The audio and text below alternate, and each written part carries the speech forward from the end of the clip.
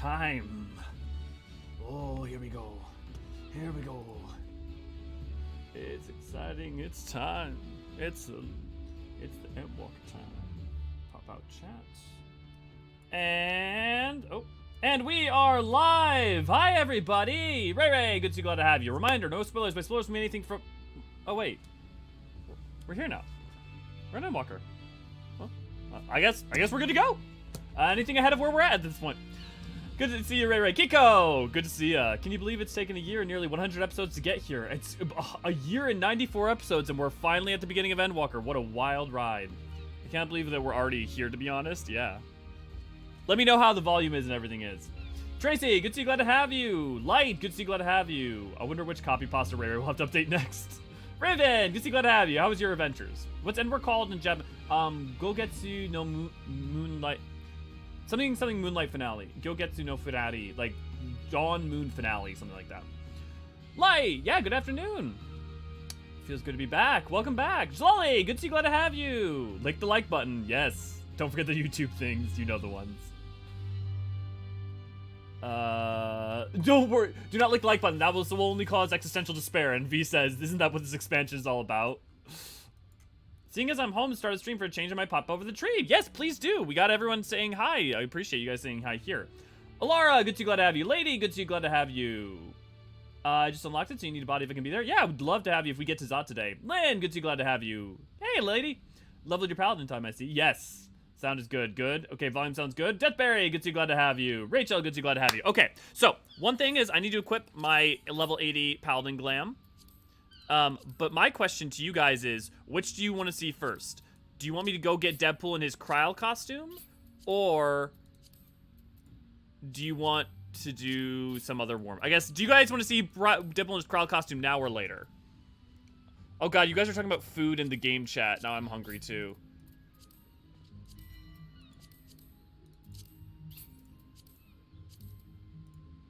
Because it is ready to go. Oh, I should equip this and I should just glam it. That's what I should do. And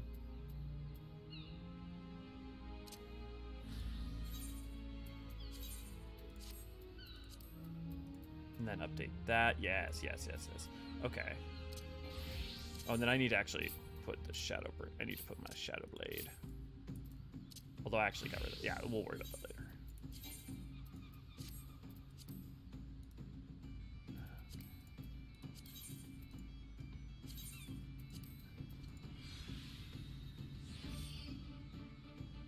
I have a bowl of fruit. Ooh, that sounds good. Levi, good to see you. Glad to have you. Cast Glamour. I remember live on Air Glamour as a system in the game.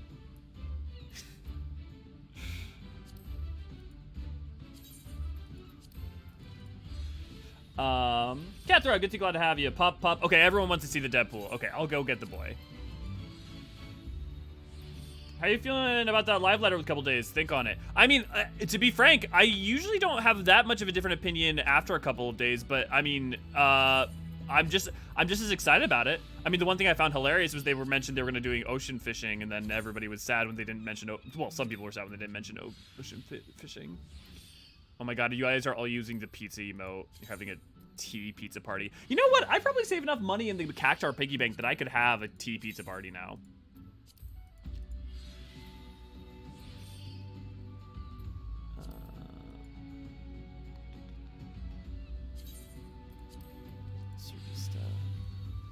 Okay, that should be it. And then what I want to do real quick is I want to unlink.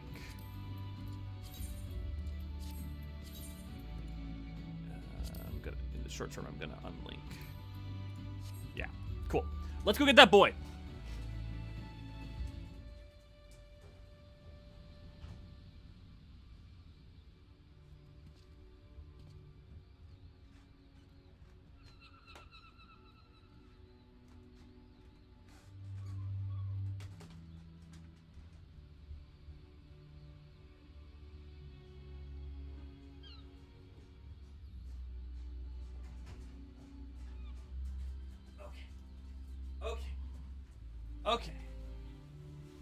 Okay, come here, bud.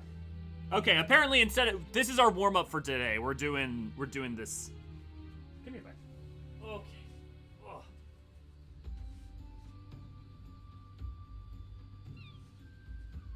Oh. Can you move over for the people? I want to make sure that the people can see it. Let's pop this up real quick.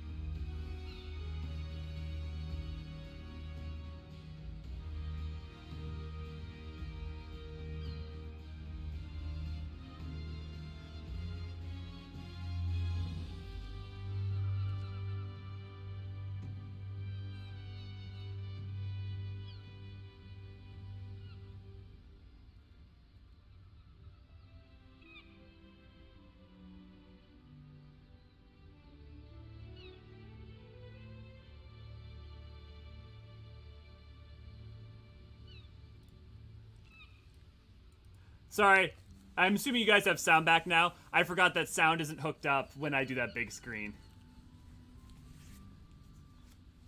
Hi, Elio. Infidate, good to see, glad to have you. Carly, good to see, glad to have you. Here, would you like another one, bud? Yeah, sorry. I forgot when I make it the big screen, the sound goes away. I gotta hook that up. The things I do for treats and love, but mostly treats. Deadpool, probably. Absolutely, lady. Yeah.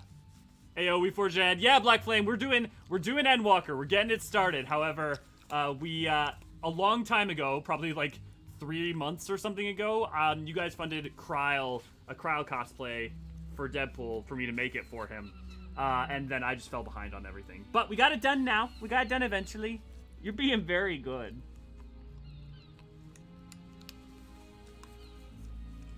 Can you cast spells, huh? Can you like poof?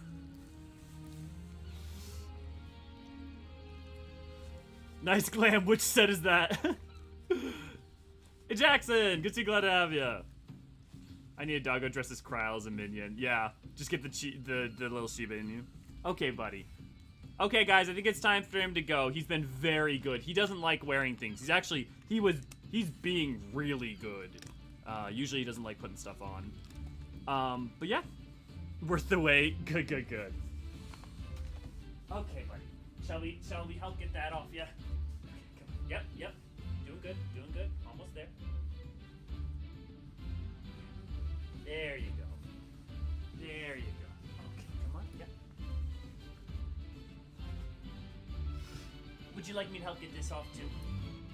Honestly, I actually don't know how we're gonna get that off here. It's tight. Okay. Do you just want to keep it on? Are you good? You good? Okay, if you want to keep it on. Okay. Well, there you go.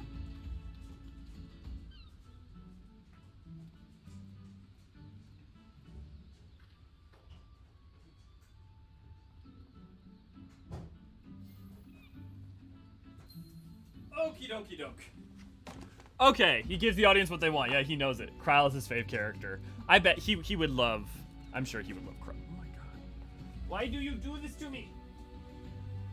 Why do you fail me so often? Okay. Spare ribs. Oh my god, look at all you guys. Cool. Thanks so much for being here at the start. Wow, look at all you guys. Actually, you know what? I want to take a second. It has been almost effectively exactly a year since we started streaming Final Fantasy XIV, and we've gotten at Endwalker, and we're now set up for going on that final steps towards the end. And I just wanted to take a second to like really thank everyone who's been here, who was there for one episode, who was a couple episodes, people who have hung out, people who were here before, who have left. I'd like to everyone and anyone, thank you for your time. Thank you for being here. Thank you for being a part of this journey. It's been it's been fascinating, that's for sure. Yeah, I don't know. I guess I just want to take a second to like remember a little bit where I was when we first did Endwalker, which was really before we had done a lot for the channel. The channel was still pretty early on. We were probably like sub 1,000 subs or something. And I knew I stood on the precipice of like change, you know, when Endwalker was coming out, and it was a very personal experience. So now going through it this time, with it being a much more communal experience, will be, I think, very interesting. And I don't know all of what I feel. I just know that it's really nice to see you all here, and to see you all talking to each other, doing stuff with each other. And you know, I thought I was gonna have something eloquent to say, but mostly just thank you. Okay. Yeah, Raven's cats are psycho. Yeah, one trade of... Oh god, Raven, your cats are psycho. Decoy, good to see you, glad to have you. Okay, we're gonna go ahead and we're gonna go get things started then. Oh, I guess right, we have to go to Mordona first to get the next ship to sail. I'll see some of you. I'm assuming most of you guys are able to go to Sharlayan, so I'll see you on the flip side. Chase the Fruit, good to see you, glad to have you. Joined stream for the first time, saw Doggo crowd cosplay, and now it's sentimental. 10 out of 10? Yes! That's what we aim for. What more could you want, Chase? We're with you, Elio, even if not physically present at the tree. Thanks, Infinite. That means kind of everything to me. Like, thank you. And to those of you who with me in spirit, thank you. To those of you who were with us in the past or doing their own things, thank you for all you have done. I'm wishing the best on all y'all. Thanks for being here. Totally, V. Yeah, we've enjoyed it. More donuts. Thank you for the content. Oh, thank you, Lynn. That's very, very kind of you to say. Oh, Raven, I'm glad. I am glad disconnected from, like, my part in it, that we have been able to make anything that has been in any way a positive. And I hope it continues to be. And I hope it continues to be more positive than negative. Okay. Let's do this. Elio, do you have some time to talk? I would like to gather everyone in Dawn's Respite and together assess the situation in which we find ourselves. Also, there's going to be a fuck ton of cutscenes, so that's going to be nice on my voice.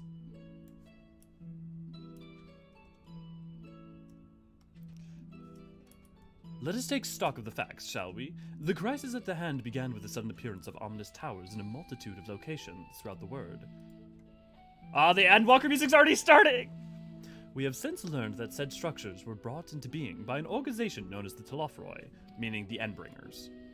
The Telophoroi's stated purpose is to recreate the final days of eons past, an apocalyptic event that would result in the destruction of all we hold dear. Already have these towers of theirs been the cause of untold suffering. Countless innocents kidnapped and imprisoned, their faith perverted for primal summonings. And unless we find a way to deal with the corrupted aura surrounding the spires, we can't even get close enough to rescue anyone. Those shielded with the blessing of light seem to be able to resist being tempered, at least. Further proving the point that, this is going to come up throughout Endwalker as we get about the blessing of light and the echo. both give a certain amount of resistance. And then people say things like this. Those shields of Blessing of Light seem able to be able to resist being tempered, at least. But, like, the Echo is separate from the Blessing of Light. And those... At least that is the dialogue that... There's going to be one other point when we get to map 5 where this is going to come up again. But after what happened to Arnvald and Fordola, we need to be very, very careful about how we proceed. Yet while these threats close to home are a paramount concern, we mustn't lose sight of the situation in Garlemald. As you know, the Telophoroi are under the leadership of Fandaniel and one other delightful fellow, Xenos Ye Galvis, the Crown Prince and our dear friend. To date, he's reclaimed his old body, murdered Emperor Varys, and plunged Garlemald into even deeper pit of chaos. Jesus, man, isn't this some, like, exposition catch-up of exposition catch-up?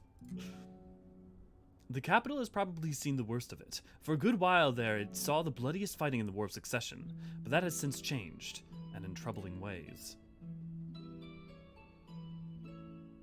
Aye, during our reconnaissance, the air was not once rent by the barking of canyons or the cries of discord. 'Twas an eerie fog of silence which did blanket the ruined city. The inhabitants appeared to have been tempered, and with nary a word spoken did they labor to transform the place into a soaring edifice born of nightmares. If they were indeed made thralls, it seems safe to assume that these events too were orchestrated by the Telophoroi.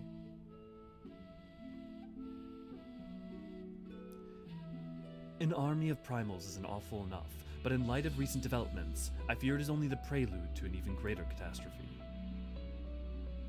We need to devise a means to counter this threat, and quickly, before our allies are overwhelmed.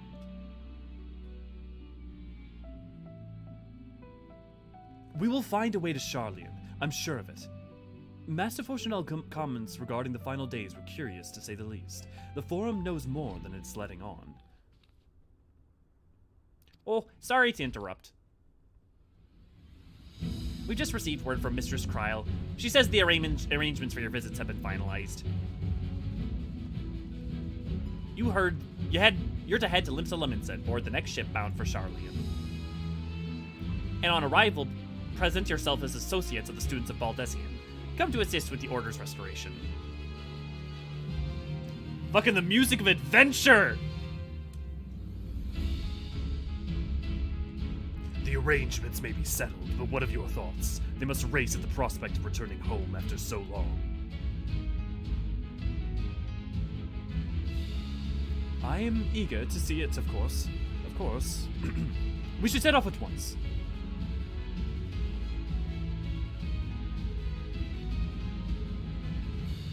Oh well, then I'll accompany you to the docks. You need at least one person there to wave and cry and wish you a safe journey. Oh, Tataru.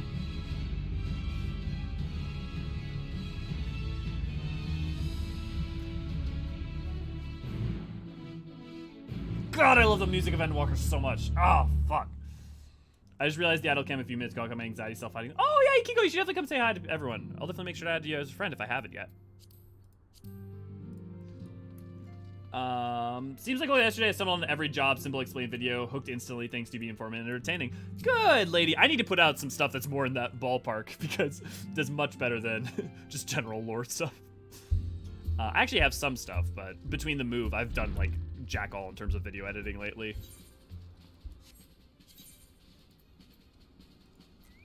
I have, like, 20 scripts ready to go, but I've done precisely, like, zero footage gathering. I honestly can't remember how I found this channel, but I'm glad I did. Oh, Rachel, I'm glad you did too. I found it by looking what soul crystal symbols mean. See, this is the thing, this is why Mimi pictures matter, right? Because, or Mimi videos matter, is that, or not even just Mimi, but like,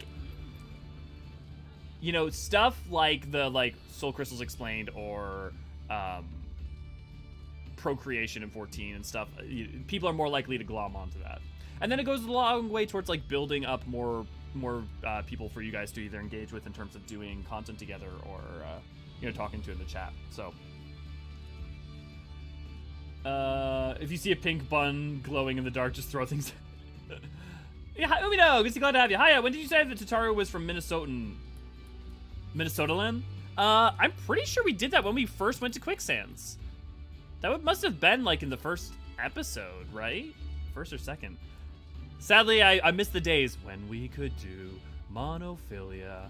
I'm afraid that it's never going to come again. Oh, thank you, Lynn. I think I got sucked into the Mighty special. Oh, yeah. We can definitely thank Ray Ray for the Mighty. That was mainly Ray Ray's idea. I just did a lot of helping. One of the lore videos showed up on my feed and I watched it. Then I started nosing around the channel to see what else. Yeah, it was about 8 or 9 months ago. And well, I'm glad you're here, Catherine. One about races. Wait, Raven, the first one you caught was the Americ dinner? That's hilarious. Oh well, everyone's here, which is good, because I've already paid for your passage and fee is non-refundable. The ship for Sharlayan should be pulling into port soon, so please follow me and have all your luggage close at hand. Also, I'm going to try to point out the cameos that pop up.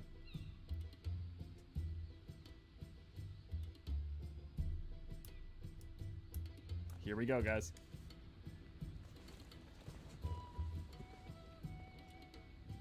Momo Zigo, and also the rogues, the captain of the Yellow Jackets from the Rogues Quest.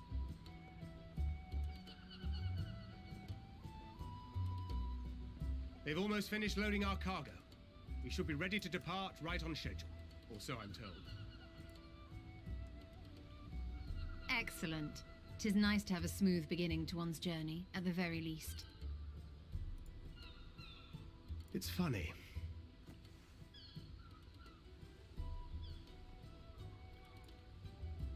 Master Louis Soir came here on a ship very much like this one. And he tried to pickpocket Louis Soir. And now, years later, the street urchin he befriended that day is bound for his mentor's homeland. With his mentor's grandchildren, no less. Aye. 'Tis upon reflection that every twist of time's river and fate's whims are brought into sharp relief. Thou hast matured much in the intervening years.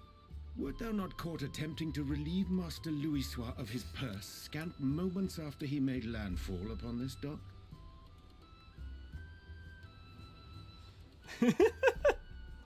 Oh, really? Now that's a tale I'd like to hear.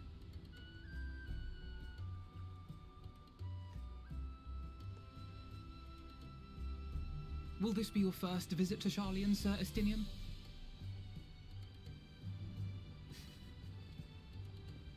What were you guys all thinking when you first got to Endwalker at this point?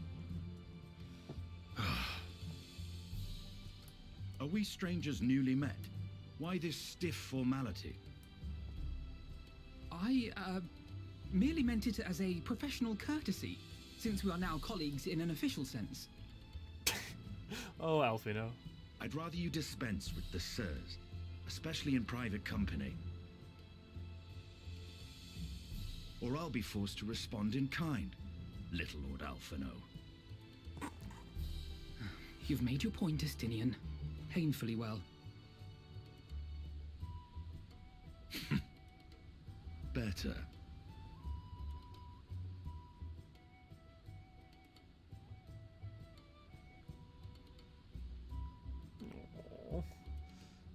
Are you all right, Tataru?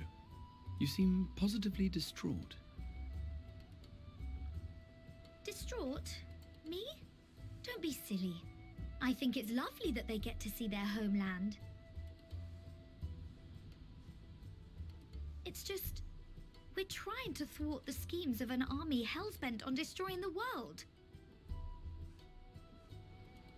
And once again, I have to stay behind and worry that this is the last time I'll get to see my friends.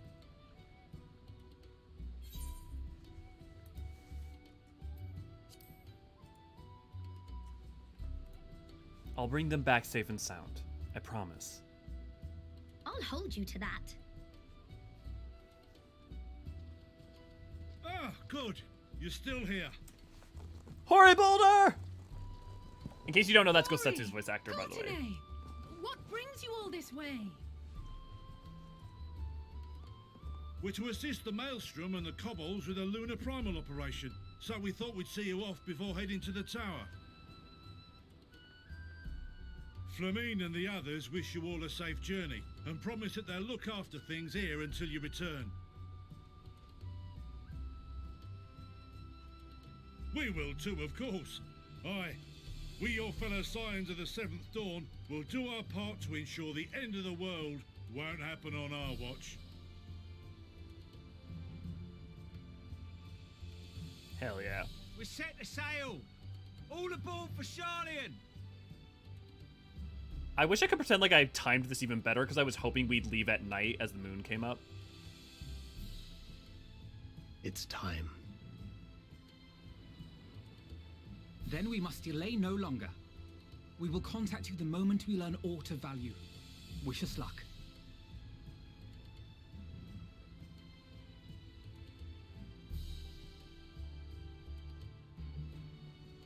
Have a safe journey, and please, please, be careful.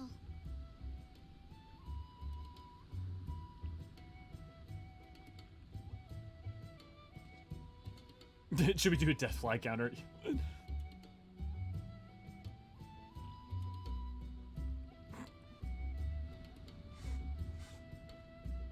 Oh, right!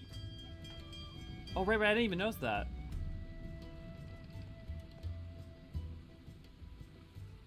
And so you venture forth unto the unknown.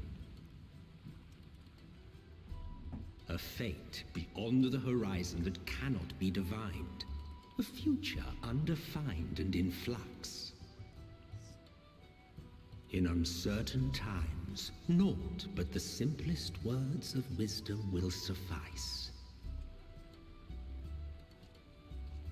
I love these lines so much. That which lives is destined to die. Love leads to loss. Every beginning has an end.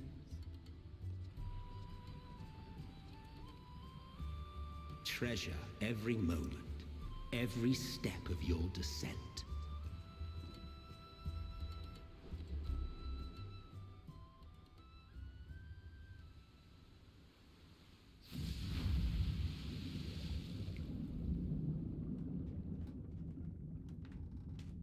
And there, in the depths where souls and stars rest, find your truth.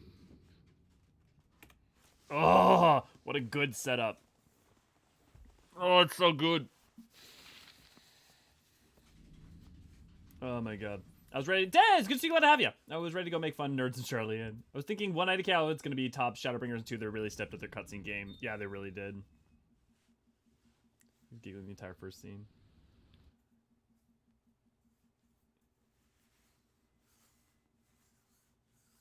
Yeah, totally, lady.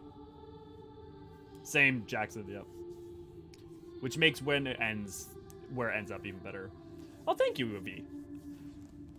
Oh, and also, like, the music that played as Dalmud fell.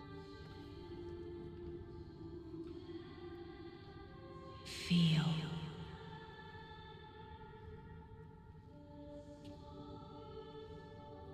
Think.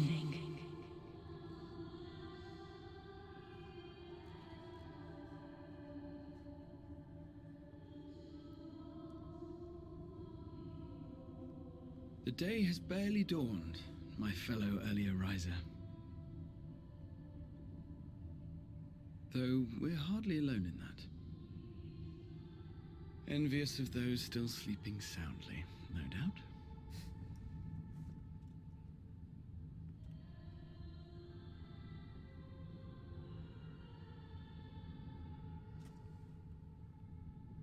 Called Do you out have any to you, thoughts with the say? music that plays?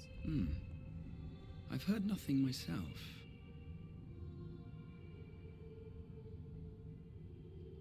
In any case, I dare say the sea air will do you good. Why not join the others on deck? Sharlayan should be coming into view at any moment.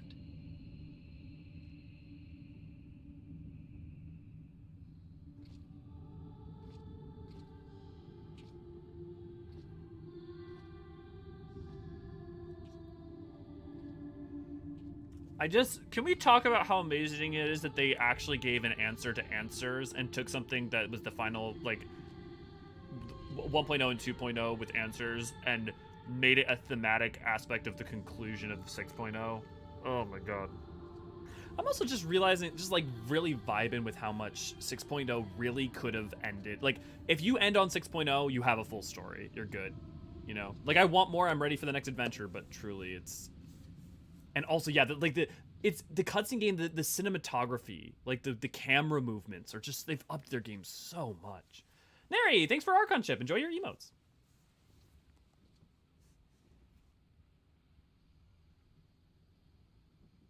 My voice yet reaches you. I am glad. Did you guys trust her or mistrust her? Feel. Think.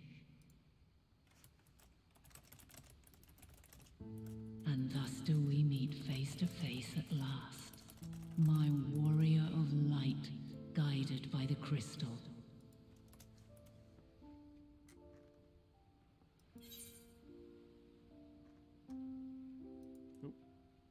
Sorry. Just real quick.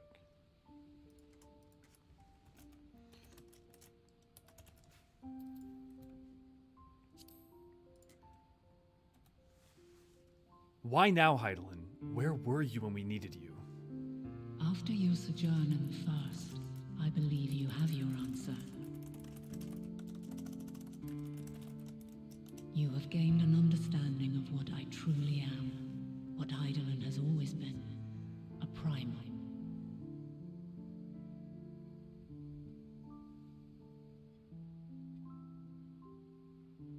Zodiac was created to forestall the apocalypse which threatened the ancient world, and I was brought forth to bind him. Yet 7 times now, those who would orchestrate a return to that bygone era have rejoined a shard to the god I had sundered. The greater his strength grows, the swifter does mine own diminish. The power to draw your mind into the rift betwixt is no longer mine to wield. Yet though it taxes me sorely, I dare not leave these words unsaid.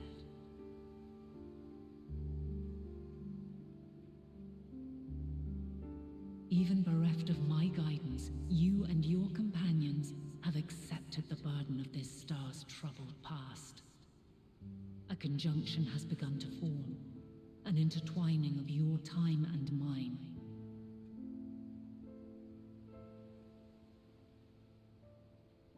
Wheels shudder and turn. Conflict looms, monumental, which will decide the fate of this world and all life upon it.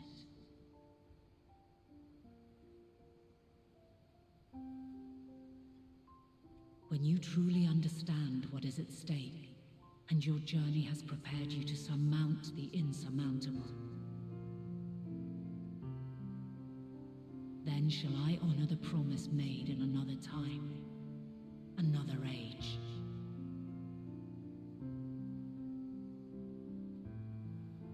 Cast your peepers to the fore, folks. Sharlayan's just over yonder. I will not keep you further. Your traveler's heart must yearn to behold this unfamiliar land. Your traveler's heart. We shall meet again. Remember, and soon. I love how many hints she's dropping. And she didn't become Mama Hydaelyn for me until me. Yeah, I'm just curious, at this point in the story, did you trust her when you know almost nothing? It seems like most of you did. Neither and both, yeah. Yeah. Looks like you all had like somewhat complicated emotions, which is perfect, right? If it was easy one way or another, it'd be boring. Oh, what a fine morning. Oh, still a bit stiff though. And a good morning to you too. Taking a look at the island already? Then let's go. Let's go! Might still be room in the prow if we're lucky.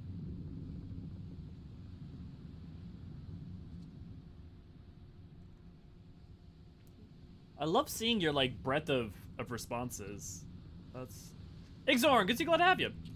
Ah, the sleepers have arisen. There she is. Yeah, it does. Good old Sharlayan. Oh, I see it. Home.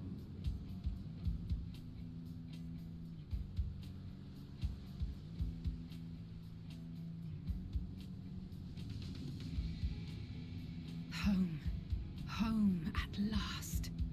Well, maybe not in Father's eyes, but we'll manage on our own, if we must.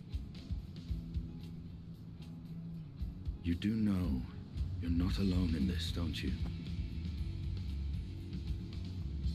Indeed. Justinian. It is as Sir Justinian saith. Forget not the comrades who boarded this ship at your side, I prithee.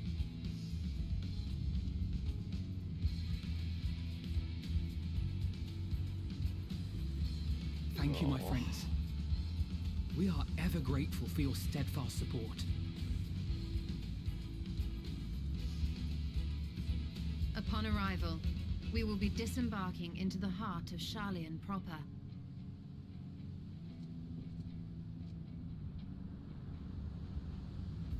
There is no greater concentration of wisdom in all the world. I am confident that somewhere within that center of knowledge and learning, we will find the answers we seek.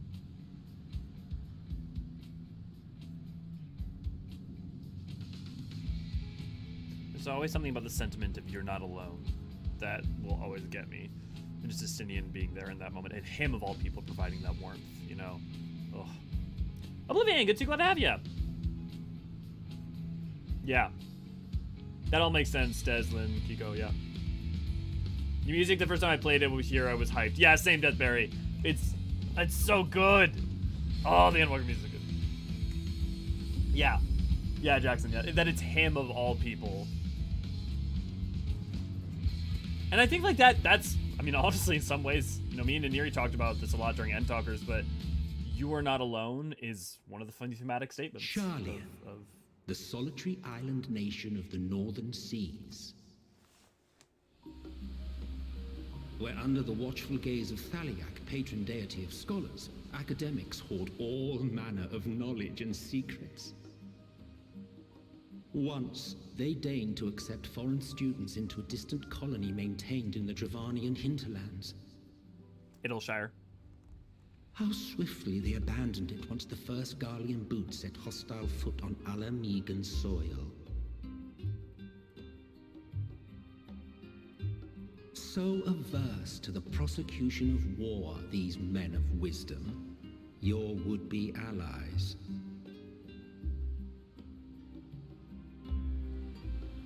Oh, Chinese are updating.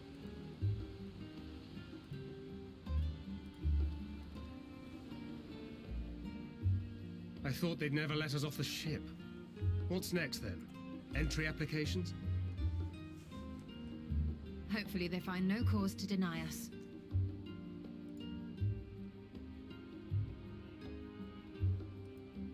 Hasn't Sharlayan all but severed relations with foreign powers? Those of us without direct ties, myself included, may be refused outright. 'Tis true that, as a nation, Sharlayan only forms trade agreements with a select few neutral countries. But from a practical standpoint, an island cannot afford to be overly strict with its borders, especially not if that island's people are wholly devoted to the accumulation of knowledge. If one submits the proper paperwork, with satisfactory evidence of identity and intent, then foreigners may be granted entry. May.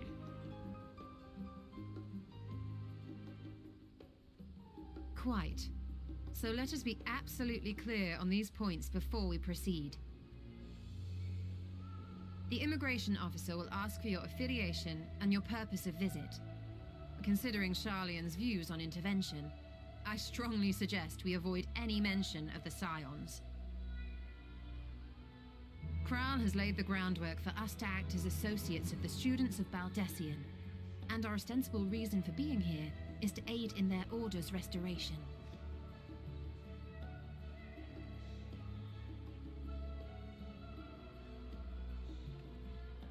right here.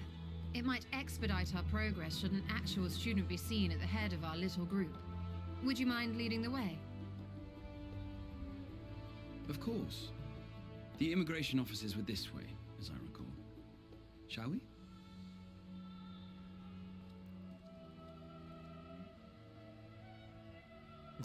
You still don't have different definitions of wisdom. Yeah. Little mistrust, and she's been quiet for a couple expansions. Yeah, exactly. I mean, that's, you're kind of set up to mistrust her a little bit, but they do explain. We've just arrived. This Lalafell is the most Karen-ass looking Lalafell.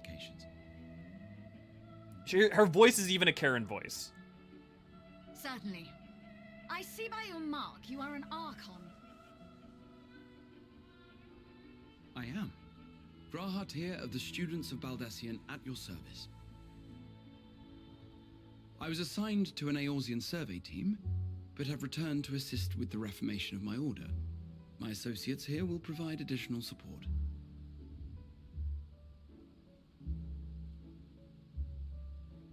Very good. I have paperwork detailing your group and its scheduled arrival for today. And it seems some few of your companions are also archons. If you'll step forward, we can process those applications first.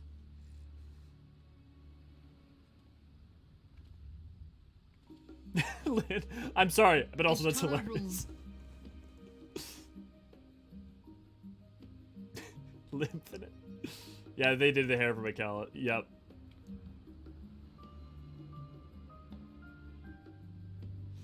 Yeah, exactly, Oblivion. See how it glows? That list is etherically linked with the citizen registry kept in the main repository.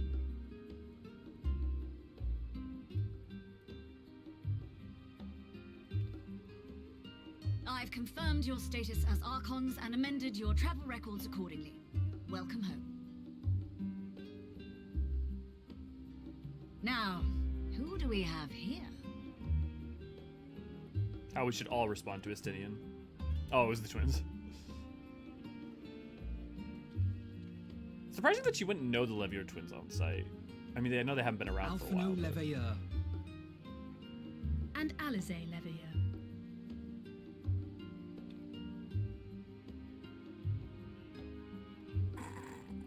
Carly. Your applications have also been approved. Having said that, the streets are abuzz with talk of how House Leveilleur's lord disowned his young progeny.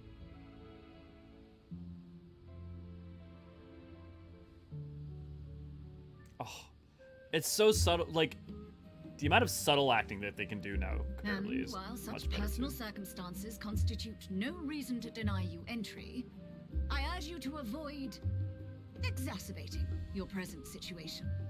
Times are quite troubled enough already.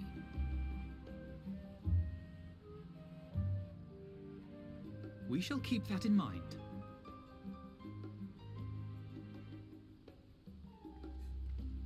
These last two are not Sharlayan natives, but you will find their credentials are in order. An application was made in advance. Everyone's afraid of the Eorzean boys.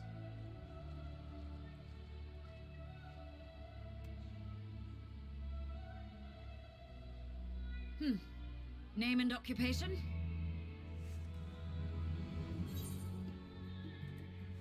I kind of love all of these. Elio Forgeron, adventurer by trade. An adventurer. Well, I suppose that is considered a valid calling in your native Eorzea.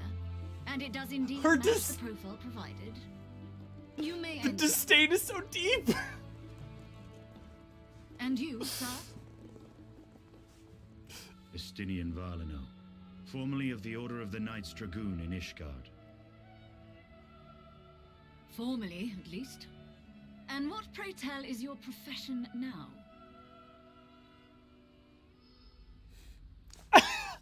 Okay, also the fucking jokes in Endwalker are gold.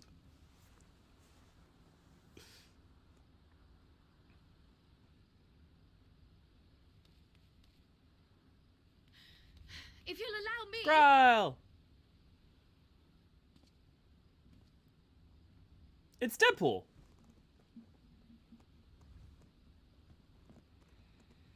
My associate is a mercenary, hired for his strength at arms. Surely you are aware of the dangers we often face on our forays into the wilderness.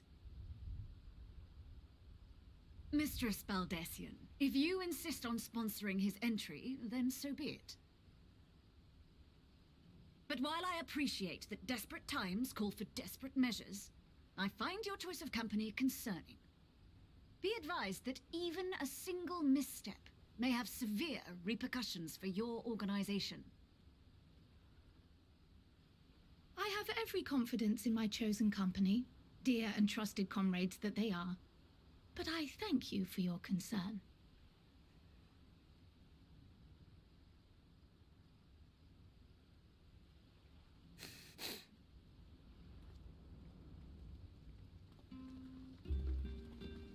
From take a bath to get a job. Croyle! Get a job. It is good to see you. Likewise. Long voyage notwithstanding, you all seem none the worse for wear. There is much to discuss, but this is hardly the place. Let's be on our way, shall we? I feel like there's already been more cutscene in Endwalker's first, like, Oh. in this first part than all of ARR put together.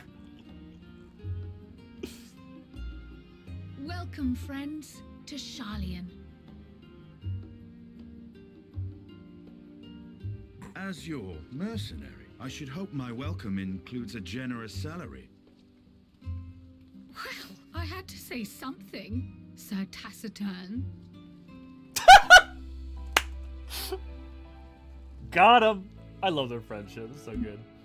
More voice, yes. Yeah, probably, yeah. And Walker's at least 50% cutscene changed my mind. I mean, if you take out, like, combat...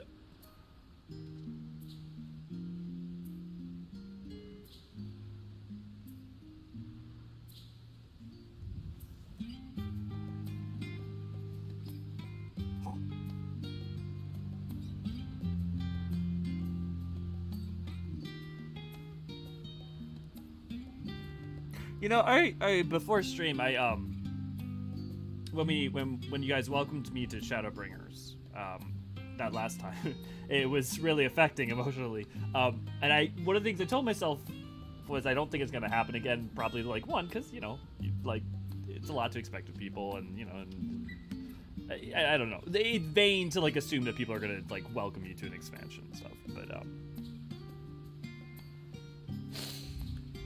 thanks, guys.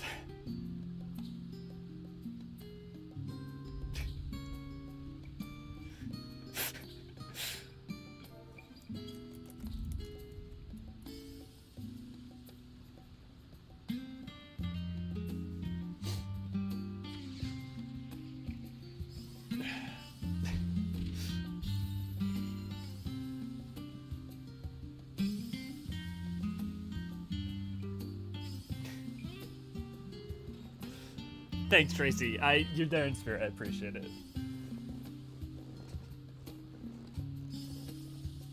Yeah, lady. They basically are, aren't they? Students and well, they're researchers, right? Thanks, everyone. The Gobby minions. Little Vanaz. I love it. Y'all perfectly stood next to the Gobbies too. Oh, it's. Is that Kiko? Let's send a friend request. I don't know what else to say. Thanks. Thank you. I'm looking forward to playing Endwalker. I'm looking forward to talking to you guys. I'm hoping that y'all have some different opinions than I do, or we like maybe playing through this you guys will enjoy Endwalker more, or I don't know. I'm looking forward to this. I'm looking forward to the 6.x patch. I'm looking forward to the 7.0, and I'm looking forward to this being a brilliant adventure that actually gets to be something where it's not just an isolated individual. So yeah. Thanks, guys. Thanks for being here. Okay. Oh, y'all are talking chat. How our Gobbies work, so they don't have Gobby, Y'all were talking about the minions. We all referenced your visa to get in here.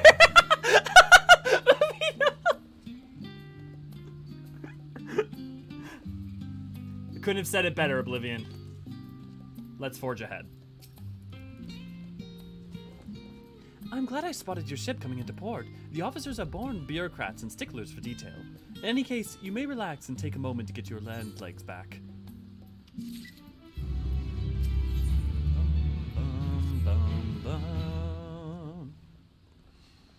Sharlayan Night music. By the way, if you haven't noticed, the Sharlayan music, you were Brimith, is the, it's Flow. It's just a version of Flow. Thank you, lady, for the Kleenexes. Welcome home, Elio. Thank you. I had thought to launch directly into an explanation of what I've learned and how we might proceed. But this is Elio Nissinian's first time in Sharlayan, and for the rest of you, a homecoming that was long overdue. You must have places you wish to visit, and people you're dying to see. Therefore, I propose we postpone our agenda so that you all may have sufficient time to recover from your journey and get your bearings in the city. Once you've settled in, we can reconvene at the Baldezian Annex. How does that sound? 'Tis a fine suggestion. We may not be welcome at the Leviur's estate as such, but I should like to nose around the neighborhood all the same.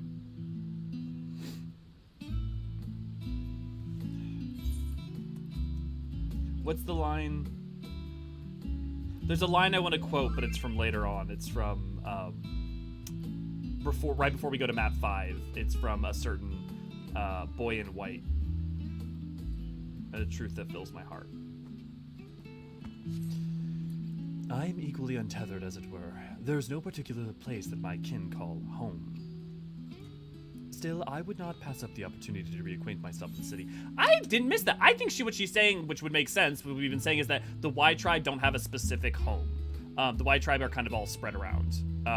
They are the Y, because like there's some Y tribe in Gridania, some Y tribe in the Lenosia. That would make sense.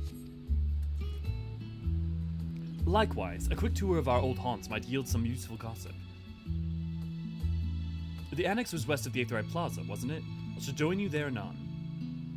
Yes, we'll see you there.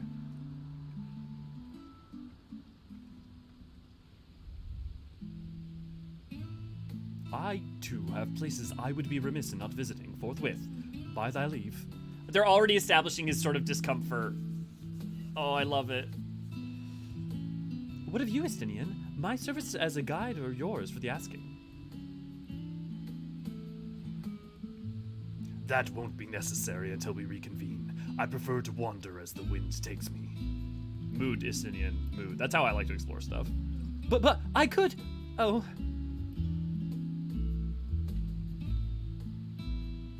Well, Raha, would you like to join us then? You've been gone for quite a while, and this would be the perfect way to refresh those dusty old memories of yours. Oh, of course, if you will have me. Come, Elio. Sharlayan awaits.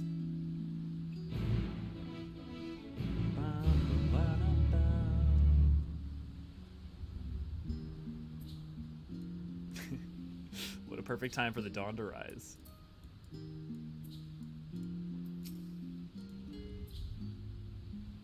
After you, my friend. I am more than content to follow in your lead.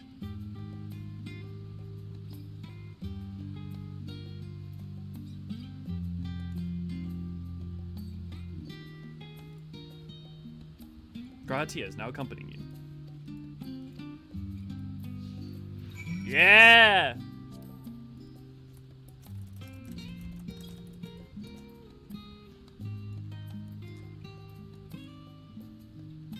Okay, let's get that following on.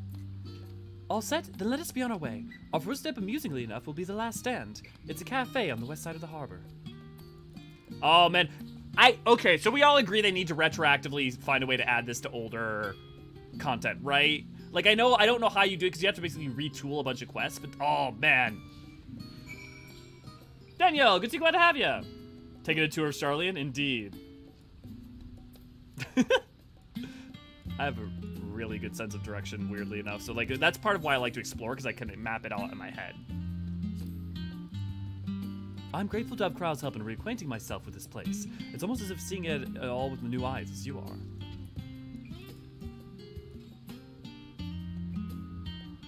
I don't want to ruin it. I don't, you know, it's like when you like buy something that's got like nice packaging and you don't want to like ruin the packaging, so you don't want to open it. I like don't want to move on. But we gotta. At some point, you gotta keep moving forward, right?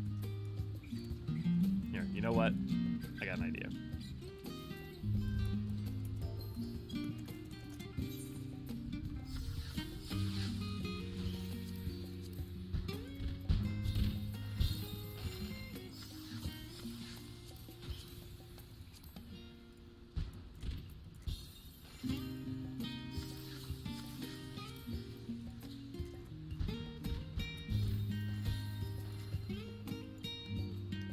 Make sure that we keep going there.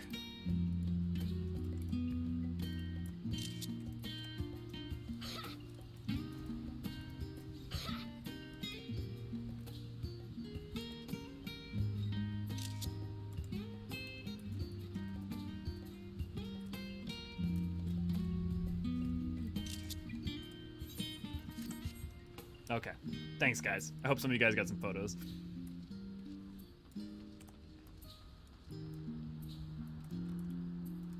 Last Night is a good Sabaton album. Wait, what? I'd like to explore Sinian. I'd like to explore Sinian, but hold me closer, polearm dancer.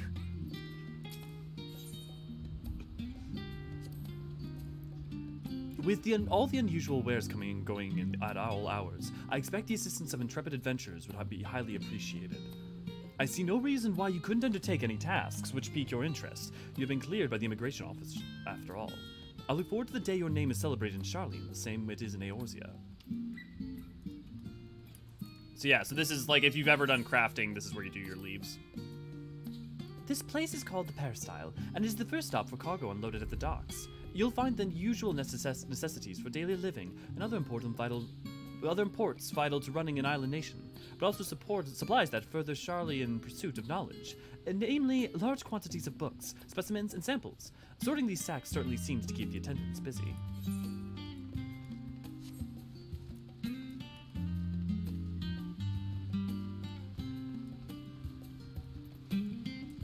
So yeah, we all agree they need to retroactively add this. I feel like Endwalker, for pound, may have like the most systems that... Well, I guess Shadowbringers added bicolor gemstone, but like I want bicolor gemstone in Old Faiths, and look at that sunrise.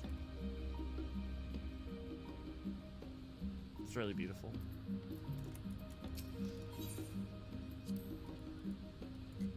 Now that is a sight one could hardly forget. The great statue of Thaliak. The students of Baldesion, As a student of Baldesion, I was usually quartered on the Isle of Val, but I would gaze upon the scholar's wise features every time I returned by ship to the city.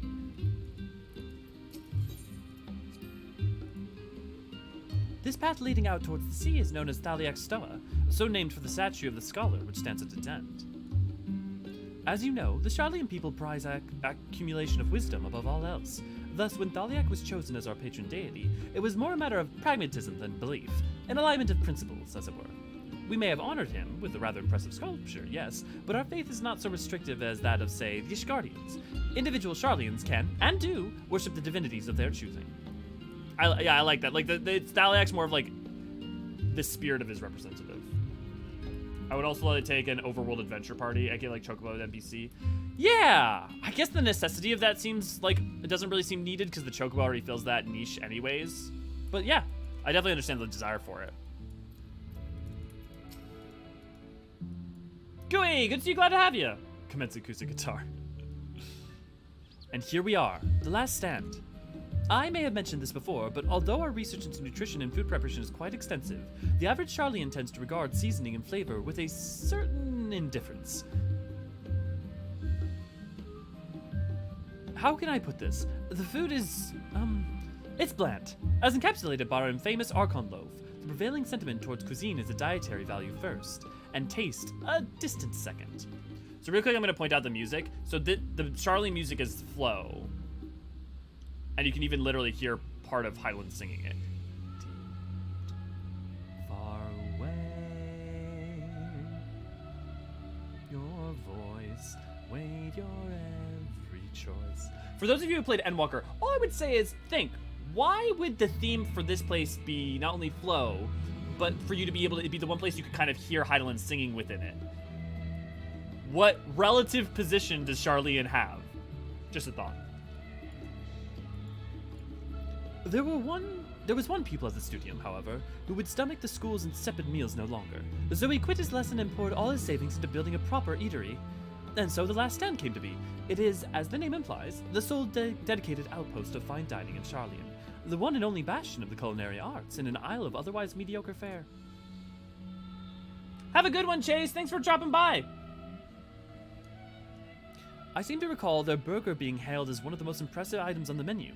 Not that I've ever had the pleasure of eating one myself. Or was that Graha? That was Graha. Oh, Graha mentions that he hasn't had the chance to eat an Archon burger. Okay, that's gonna be funny later. Because you were typical Sharlayan when it came to cheap and convenient, Raha, but surely Tataru has since taught you how to appreciate a well-prepared dish. We should all stop when time permits and sample the cafe's delights. Shall we press on? The stairs to the side of the cafe there will take us up to the Aetherite Plaza.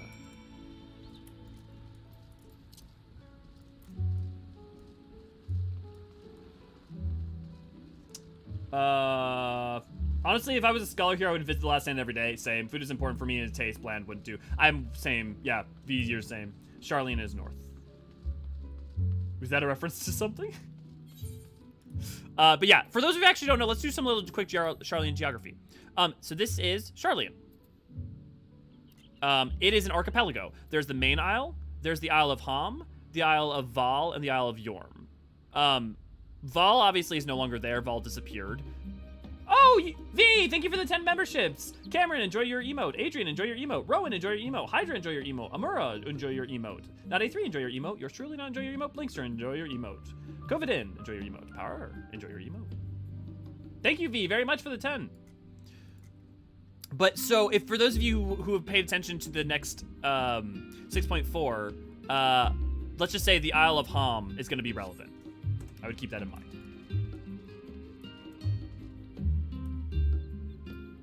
Interesting, Daniel. I wonder if there's some form of way to communicate nearby. Honestly, beyond me. I just know that you no longer have the NA badge. Oh, do I not have the Sprout badge because I'm caught up? Oh, that's weird. An island of college student, it took them this long to get burgers. You'd be okay with the Archon bread, Igzorn? An unusual shape, isn't it? It's funny because it's like it's the Sharlayan Nautilus. I assure you, however, that it is a perfectly functional Aetherite. Remember to attune yourself before we move on. Now, being the diligent tour guide that I am, I should make mention of the Confluence, a research facility located in this very plaza. Its much vaunted discoveries are the reason that Sharlayan stands at the forefront of teleportation technology. In deciphering the underlying principles of Allagan Aetherites, it allows us to understand and reconstruct what was essentially a lost art. Actually, let me read that.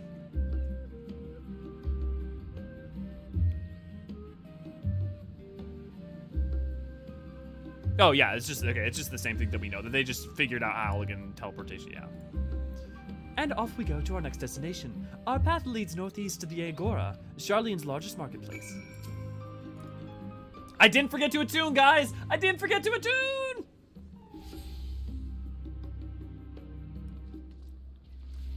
Our boy is no longer a Sproutling.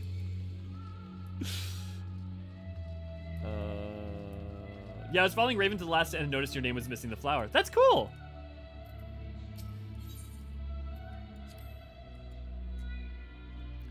That's the entrance to the Confluence. I have no doubt their expertise will prove useful at some point, so I suggest you remember the way here. Foreshadowing!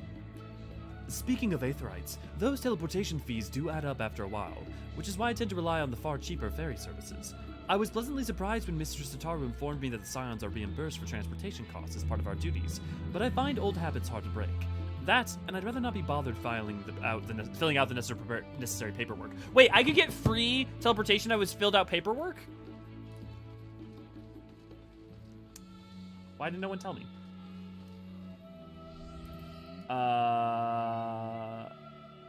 Oh no, now you have to try and do these. Yeah, I definitely never try hard in every duty, including, like, doing Sastasha. Not once. Even the NPC's gonna remind you to attune now. A scholarly Manderville man. P8S claims yet another victim. Someone I've been helping through the past week is throwing in a towel because the next tier is so close. Yeah. Proud of you, clap. So, I love Sharlayan studying Aetherite teleportation so hard that they can flex with their crazy Aetherite Nautilus design. Oh yeah, Amara, I forgot to attune multiple times. Yeah.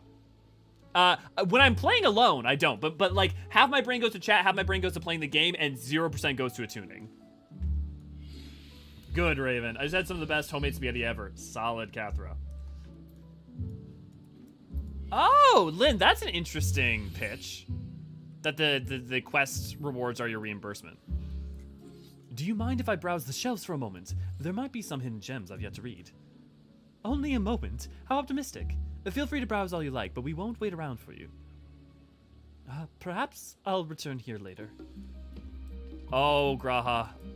A man after my own heart. I vibe with that.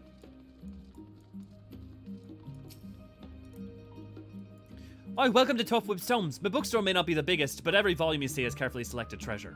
Browse at your leisure, and don't forget our modest range of sundry goods. I was hoping if you talk to her at certain points, she'll tell you about some of the books, and there's actually some good stuff there.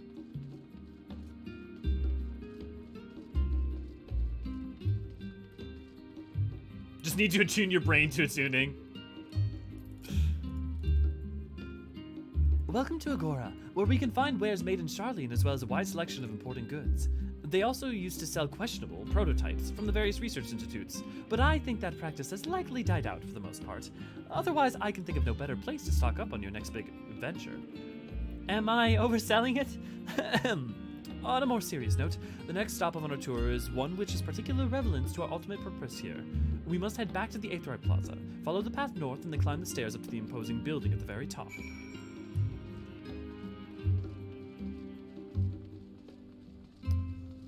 And Walker has some of the most varied Aetherites in any expansion. You get the Tenkoto, you get...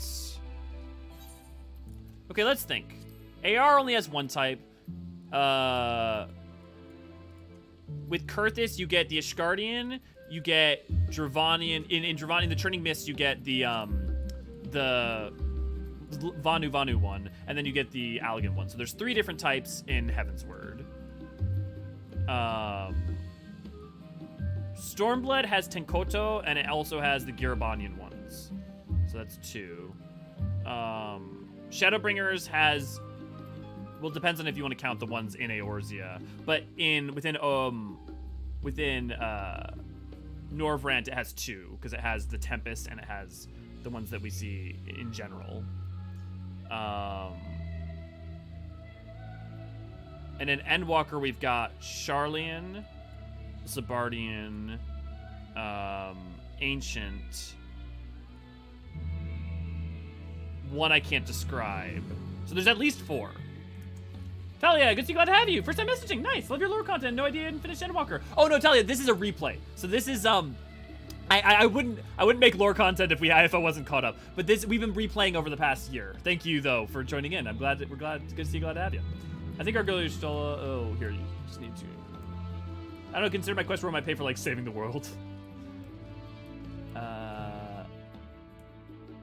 Oh, Alara's asking about the P8 stuff.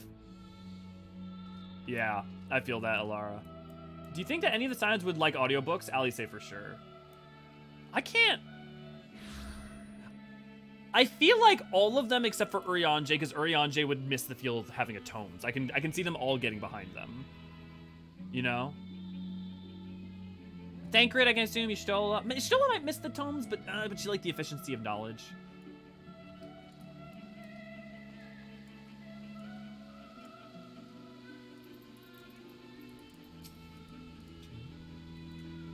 This grand structure before you is the Rostra. The name refers to the original public platform erected here, upon which a forum of elected representatives would deliver oration and debate policy. Although the stage has since evolved into a council chambers, the nature of the forum and the duties of its members remain largely unchanged. Am I boring you, Raha? You seem awfully distracted. My apologies. From here, one can see the entire city spread out below.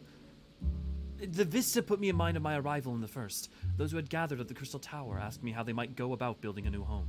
Naturally, my answers were all inspired by the knowledge of the final settlement I could think of, the great city of Sharlayan.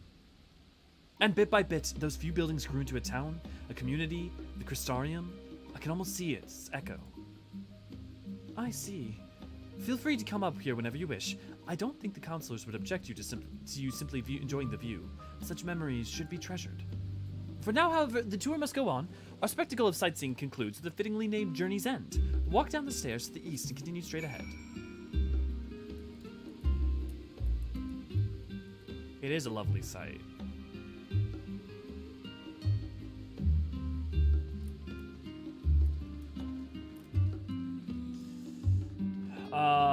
We still would have different audiobook playing in each year, both at 2x speed. Yeah, fair. And would somehow understand both of them perfectly. I can get behind that. Would Scion would like pop-up books? I mean, Gabu's not a Scion, but Gabu would love pop-up books.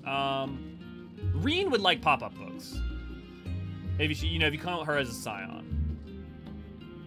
I can also imagine like Graha Tia getting like having like a magical fairy pop-up book. Like I think it couldn't be Alice because she would be annoyed that people would think she's juvenile for liking them. We've arrived at Journey's End. Not quite yet, Krell. History tells us that this was where those who put ashore with Archon Youngcrumph built their first home. In the present day, it serves as a residential district for most important officials and the oldest Sharlayan families. You'll see that one mansion is clearly larger than its neighbors. That estate belongs to our friends from House Levier. All things considered, we should probably keep our distance for the time being. And with that, we bring our little Sharlayan tour to a close.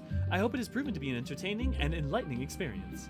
Now, shall we head directly to the Baldesion Annex? You remember the way, don't you, Raha? Let me think. We head down towards the harbor, across the bridge to our right, then follow the path below the Aetherite Plaza. Correct! After you, Elliot. I want pop-up. I would love pop-up books and want it for my summoner. Oh, a pop-up book as a glam? That'd be amazing. Graha would love pop-up books, don't ask me why. I see Alice would like them, but would in private. And yep, in public she hates how childish they are. Yeah, Jackson. I'll fuck with that. Good afternoon, Rowan! Good to see you, glad to have ya. How you doing? I would still had to be Eorzean voice actor. He spits out some really hard tongue twisters. Verily. Alice has a secret stash of comic books. You can't change my mind. Comic books, I definitely would believe Alice would be into.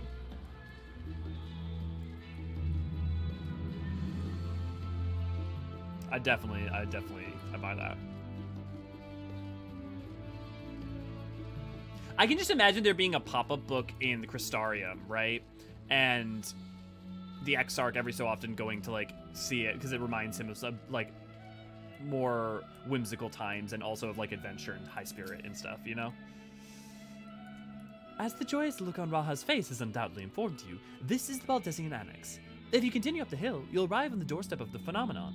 But I think we've explored enough for one day. We can take you there another time. Inside with you, then. Okay, guys. Actually, I'm going to start a poll.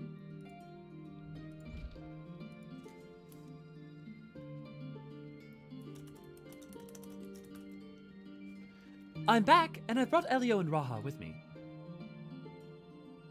Oh, you were right about the ship, then. Hello, Graha. It's nice to see you again. It's Telechi's cousin. And it's a pleasure to finally meet you, Elio. I've heard many tales of your exploits. Ojika Tsunjika, it's been an age. Allow me to introduce Ojika Tsunjika, administration officer for the students of Baldesion. He oversees the day-to-day business of the annex. The champion of Eorzea is featured prominently in Kryle and Graha's reports, so for me, this is akin to seeing a fabled hero come to life.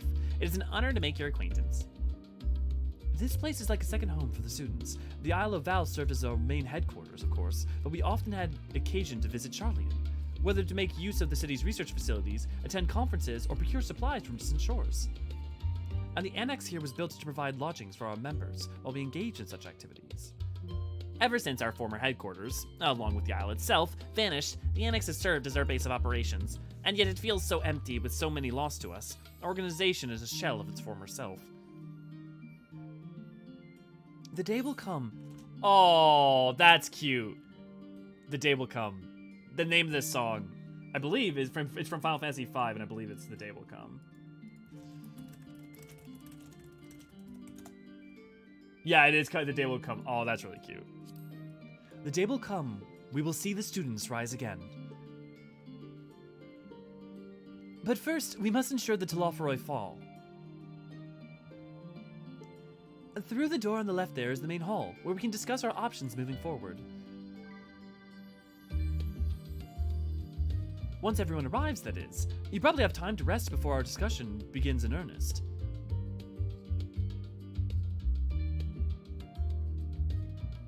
I've had private quarters prepared for you in Andron, so please feel free to make yourself at home. Ah, the nap rooms, perfect for an afternoon doze. Oh, I didn't mean to give you the wrong impression. The chambers are quite well appointed, far more than some cheap roadside inn, you may be assured. It was simply that we were often so busy with research or exhausted from journeys abroad that we would slip into the Andron to steal a few winks, and thus they became known amongst the students as nap rooms, even if many such naps might last well into the following morning. Say the word, and I'll be happy to show you to your chamber. Hopefully the others won't be too long in coming. I'll wait for you all in the main hall.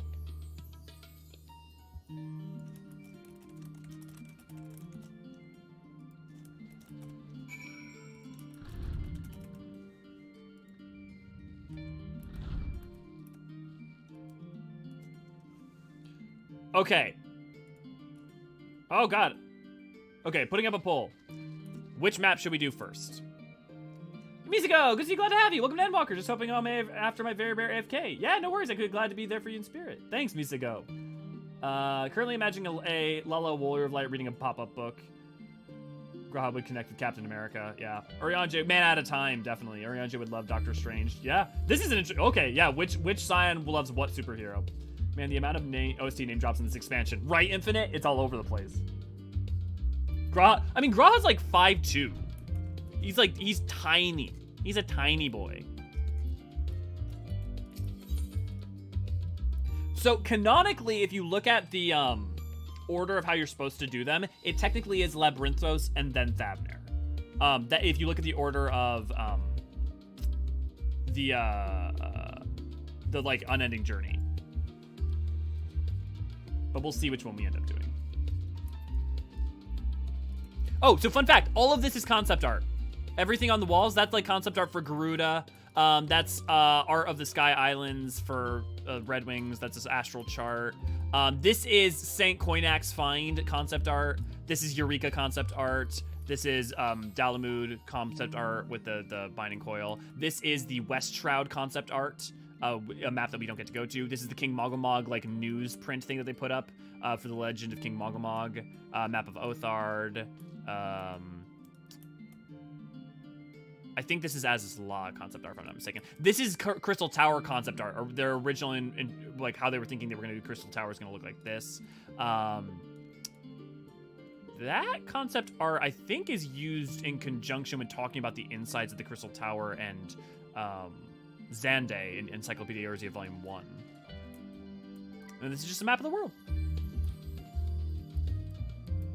Yeah, it is really interesting even though it's a 50 so close. Oh, wow.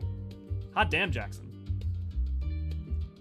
Thavner makes more sense in my brain with the amount of time it would take to make the scales, but then it's just me. Right, Lynn, that makes sense. And then, but then on the other hand, like, it also makes sense to do Thavner second because of then you go straight into Zot, right? So it's I will respect whichever one you pick. So you guys pick Labyrinthos or Thavner. When I first played, I picked Thavner first. I will say that. Feeling refreshed and alert, our colleagues should be wandering in soon, so I just stay here and wait for them to join us. That said, some of the dialogue that's given to you in Labyrinthos makes sense to go first, so.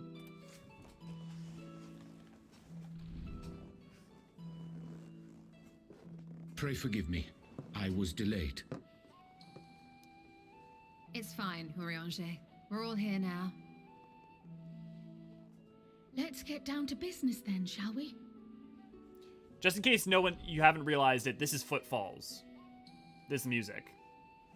Come what may, we must prevent the Telophoroid's plans from coming to fruition. At present, I see two paths for gathering the information which may aid us in achieving that goal. Heart and embers wrought in time, cooling swiftly, bleeding light. I'm gonna point that out the whole way through just because I love that shit. The first involves an investigation into the change which has come over Sharlayan, not to mention the recent inscrutable behavior of the Forum. As most of you know, the 99 members of the Forum are elected from the general populace. This alone guarantees a plethora of opinion with regards to foreign policy. The bibliotheques, for example, are a group of conservatives which would have Sharlayan focus on recording history, while remaining entirely uninvolved in the making of it. They're led by at the other Sylvester if you've done Ask we quests. have advocates for proactive diplomacy and direct intervention. My grandfather Galef was one such member, as was Archon Louisois. And Monteshane. Well, Monteshane I think is a little more low-key. Yet I love despite him, our though. diverse factions and philosophies, the recent vote to deny Eorzea's request for assistance was unanimous. Even more concerning was the fact that many cited other, more pressing duties as justification for their recalcitrance. Fortuno's refusal in Gridania had those same undertones. 'Twas as if, having stared unblinking into the face of impending doom, he had simply turned away to pursue something more important. But what could that possibly be? A mystery It's such a compelling indeed. mystery. You want to know. One which I like, ask for your help to solve. Our future I remember when may I'm playing- depend on it. I'm just so driven to, like, I wanted to find out the next for thing, our right? Like, second Endwalker is so potential path, propulsive It in concerns that. a request made directly to the students of Baldessian.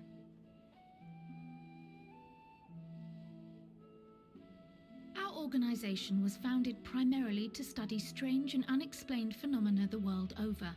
Mysterious relics and ruins, arcane disturbances, and so forth.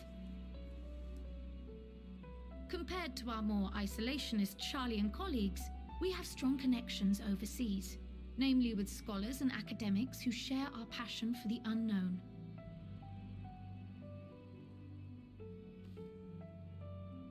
The request in question comes from one such acquaintance, Nadana, an alchemist residing in distant Thavnair.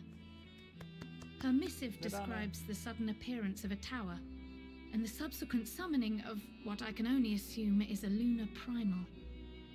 They really need an HD version of that map.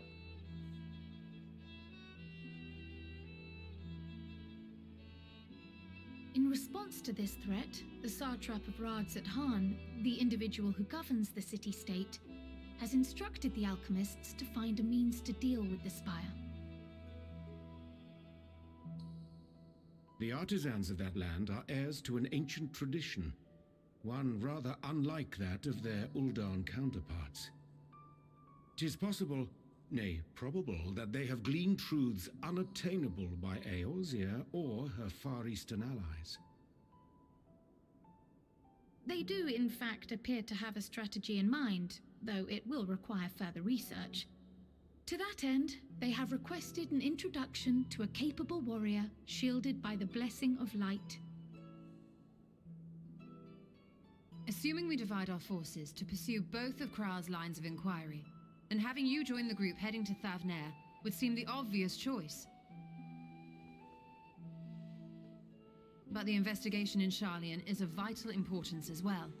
Equal, I think, to the Thavnairian one, given that the fate of the world may hinge on the results of both. Yes, it is quite the quandary. Though it is a great imposition and an altogether too common one, our efforts would be more likely to succeed were you to lead the charge on both fronts.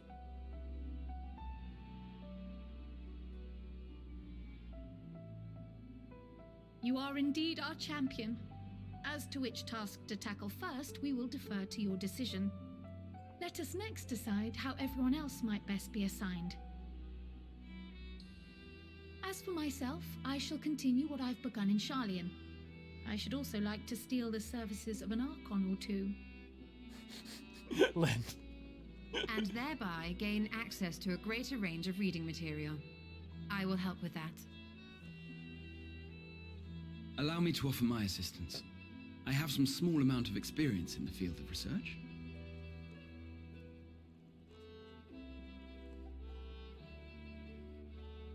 Alice and I would also like to help, if you would have us.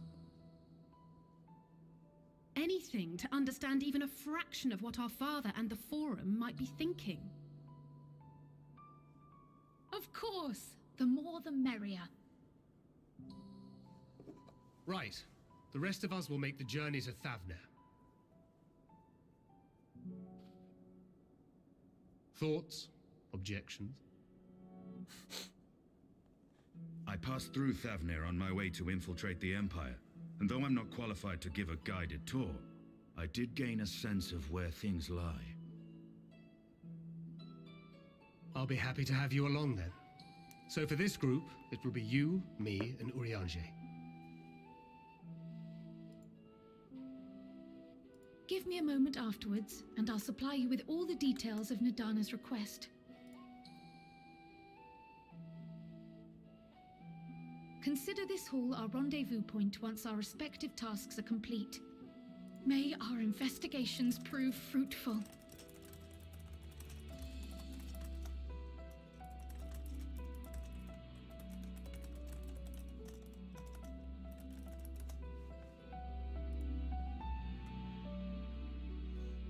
I did 2 runs, 1 of each, and I prefer lab first. I'm with Mizuko on the pacing. Interesting. Okay. Well, let's try it. Since I did it the other way around last time, it's not like, I strongly prefer starting with, as Ali say, but in this one, I feel like I can go either way, so, Labyrinthos it is. And it looks like you guys agree, 56 to, wow. I'm surprised. I would have thought people would have gone for Thavnir. But that's cool. That's cool. I love the piano version of Footfalls. When I heard it, I picked up instantly. It was hyped. Yeah, Jackson. Every song is Footfalls or Flow. There is nothing else. Or Close in the Distance. But yes. Or actually, in Endwalker, everything is Close in the Distance, Footfalls, Garlean Anthem, or Flow. But man, I will say I watched the Footfalls trailer so many times, like probably like 100, well, probably over 100 times between its launch and when it came out. And I'll say that did a lot to like really ingrain the song in me and like connect to it ahead of time. So I think I'm probably gonna do the same thing with 7.0's trailer, assuming the song slaps. Close in the Distance is Footfalls though. Well, part of it is. Yeah, I remember being shocked when I realized Kral was an Archon. It kind of drove home that being an Archon isn't a wholly intelligent thing. Oh yeah, super not. Yeah, Archonship, it's just a very, yeah. Thavnir Fierce doesn't work for me, that ends on a cliffhanger. Seems weird to then go do something else and ignore it for ages. I guess I see the Labyrinthos part as a very short, brief period of time, so you're just waiting for the scales. Okay, but wow, I like it. I like that it's a very, that you guys, I mean, I think those are all very compelling art, or I think that's a compelling point. It didn't, maybe it's because it only felt like when you did Labyrinthos, it's like a day later anyways. An unsettling change has come over Sharlayan, but together we will divine the underlying cause of the Forum's callousness. As I mentioned before, however, questioning the counselors directly is a fruitless endeavor.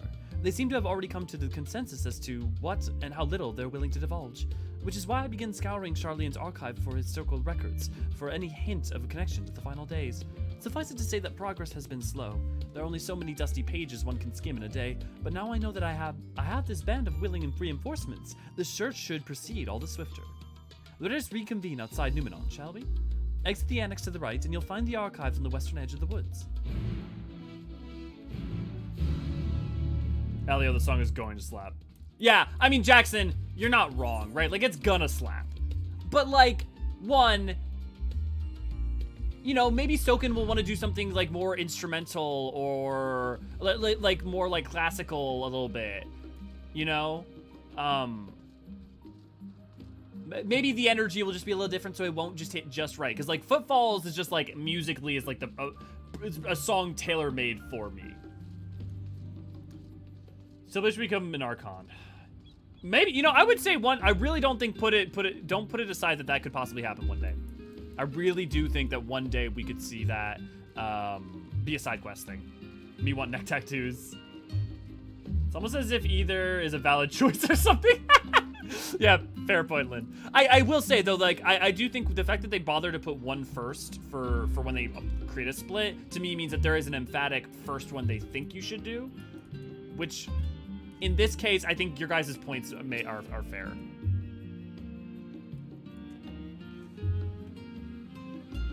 My directions were easy enough to follow, I hope.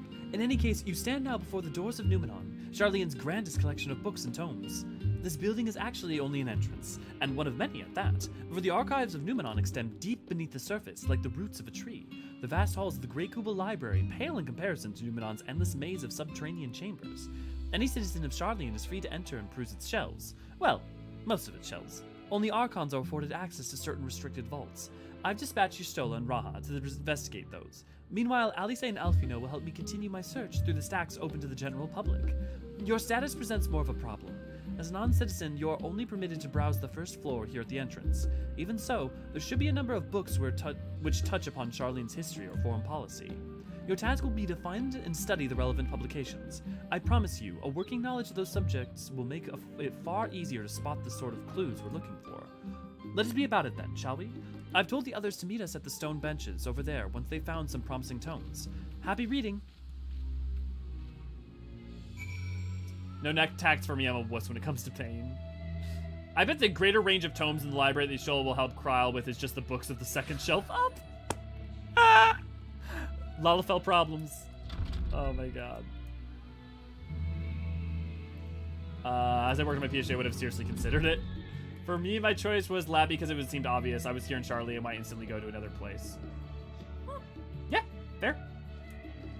See, I love hearing people's reasons like that because I was like pretty much like, well, Thavnair makes sense to me because like, okay, you take a break afterwards while the scales are being made, right? And I feel like, oh, that makes total sense. And Labyrinthos, like, why? But all of your points make sense to me. And also, you know, talking to certain characters at certain points makes a lot of sense to happen earlier rather than later. So, yeah, I think you guys, you've definitely swayed me.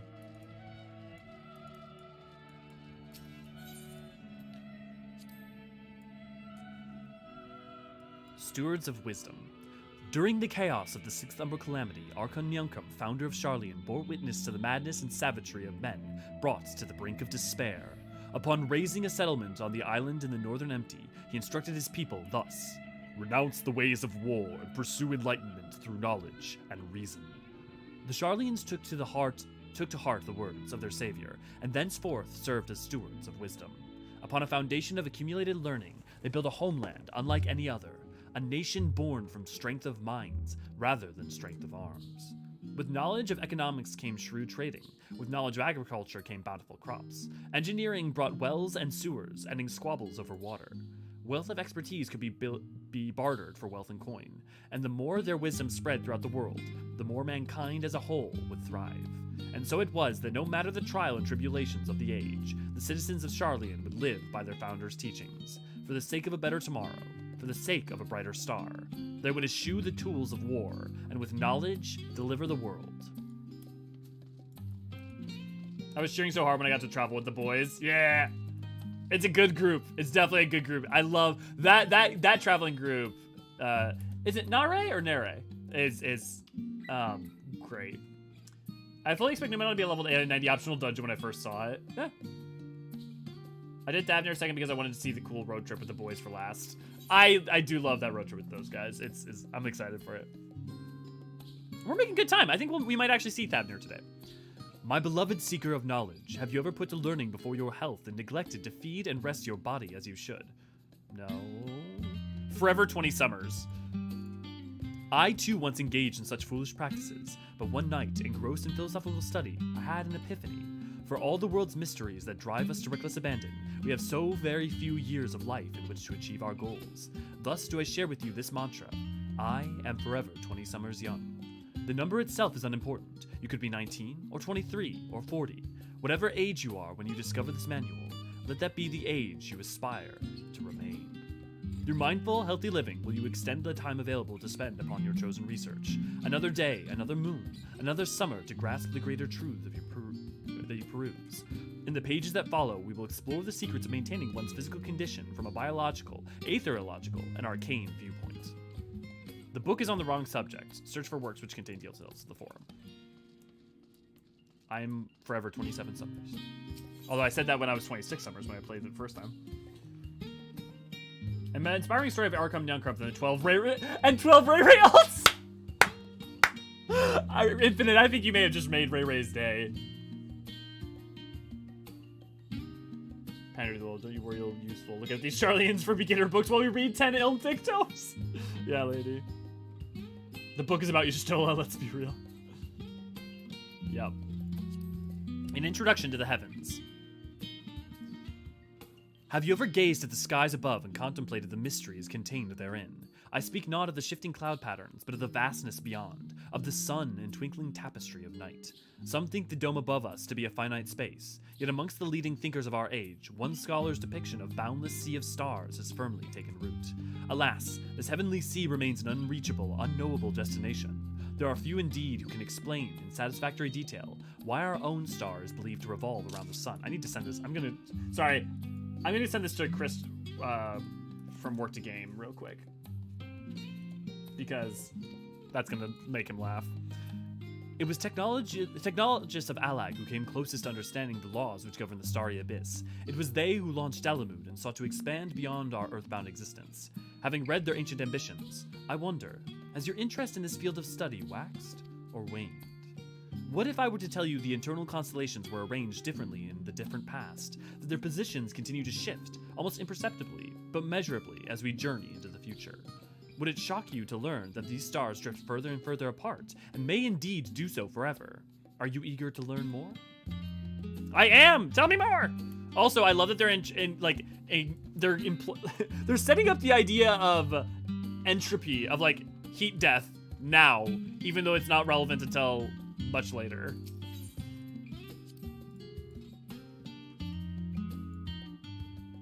In the years which followed the founding of Sharlayan, a civic policy and other matters of import were decided at the Ecclesia, a public forum at which every citizen was eligible to speak.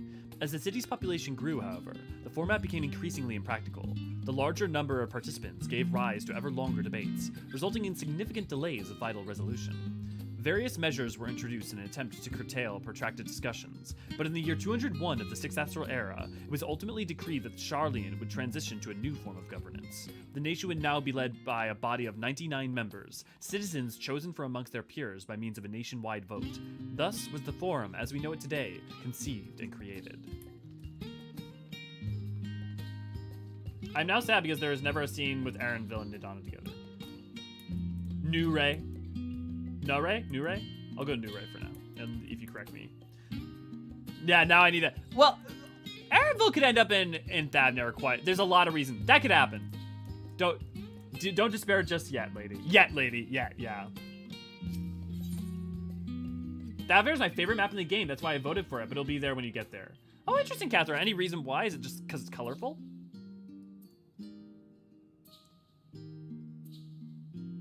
Now I'm just imagining Erenville talking to Nadana. Many years ago, on the banks of the Thaliak in the Dravanian hinterlands, a Sharlayan colony once thrived. Emporium! The settlement was originally established as a mere outpost to study the ethereal sea in the year 1311 of the Sixth Astral Era. The scholars dispatched to Eorzea found the faculties wanting, and their demands encouraged a gradual expansion in structures and services.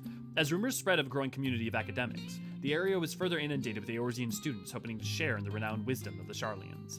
50 years later, the Forum passed a motion to recognize what had become as a flourishing town as an official Sharlayan colony. Eorzean residents took to calling the colony itself Sharlayan, which led to no small amount of confusion when the discussions turned to the subject of the motherland. In response, the Sharlayan inhabitants, if pressed for a name, would simply refer to it as Emporium. Following the Exodus, however, goblins and treasure hunters claimed for themselves a corner of the abandoned colony, and gave it yet another name, Idyllshire.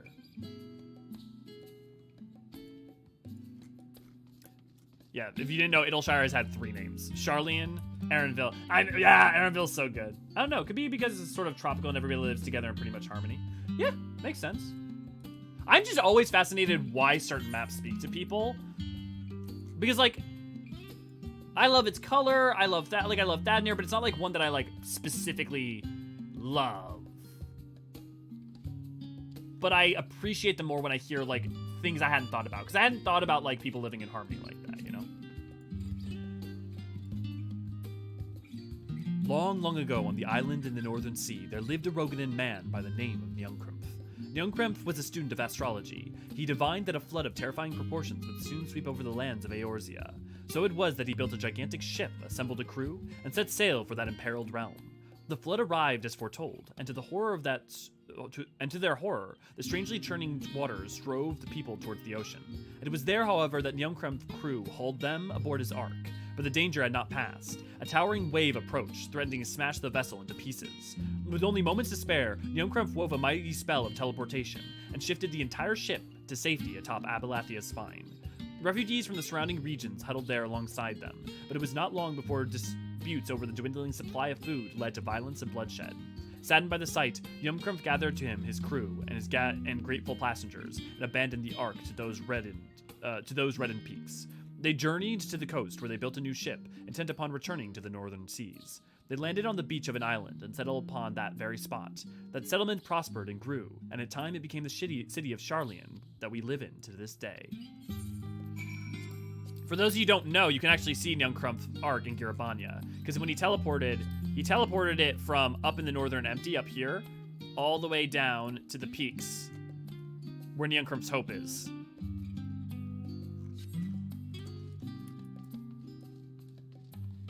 A lot of it is people. Interesting. I tend to think of places as much more like the general like geography and topography and stuff. So it's interesting to have that other lens.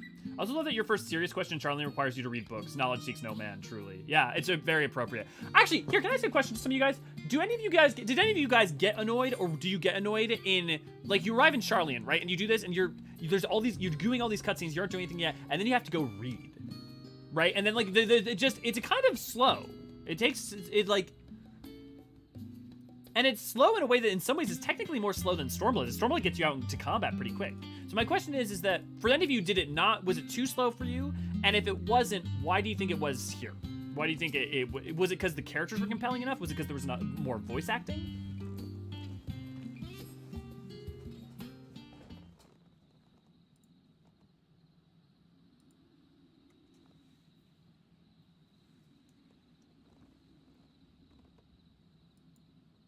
Sorry, were you waiting long?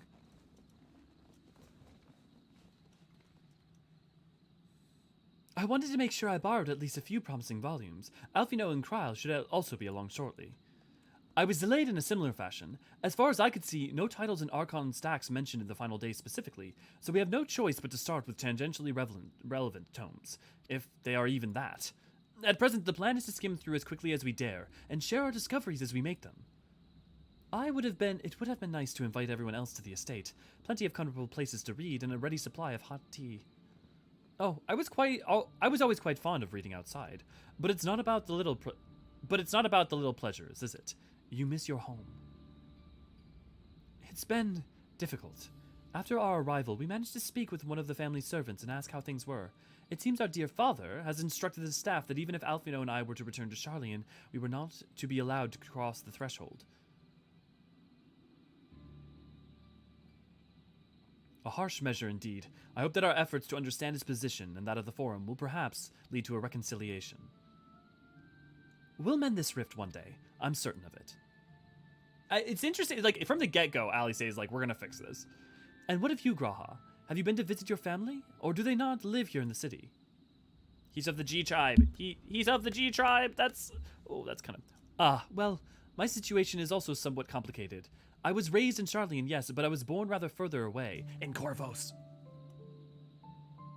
In the southern reaches of Ilsabard, in fact. For generations, my people have dwelt in Corvos, the coastal region opposite the island of Thavnir. For those of you who don't remember, it's because Desh, his ancestor, went to Corvos and went to protect the Allegan secrets and stuff that were there, and he was the founder of the G tribe, basically. The Allegans founded a city in that fertile land, and by ship brought in the subjugated tribes of the Mikote to serve as laborers. And so there were already Mikotes there, too. Of course, the massive earthquakes of the Fourth Umbral Calamity brought an end to the Empire's reign, and when the Fifth Calamity froze the seas solid, many of the tribes still living in Corvos braved the journey back to Eorzean. My ancestors, however, chose to remain, that they might prevent the remnants of Allegan technology from being misused. Okay, they do explain it. Isn't Corvos under Garlean rule? For the past 50 years, yes. Some semblance of local culture remains, as is the case for most imperial provinces, but Garlemald renamed the region to Locus Amenos. To be fair, the Corvosi named Locus Amenos Corvos, and then yeah. When I was a boy, a nearby town came under the jurisdiction of an illustrious imperial family. Darnus, yeah, the noble house of Darnus. That's why Nail had the lunar transmitter. House Darnus demonstrated a singular interest in elegant civilization, and so my tribe was forced to consider a plan of action. For some time already, voices had been raised in favor of abandoning our ancient customs. After all, the Elegant Eye no longer passed to our eldest children as reliably as it once had. A fear of discovery eventually tipped the scales, and the decision was made to bury our ties to the knowledge and traditions of Alag. As the last child was born with the Elegant Eye, I was given over to the custody of friends and the students of Baldesion, who had me register as a Sharlayan citizen. I had never even considered. Forgive me, it was an unkind question. Even Thancred was taken in by Archon Louisois, was he not? Stories of adopted waifs and rescued orphans are more common among Sharlayans than you might think. Yet, regardless of our origins, we are all provided with an equal opportunity to learn. And with sufficient perceptity, we outsiders can even earn the vaunted title of Archon. I'm gonna look. And this is just a word I know, but I'm just having to. Perspicacity. Perspicacity. The quality of having ready insight into things, or shrewdness. They do love their archaic words in this game. 'Tis exactly why I have such love for this country, and why I wish it to remain a nation of which its citizens can be proud. Hear, hear! Another good reason to get to the bottom of the Forum's stubbornness, aside from the trifling matter of our impending doom. Excuse us while we try to make some headway into these books. Elio, more company should be arriving any moment now. Night, Tracy!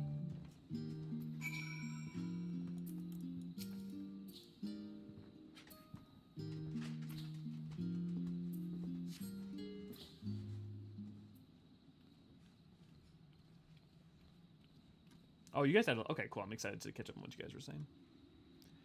We have returned with our selections, although I must say that the pickings were quite slim indeed. Mistress Krall has already flicked through every history book devoted to disaster, and more than a few which barely made a mention of them. As such, we will be looking into research papers of the Umbral calamities, as well as articles written by prominent forum members. Perhaps their knowledge of the final days comes from an unexpected source. Speaking of which, might I ask you a few questions related to the final days?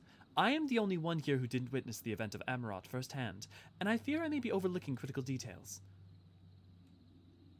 Ask away, Kryle. My thanks. Now, where to begin? First things first, what kind of phenomena did the ancients encounter as the final days drew nigh?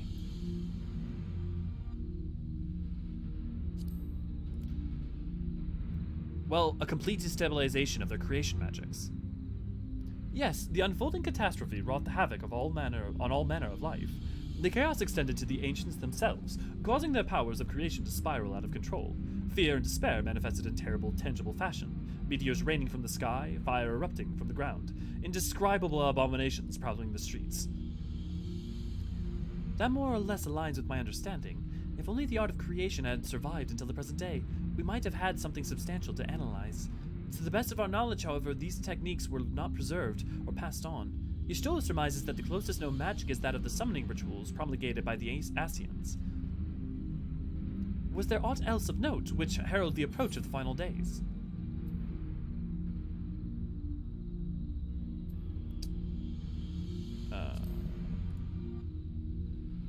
They say it began from a keening within the land. Ah yes, the Amratine spoke of it, didn't they? We never did hear this sound ourselves, of course, thus thrust as we were to the midst of the madness. But it seems that each and every one of the catastrophes was preceded by this ominous noise. Eventually it resounded all across the star, and not even Amarot was spared. So the ground was crying out, you say, to be considered the harbinger of doom. It must have been quite distinctive, and probably quite loud. I'll have to speak with one of Numenon's mammoths, ask after any books which might make mention of such a sound. Last but not least, would you describe how the ancients sought to quell this unprecedented calamity? What definitive action did they take? They summoned Zodiarch, and Hydaelyn as a counterpart. Yes, with Elidibus serving as his heart, so many gave themselves in sacrifice to bring him into being. We do not know exactly how Zodiac brought salvation to the star, only that by his godlike will were the laws of nature set aright. Then, once the balance was redressed, the ancients offered up a further sacrifice to heal the ravages of the final days. Lives sprouted anew, and it was these fledgling souls they intended to render onto Zodiac, a trade that would have allowed them to resurrect the shades of loved ones absorbed by the primal. Or might have, had Vana and her followers not manifested their opposition in the form of Hydaelyn. Thank you, both of you, for the detailed review. I feel much more confident now in my understanding of events. With all that freshly in mind, it does make me wonder what the Telophoroi truly mean when they speak of bringing back the final days. We've seen what they're doing with those towers of theirs, is forcing people to summon primals like catalysts. Are they attempting to mirror the conditions caused by the unstable creation magics? Or are they simply using the final days as a figure of speech, a convenient metaphor for the scale of destruction they plan to unleash? But this is just pointless conjecture at this stage. Let us return our attentions to the forum, shall we? We should keep an eye out for Y'shtola, but 'tis time we begun studying these research papers.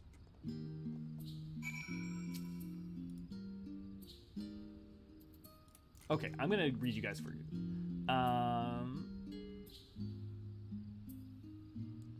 I didn't like reading in games. I'm not sure if I had lasted past ARR. I liked it personally at Sharlayan. I was going to be angry if I didn't get to read. Sharlayan had my favorite architecture until recently when I did the weapons story and saw Whirlit. Yeah. I quite like it, to be honest. Shadowbringers felt very fast-paced aside from the trolley, so I appreciate some of the time in Endwalker to chill with the gang before facing the inevitable. Yeah, a lot of accordion structure. There's a lot more like action, action, action, action, small moment of breath in Shadowbringers, whereas there's a little bit more breathing room in Endwalker. Now, I felt chill. Places are pretty. Sounds are their element. Nothing we hate, really. Yeah. I didn't mind. I just dreamed of so long to finally be in Sharlayan. Nothing else mattered at the time. The trip to Sharlayan and the initial quests are a lot of fun, but by the time you get to this point, it makes a nice pause. Yeah. It didn't feel slow to me. It felt about the same as the opening of all expansions, but I played them all so fast back to back that maybe I just didn't notice. Yeah. Thavnir's people are intelligent, knowledgeable, and as innocent as newborn babes. Yeah, that and the Art Deco of Amarant. Yeah, the Art Deco of Amarant Des is I love Art Deco, so just so much for me. I didn't mind. I was so engrossed in the story when we finally got to Endwalker that it all just felt like part of everything in the lore we got and felt right in place at the time. Yep, I feel the same. If you enjoy the stream and aren't a member, why not check out our Discord, discord.gg, Black Sash, Eorzean Archive. Thank you, Ray Ray. I mean, considering that you can't find members of the F tribe in all 3 city-states, at least they can be forgiven for not knowing if Raha was born in Sharlayan. I'm assuming you mean G tribe? If, or are you saying because other tribes like Y and F are spread around? It did start to drag by the end. This was the chief complaint I remember from Endwalker's launch. I'm 50-50 on it. Better served if it is better served later than the start of the expansion. Yeah. I think because of the story it's telling, it can't, like, the world's already ruined in Shadowbringers, whereas the world, we sit on the precipice, so, like, the breathing room is much better off, I think, earlier on for Endwalker and the type of story it's telling. Perspacity, like sweat ethic, I think. Like, yeah, wasn't born, yeah. Oh no, I was wrong. Forsooth, they doth verily love and admire their ancient and archaic verbiage. Do you think Ascian is a corruption of the word ancient? I mean, I doubt they call themselves ancients, but I don't know, they're kind of similar to me. It's, they're called Ascians because in 1.0 their lore was that when they transformed into other people, they didn't have shadows. And so, the word Ascian means without shadow. You can answer, they summoned Dalamud from the sky. Maybe tank busters are not the harmless for Wolf's Head, even with mitigation. Or no, right, like, yeah, Dalamud, that was what caused the sundering. I remember them ever explaining why there was a Crier War screen from below the earth. Did they? By what map? If so, I can watch for it. Yeah, so Decoy, we're gonna pay attention to it. The thing is that remember that they thought it was from within and of the world, because they didn't understand where it was coming from, but also I think because it was like from within their own mind. I don't know if basically it was just a soft retcon of them like justifying a different way. If originally they wanted to have the final thing of Endwalker be within the star instead of from without, that may have been why it got changed, but we'll see. We'll pay attention. We'll see if there's any good evidence to help understand. Because the tribes are spread around. Yeah, totally. I didn't know that bit about what they were called Ascians. Thanks for the factoid. Anytime.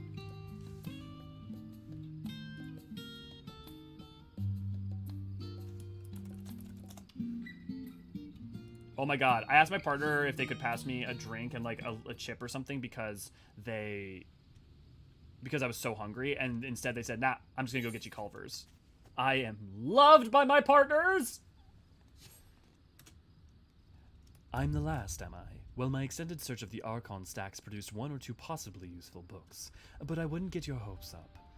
If you recall, Eorzean learned of the source's reflections from the Garoon oracles for its potential to cause panic and confusion.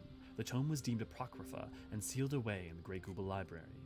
'Tis even less likely that knowledge of the unsundered world, not to mention the horrors of the final day, would be left sitting on the shelf for any curious scholar to find.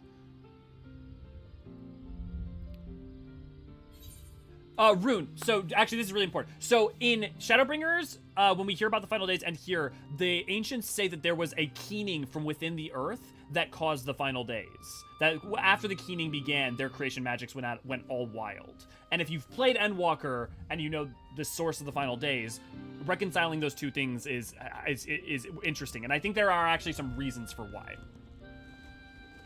Yeah, Culver's is so good. I'm very lucky. Both my partners, all three, like very much. My partners make sure I get fed well, and I appreciate it. It stands to reason that my colleagues, be they archons or counselors, should perforce be largely ignorant of the subject. Yet when you confront Master Fortunal with the knowledge of the Tolofroi and their machinations, he scoffed at the suggestion that they posed a threat.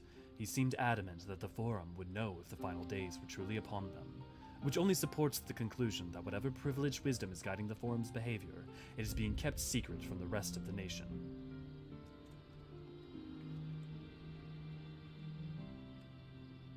Yeah, but others may not have, and we haven't gotten to it in the point of the stream. Not that I mean to excuse myself. Also, good to see you, glad to have you. From reading duty, whether they contain mention of the final days or no, these books could yet hold something of value. You weren't thinking of leaving, were you? There's plenty of work for everyone.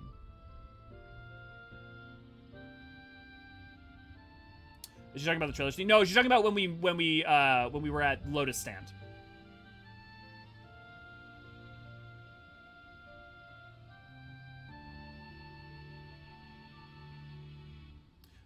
In Akachima, I think they described it like a roar in Shadowbringers. Yes, they do. They do in Shadowbringers.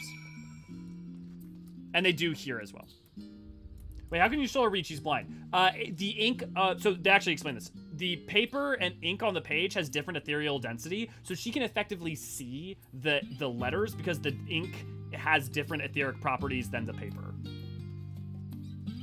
I've never seen a Culvers before, which makes sense, being a lifelong West Coaster. Culvers are great. I will say they're one of those things that, like, you know, sometimes your local places people will hype up and then they're eh. No, it's good. I'm just glad Canes has made its way up to the Midwest. Although, crap, where I'm moving, they're not gonna have Canes. No! I'll have to find a new fast food place. Oh dear, you look exhausted. But what about your studies? Were you able to find any books on the subject I mentioned? Then the day was well spent. Should you wish to read them again, a mammoth at the reference desk will point you in the right direction. For the moment, though, I suggest you to make a well-deserved rest. We might be occupied with research for quite some time. All y'all going off on Culvers? Yeah, I vaguely remember now. I don't like Cane's. They don't have BBQ sauce. See, I like cane sauce a lot, but if you don't like their sauce and you like BBQ on the thing, then I can understand. See? Yeah, Culver's is definitely legit.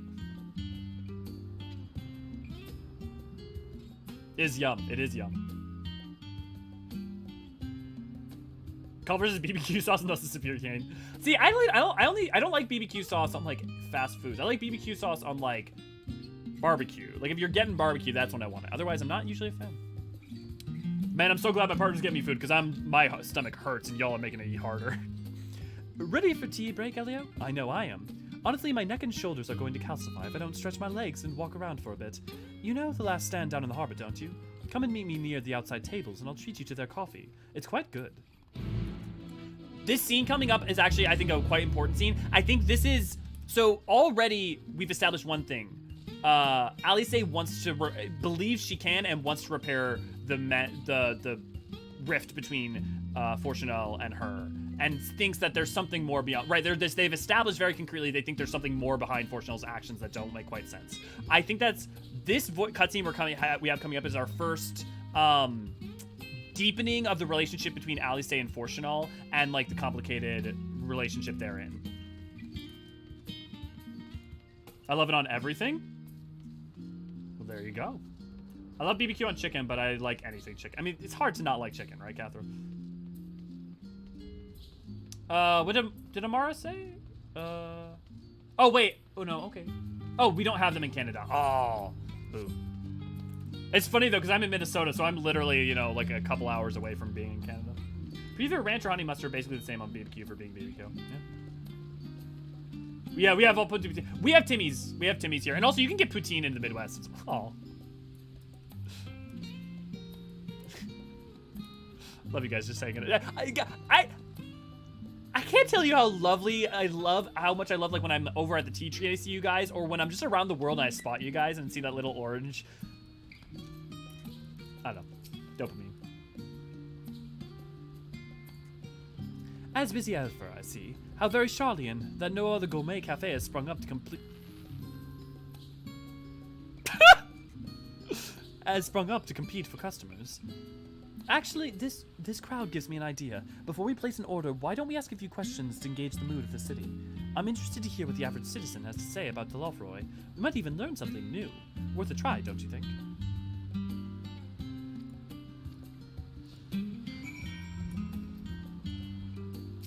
Pirandier. What is it? Can a man not enjoy a moment of private respite? If you're looking to share a table, then I respectfully request that you look elsewhere. You misunderstand, sir. We were simply wondering if you knew of the Telafroy. These enemies of peace have promised an end to all we hold dear, and... Okay, to be fair, Alice, your dialogue right there is coming across as like a doomsday prophet. Wait, you're the House Levier girl, aren't you? And this man with you is obviously a foreigner.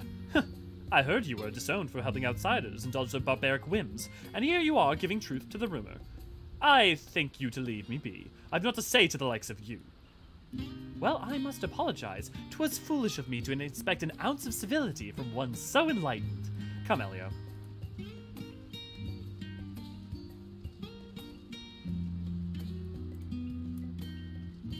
I'm far enough north that I can get some authentic poutine.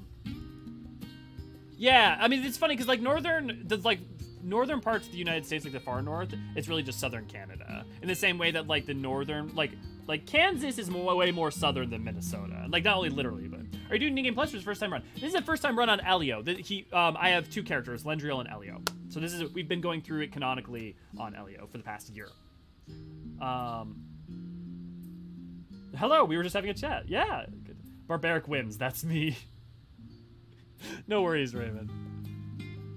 Yes, I don't believe I've had the pleasure. Pray, excuse the interruption, but we were hoping you might share your thoughts on the Delafroy and their unconscionable plans. My goodness, if it isn't the young Miss Levier. My apologies, but I work in the office of the Forum, and if word reached Master Fortunal that I was helping you... I see. We're sorry to have bothered you. Hey, Dickon!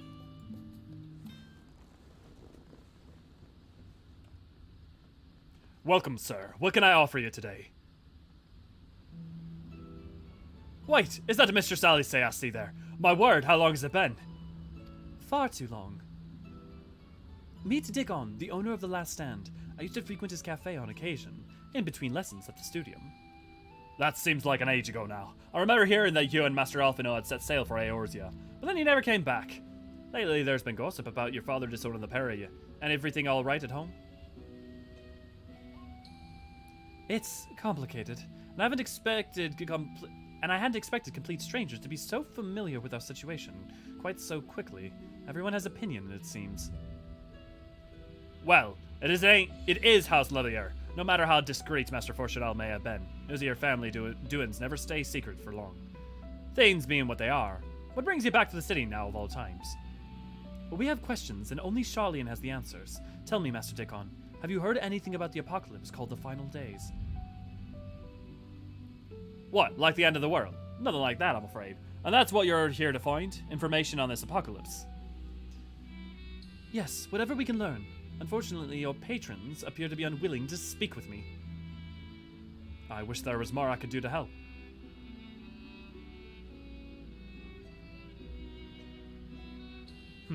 But maybe there is. You're a visitor to Sharlayan, aren't you?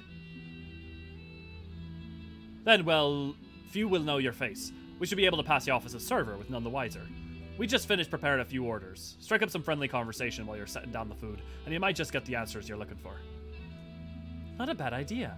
I hate to ask, but what do you think? It's a good plan as any. I got this. That's the spirit. Pay attention now, and I'll explain where each of these dishes needs to go. The tea set for the chatty group sitting by the water's edge. The omelette for the one of our regulars, a Highlander by the name of Gisla. She's sitting on the outside of the table with a friend of hers. Behind them, you should see a Mikote gentleman. He ordered the oven-baked lobster. Got all that? If you're not sure, just ask and I'll explain again. Good luck. Bunch of stuck-up dingles. Yeah, good thing I was watching the streaming kitchen. Chat makes me hungry. You guys are real good at making people hungry. It's true. Oh man, poutine is the best. I haven't had any quite a few years. I need to fix that. I'm honestly, I usually don't love, like, I'm not a huge poutine fan. I just gotta say it. But that's because I just don't like messy things. Although I also love the KFC Famous Bowl, so I'm also a hypocrite. The Gazette featured in a piece about the so-called champion of Eorzea. They say this barbaric hero has prevailed in a multitude of battles, like some avatar of perfected violence. And it's almost uncanny how closely you match that given description. What an odd coincidence!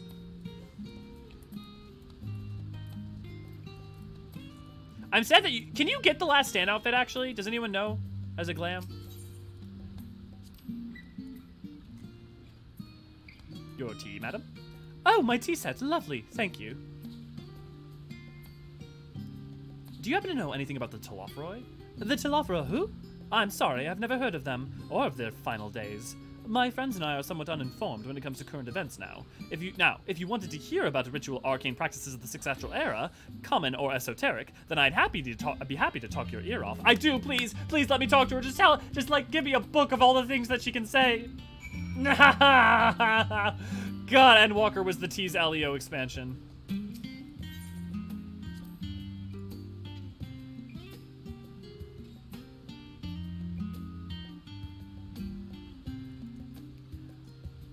Ah, finally. 2, 4, 6, 8. Let's dig in. No time to waste.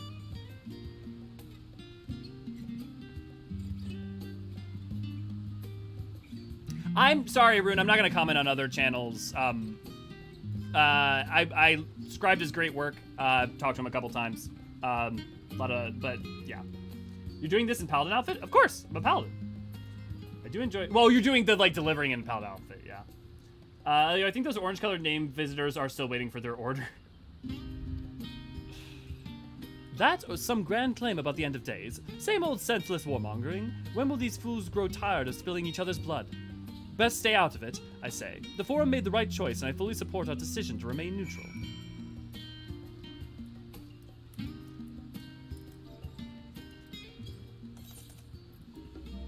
Look here. I don't know what you ordered, but there you go.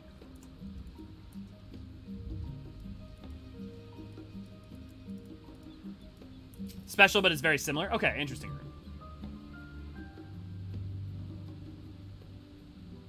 Urbane banter with a smile? At last, the oven-baked lobster is mine.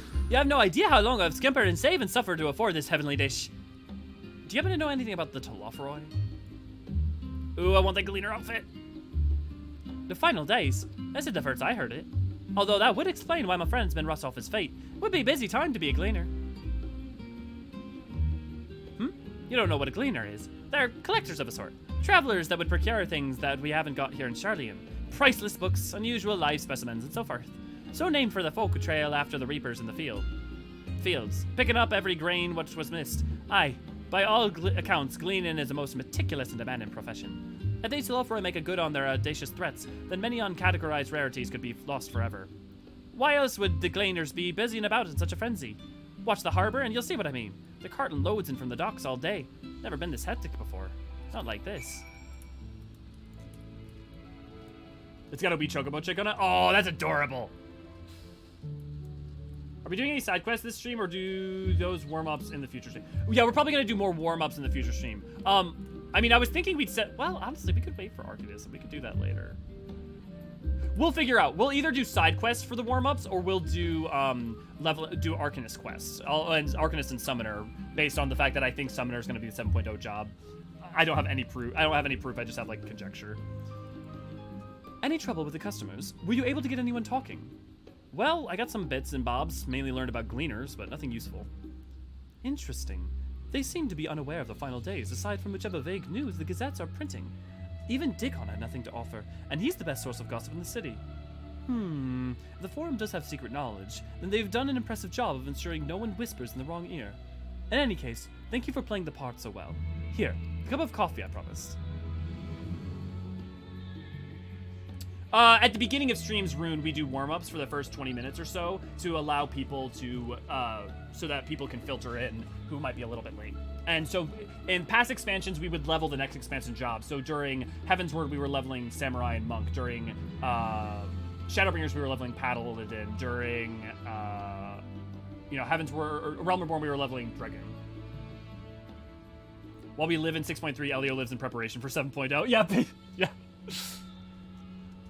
Let's enjoy our drinks somewhere else, shall we? Maybe behind the peristyle wall, away from the gossip and the wagging tongues. So this is the cutscene I was talking about. There's a bit here that I think is part of the setup in terms of why I think Fortunel's relationship with his children works really well and why that story as a whole. Best waiter ever. I shall give you a high rating on Yelp. Sounds like Adventures doing the fetch quiz. So the thing is, we could do for each thing, we could do the quests for each map that are bannered, because those are almost always have like major elements to them. Or interesting lore. Like, for instance, map 5 has a thing that sets up Miss of the Realm. Yes, this should do nicely. Out of the wind and out of sight.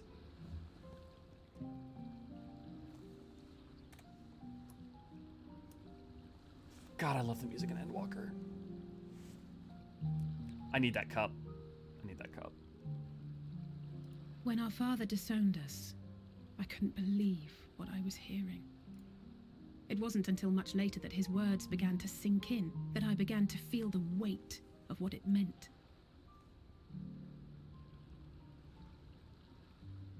Do you remember when the decision was made to come to Sharlayan?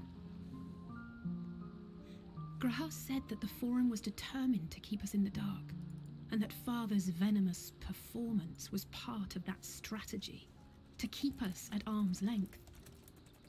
Perhaps it was. Father argued with Grandfather on many occasions, but never with such dismissive contempt. And when he demanded what justifies the sacrifices we make in war, I honestly didn't know what to say. Neither did Alpha know, I know, but never for one moment did I believe we had made the wrong choice. So all I could Both sides think they're right. Silently. It was only afterwards that I realized how childish I had been. How being stubborn and self-righteous must run in the family. If I could have just mustered a civil response, then things might have turned out differently.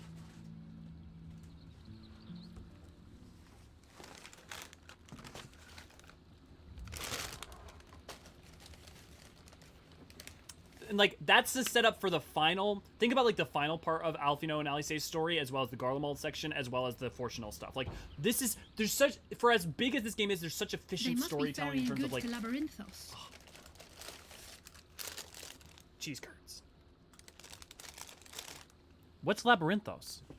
A vast complex beneath the island. Sharlayan is famous for archiving knowledge from around the world. Well, that knowledge is not preserved exclusively in dusty tomes and desiccated samples.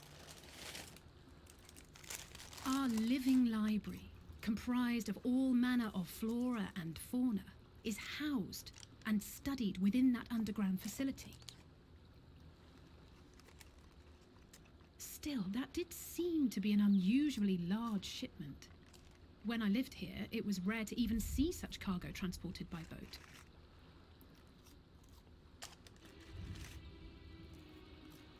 Wait, didn't you hear something in the last stand about the Gleaners coming and going more than usual? Well, I think they're the ones we saw manning those boats. And Gleaners answer to the Forum. If the appearance of the Telophoroi prompted this sudden burst of activity, then Labyrinthos may hold a clue as to what the Forum is planning.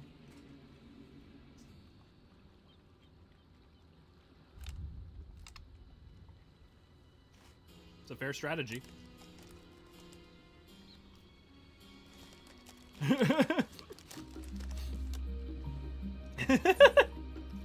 Infinite. Yeah, the music slays me too, Rune. I totally feel that.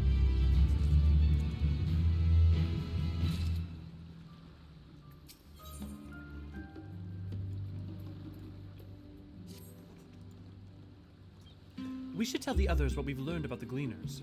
Go on ahead to Numenon, and I'll join you in a moment. Master Dickon will want his cups back.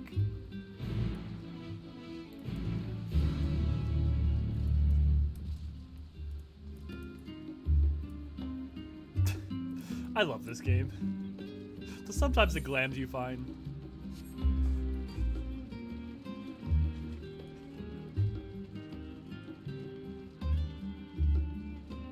They do got it. They have an Archon burger, right? They can't not have cheese curds.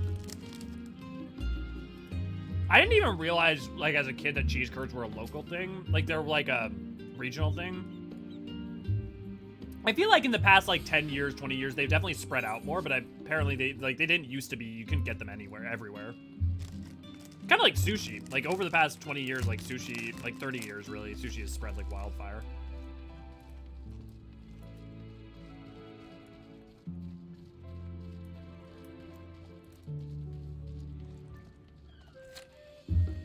How many of you guys is Sharlayan your favorite starter, like, city? The A city. Also, if you didn't know, by the way, originally when the game came out, there were supposed to be 6 starting cities to choose from. Giro Alamigo was supposed to be one of them. Ishgard was supposed to be one, and then Sharlayan was actually supposed to be one. Actually, I technically think it was supposed to be here, but they cut 3 of them, and that's why there's so much Ishgard, Alamigo, and Sharlayan lore, even when like 1.0 came, even with at the beginning of 1.0 and 2.0, because they had like come up with so much stuff for them already.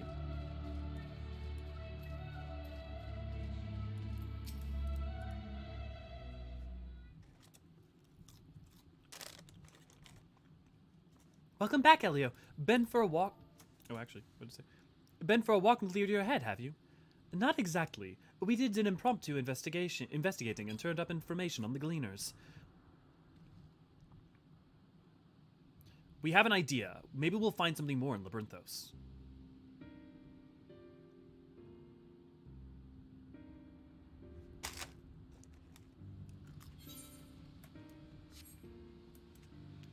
It makes sense. The Gleaners take their requests directly from institutions and bureaucrats, but as you say, they ultimately answer the Forum.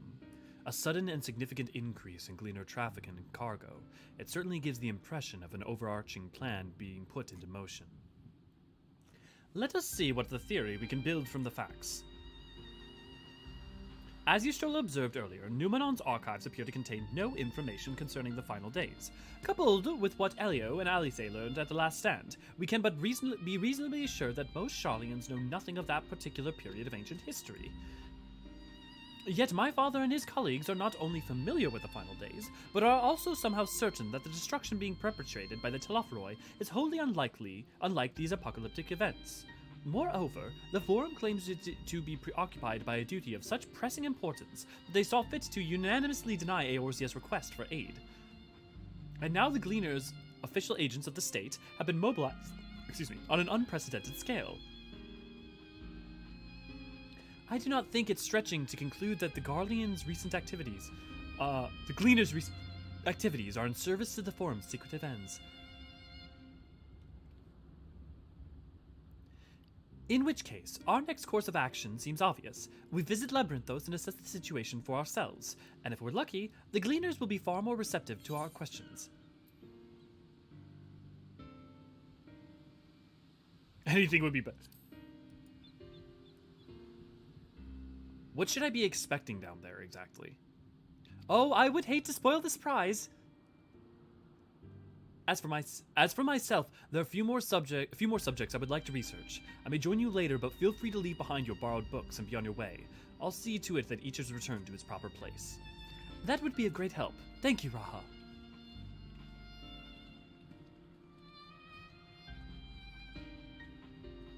Let's head down the stairs over there, and I'll show you where the entrance is. I do love that they like have things like Graha staying behind to deal with the books and researching a bit more, like keeping character count down, because you don't like having a full stack all the time can cut into, you know. Ready? Labyrinthos is not too far from here, but you may find a path a bit disorienting. I'll take the lead, so stay close. Off we go then.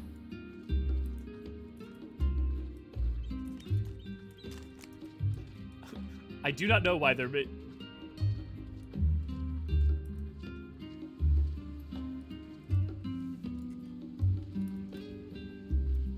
It's pleasant here amongst the trees.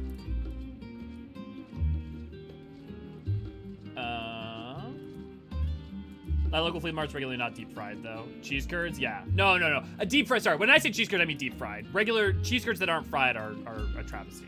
Cheese curds seem like a local delicacy when I visited Minnesota, but that was many years ago. Now we run. Time to keep up. They're also, you find them in Wisconsin. Sushi got pretty hipstery and spread everywhere. Shame because of that. So much really meh. Yeah, that's really about supply, I think, more than everything. But I'd rather have a bunch of places that have good enough than not have any access, you know? I don't know, but Ishgard has a special place in my heart, but Sharlayan is close second. I went to sushi restaurants and I recently had sushi belt and everything. It was so good.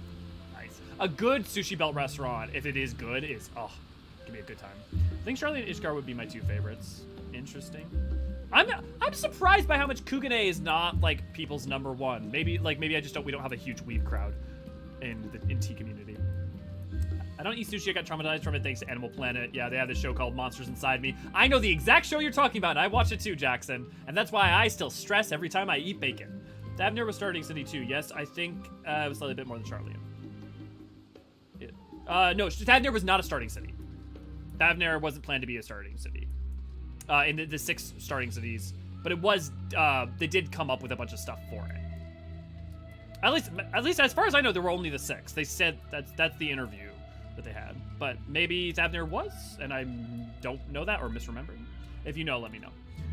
I like Sharlayan, but I tend to log out Gridania because it's cheaper to get places. Fair. I mean, I hang out in Limsa because one tea tree, but also to get the, I mean, actually, honestly, I was hanging out in Limsa first because I started in Limsa, and then I also went to the market board. The market board's easy to access in Limsa because it's right by the Aetherite. And then I went up to the Aft Castle because down there was too busy, so it was a bad meeting place. And no one ever is up in the Aft Castle. And I was like, well, there's a tree. We'll just call it the tea tree. And then now it's the whole thing. Ishgard, Sharlayan, and Kugane are my top 3. So all the expand. Well, I guess not Crystarium. I know V, you're a Crystarium girl. Gridania is a different category because it's my home. Keeping character count down, but actually give them meaningful reasons. Good stuff. Yeah. Yeah, exactly, V. I would say it's such a tease. I think if Misako, the character could pick its any home base would be Razat Han, but me personally, Ishgard. Razat Han makes a lot of sense, yeah, for being a Rain Aura, or I think Will said, well, I'm gonna go with Rain for now, Aura. I love how it starts slow and then her instincts kick in, yeah. I think Riften is my favorite. Des. Would have been more popular if not the huge Aetherite prices. Right, because of travel, fair. I totally ate too much and it's made me very sleepy. I think I'll take a nap. Sounds good, Catherine, have a good day! Limsa has the most interesting people. It definitely has a cadre of interesting people, that's for sure. My main issue with Kook is I never got invested in it. There's plenty of side content there, but the MSQ is a little more than an extended stopgap to Doma. That's not entirely unfair. That's, you know, in comparison, I'm thinking more in terms of like aesthetic and the vibe. I'm not thinking about narratively, but absolutely, yeah, that's a really good point, Lynn, which is a broader issue in Stormblood in general. I mean, Roz, you're probably right. They'd give Razat Han in Ormar Pearl after all. Yeah, it's the B city for Endwalker, yeah. My home city is Crystarium, although my only reason is I set it there when I was doing Pixie Tribe Quest to save TP costs, and I haven't bothered changing it since. Okay, do we have any Crystarium fans here? I'm surprised. I thought a lot more of you were Crystarium heads. Here we are, through the door, down the stairs. You did remember to attune to the shard back there, didn't you? It'll make your life much easier if you need to come back in a hurry. Otherwise, we should keep moving.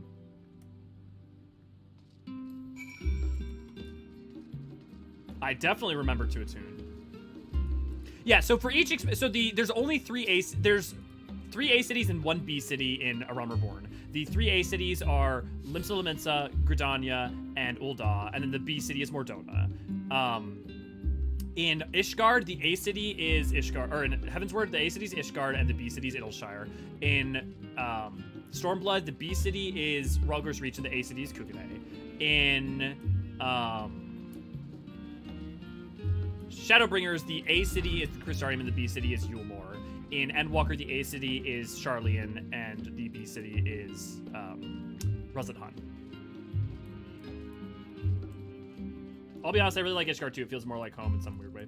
I mean, it makes sense in terms of like where you were when you go there. Like narratively, the reason people feel like it feels like home, it's also you are a place that's cozy and secure from the cold. You know, I get why it feels like, and early on in your adventure. First expansion. We're all here now, yes? I've taken the liberty of securing permission for our group's ascent. Right, everyone onto the lift and down we go. I like Crystarium, but I usually log out in Lipsa because it's closer to the yeah. Yeah, exactly, Infinite. Yeah, the Crystarium Inn's really good. Oh, question. What did people think about the Labyrinthos music? The city shines a false sun within a fabricated sky. In any age exist those who consider the floor an extension of their bookshelves. And this vault's architects surely belonged to that special breed. What a call-out post. If the stack grows too high, start a new one. If no room remains, then make more rooms. Heaven forbid you don't clean. A simple solution at first, and then bit by bit, a profound transformation. Knowledge buried beneath knowledge, a growing, creeping labyrinth from which there is no escape.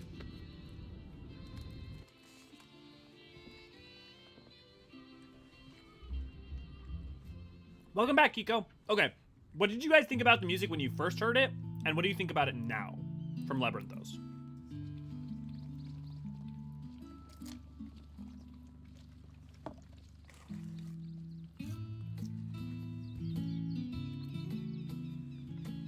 Not what you expected. Oh, I must admit, the artifice is very convincing. But I assure you that we are beneath Sharlayan itself. The breeze you feel, the flowing waters you hear, all created by the hand of man. The island is volcanic, you see, and once upon a time this great hollow must have been a reservoir for magma. It was discovered some 400 years ago, at which point it was repurposed as a storage facility for scrolls and samples and such. Renovations have continued, with nigh on no interruption to this day, with the lower levels still undergoing expansion. Aren't those people Gleaners? Anvil! Aye, judging by their dress. They are said to work alone as a rule, but 'twould seem that rule is being enthusiastically broken today. It may be as you suspected, that they are engaged in a task apart from the norm.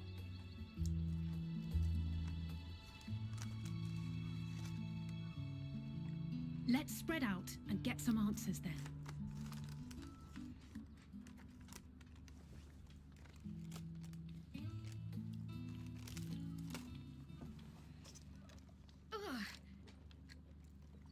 That's not good.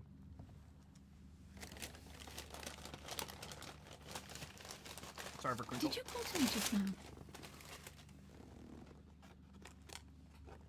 I can't say I did. No. How odd. I must be a bit dizzy from the descent. I'll be fine, I'm sure. Let's get to work, shall we? I'm hoping that we're going to get explicit confirmation one way or another that there's a comment about Crowdon having the Blessing of Light. Because that will at least solve that, like...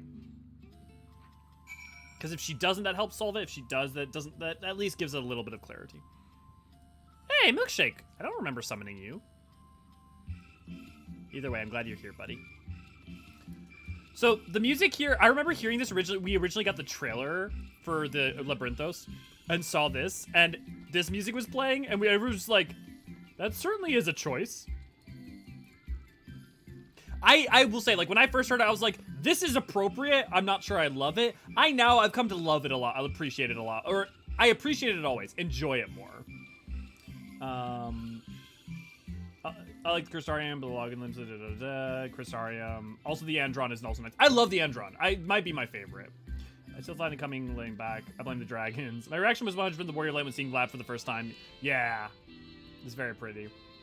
Right, that is very true about the... Oh, my least favorite city is Ishgard. The Rin Room looks like it's where you keep hostages. That's fair. That's absolutely true. I love the architecture and feel of the city so much, but yeah, that in room. The Labyrinthos music felt apt to me, cute but artificially manufactured. Yeah, it's right. It sounds like it feels like mechanical, artificial manufacture, but also natural. It's like, it definitely captures the spirit. All right, gang, let's split up and look for clues. I was really scared for Crowd when this first happened. Yeah, lady. Yeah, worrying for sure. It kind of reminds me of music of Sunday Stroll or something, which seemed to fit, especially for arriving as you have a sunny afternoon. Yeah, but the whistling mechanism and like aspects to the instrumentation, I think adds a lot. I also now know why Graha wears Gleaner's attire in that one raid, because backpack straps are actual part of the attire model. Oh! Huh! Right, and so he has the backpack on. Yeah, that makes sense. I mean, he's also doing their duty, right? Never in the history of fiction has a character who suddenly gets dizzy been just fine. I said she used it when the Isle of Val disappeared. Does she say well, okay, so problem. So that is a point in the story when characters are not disambiguating the difference between the Echo and the Blessing of Light, and will use the two interchangeably.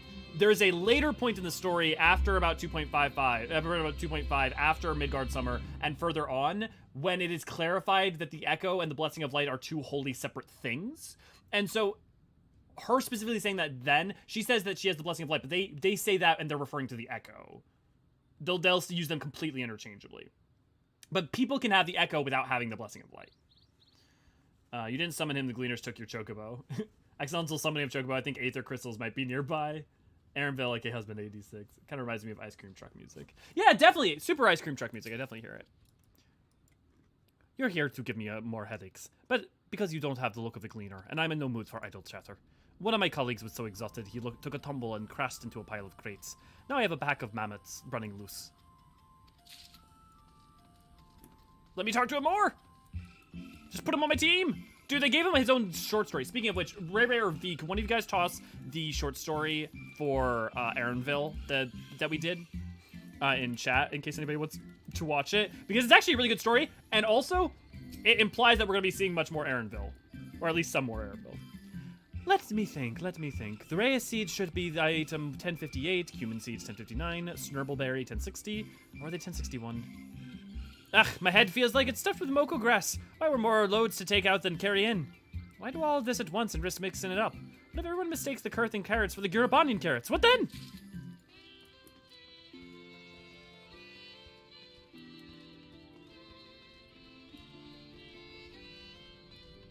I do love that you can talk to Aaronville early, and like, you just don't know how much you're gonna care for him yet. You want to know what I'm doing? Hauling books and ore and fauna. If it needs hauling, I haul it. Every decade or so, they take a stock in Labyrinthos. You know, sorts and tidy up the inventory. Never seen an operation like this before, though. They just did one a few summers ago, even. Then, with no warning at all, this mess gets dropped in our laps. Orders from on high. Damned if I know the reason. Could be that they are changing the layout, eh? Prepared for the next big expansion. Hope Square Enix is prepping for the next big expansion. Thank you, V. Is carrots being mentioned here for shadow?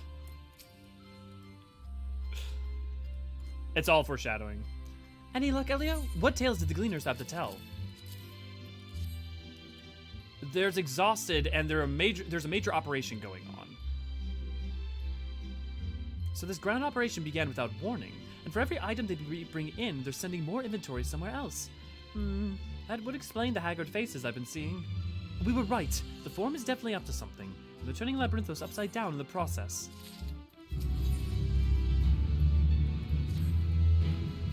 Already 81. We would do well to learn more of what specifically the Gleaners are being tasked to do, as well as who has tasked them to do it. If you're game, Elio, I have an idea.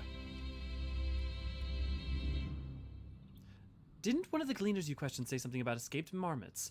Perhaps if you were to help him capture said creatures, he might be inclined towards a more friendly and enlightening conversation? In the meantime, I will turn my charms upon the Gleaner here. We can compare notes afterwards. Happy hunting!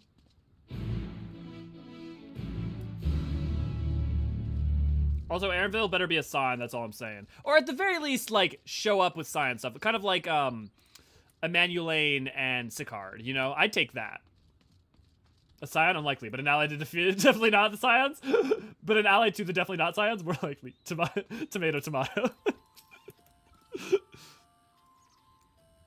I don't know why, but I really enjoy doing Aaronville's voice. You wish to help me find the marmots. I have nothing suitable to pay you for your services, but if you're offering out of the goodness of your heart, I'd welcome the assistance. The name's Ironville, friend, specialist in the collection of live specimens. That said, the capture of these Nangshan marmots... Nangshan! Hey! Naksha! For those of you who are unaware, well, it's south of Yaksha. Marmots is a trial. I've no desire to repeat grizzled mice, they call them. For a mercy, there's no other marmot species of the tier at this present, so there should be no mistaking our little fugitives.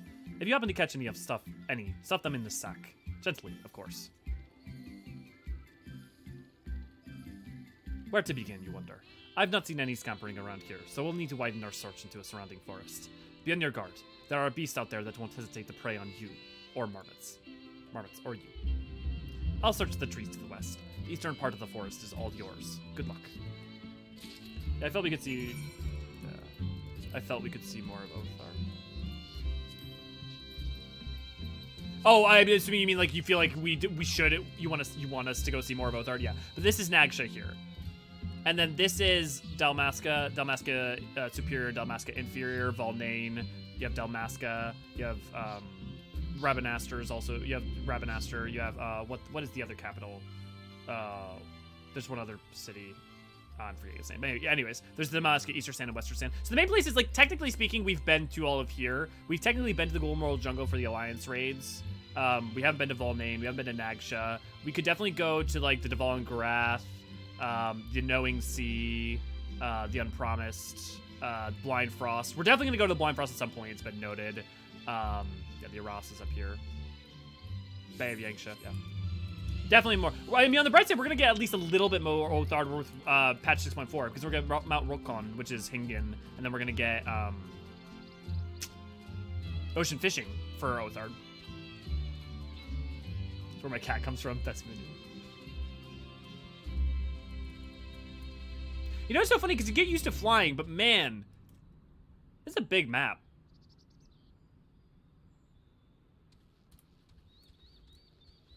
Man, I'm excited for 7.0. I'm excited for 6.4, 6.5, and 6.55. Don't get me wrong. But this is the first time where I'm starting to feel like I love Endwalker, but I am starting to feel like I'm ready for new maps, you know? Although I say that, but right now, honestly, I just want to work on more, get back into the groove of producing content creation, producing videos. Technically, we still do, but I haven't been producing anything. I have! Yes! I can use Confiteor! Oh, God, I missed you. I missed you, my friend. And I have both my dashes. It's glorious.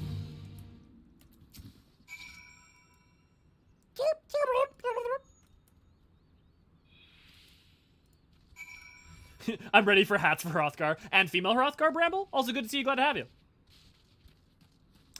Rune, if you happen to want to watch the live, well, I'm sure actually there's plenty of other people who've done synopses like, Mr. Happy and stuff. But if you want to watch the whole live letter, I streamed it live and did all the had all the translations for it read off as we went. So if you care to see the whole thing, you can do that. Otherwise, I'm sure plenty of other content creators have done like a synopses. We did put out a 6.4 trailer analysis that I created in it recorded in like 30 minutes after the trailer, and then just threw together. If you're curious about like watching a trailer analysis for 6.4, feel free to check that out though.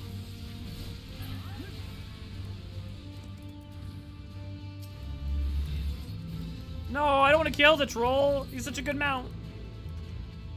He looks like what would happen if you combined Gubu and Deadpool. If you like played polymerization on a Gubu and a Deadpool, that's what you'd get.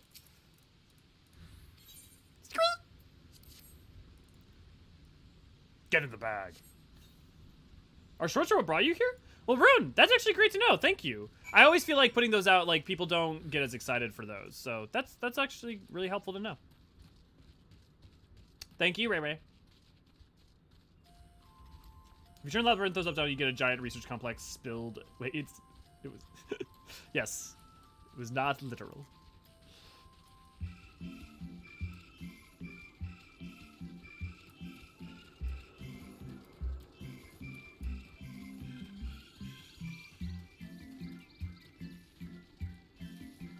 I like having Milkshake out. I think I'm gonna try to keep Milkshake out more often throughout doing the Endwalker.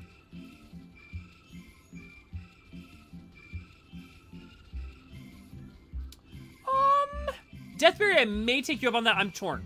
Because on the one hand, I kind of like having the natural experience. But also, that may be a good idea eventually. Chirp! Because of how expansive the maps are. Squeak, squeak! Let's get that Aether Current, though.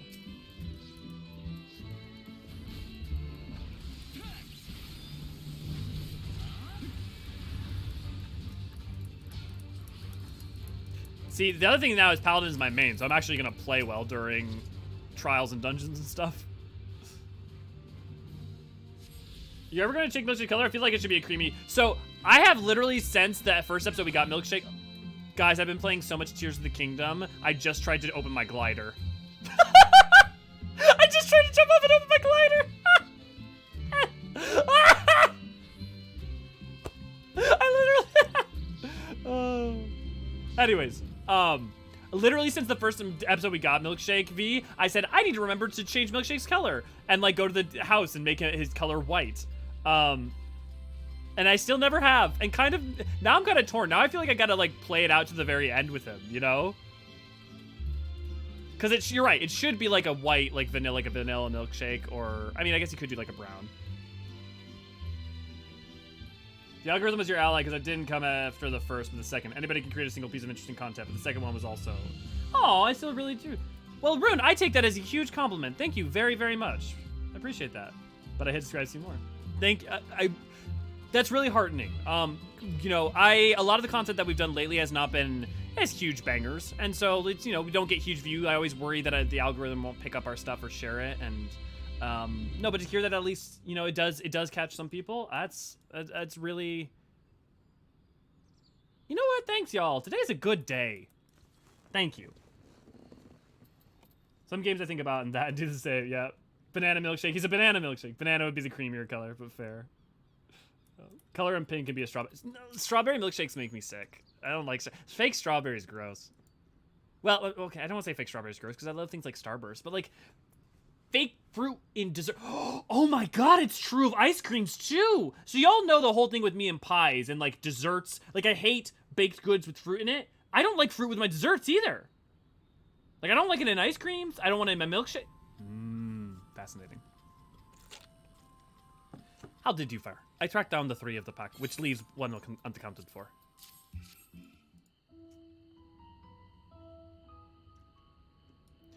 Ah, there's the odd Marmaton out. Wait here for a moment while I put our friends in a holding cage. I have to agree on Ellie that fruit dessert. Oh god, is this gonna start a war? Some of y'all are huge fruit fans, I know. Actually, I shouldn't eat. Thankfully, the marmots seem to be unharmed. They have held up well in isolation, but it's much too soon to release them into the habitat. It's a good thing we were able to recapture them so swiftly. You have my thanks. What will you do with the marmots now? That's for the Forum to decide. They are guiding the authority behind Labyrinthos after all, and this job was but one small part of this great inventory of theirs. Suitable for consumption and easy to breed. Those were the 2 conditions I was given from the start. I was instructed to procure. I don't know what the Forum has planned for these creatures, but at the very least I doubt they'll be served for dinner today or tomorrow.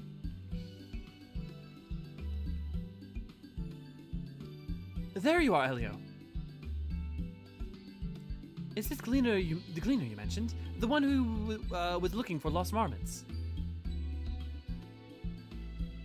Interesting company you keep, friend. Who are you folk anyways?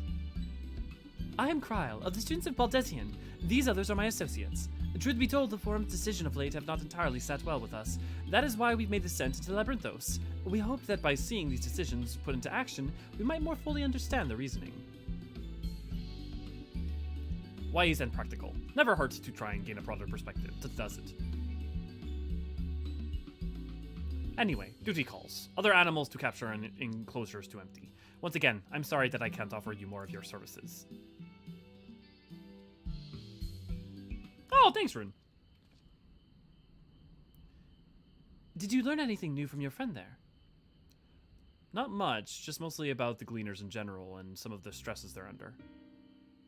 So we've confirmed that the order for this ambitious operation did indeed come directly from the Forum. However, the Gleaner have not been informed of its purpose. I'd say that fits with everything we've heard thus far. We'd also discovered when the operation was begun, the Forum contacted the Gleaners' guild ship and put their people to this great work some 4 days after the Telofroi made their chilling declaration. As seasoned travelers, the Gleaners keep abreast of news from every corner of the world out of necessity, thus am I inclined to trust that their calendar of events is accurate. Altogether, it gives the distinct impression that this undertaking was sudden and an unexpected development. Yet I find it hard to believe that such a comprehensive restructuring of Labyrinthos and its archives could have been planned in so brief a window. Nay, this plan was long in the making. They were but awaiting the right time to put it into effect. And the Telofroi declaration was what set it all in motion. It seems likely, but let us not leap to the conclusion just yet. For the moment, I suggest we conduct a wider investigation of Labyrinthos. The more facilities we visit, the more pieces of the puzzle we stand to find. In that case, how about we head to the Archeon? From there, we can reach the lower... Ah! Kryl, what's wrong? I'm fine, truly. The sudden descent has left me with a bit of a headache, that's all. Nothing that will stop me from soldiering on. Let's be about it then. At least allow me to take the lead. I am fairly certain I remember the way to the Archeon. We follow the path east, though the forest where you were chasing after that mouse, or marmot, was it? Anyways, it is the trolls you'll need to watch out for.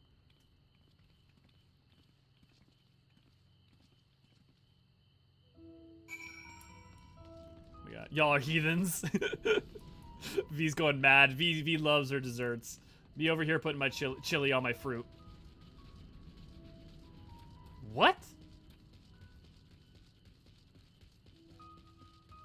Oh my god, what is happening? I'm with you, V. Yeah, okay. Now it's just a war. Yeah. Your impression for Anvil is very good. Thank you, Ruin. Fruit is literally natural sweetener made for desserts. You know what else is natural sweetener? Sugar. I'm just saying. I've heard people doing that. I've even recently seen chili powder in desserts. Okay, chili powder in desserts, I can see certain use cases, but chili, like even just like chili on fruit. Ugh.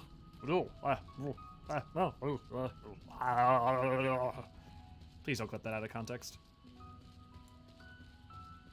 After 4.55, I'm no longer considering staggering head pain to be something that you can just overlook.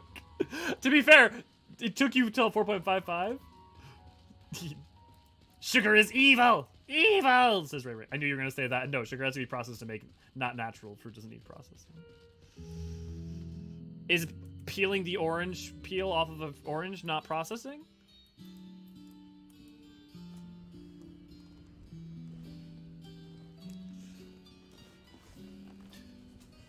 If you have to apply any kind of mechanical effort to it, does that mean that it requires some form of processing? Behold, the Archeon. As Numenon serves as Sharlayan's literary archive, so does this structure house the city's wealth of material data. The architecture, too, is similar. This building you see is merely the upper entrance, an access point to the vaults carved in the cliffside itself. Within those vast rooms are stored countless samples and specimens, as well as the detailed records which describe them.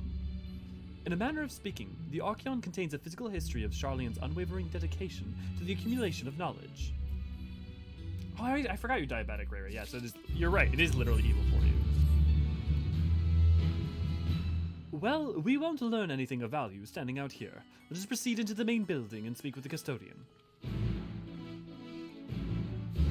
My god, I thought I was pedantic. I'm just engaging with the premise.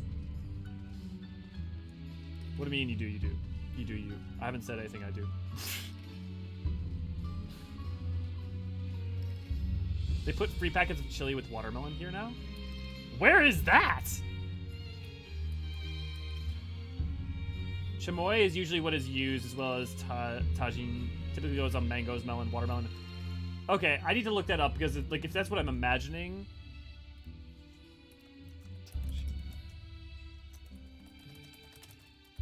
Because I was hoping, like, at least not mango.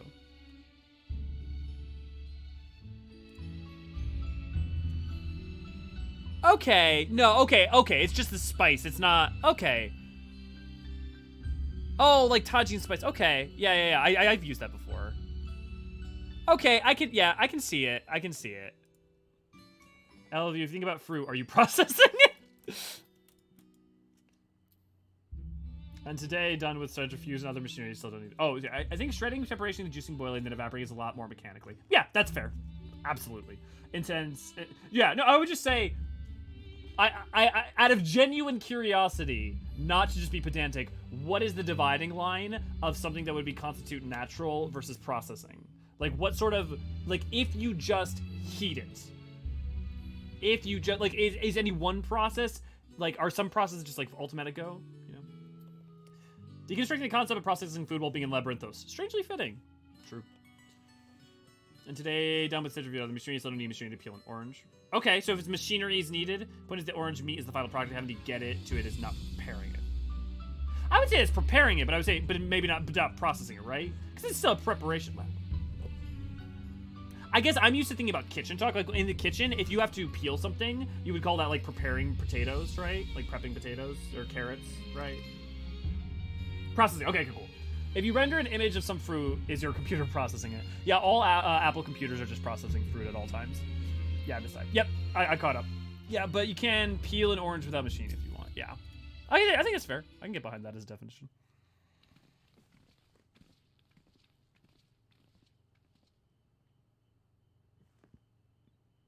Greetings. We are here to peruse the Archeon's vaults. Peruse? You're clearly not Gleaners. Then, might I ask your affiliation? We belong to the students of Baldesion, but is that relevant? I was given to believe that the vaults, those open to the public at least, were open to the public. Ordinarily, yes, they would be the case. At present, however, access is restricted. Only persons directly involved in reorganization efforts are permitted to enter.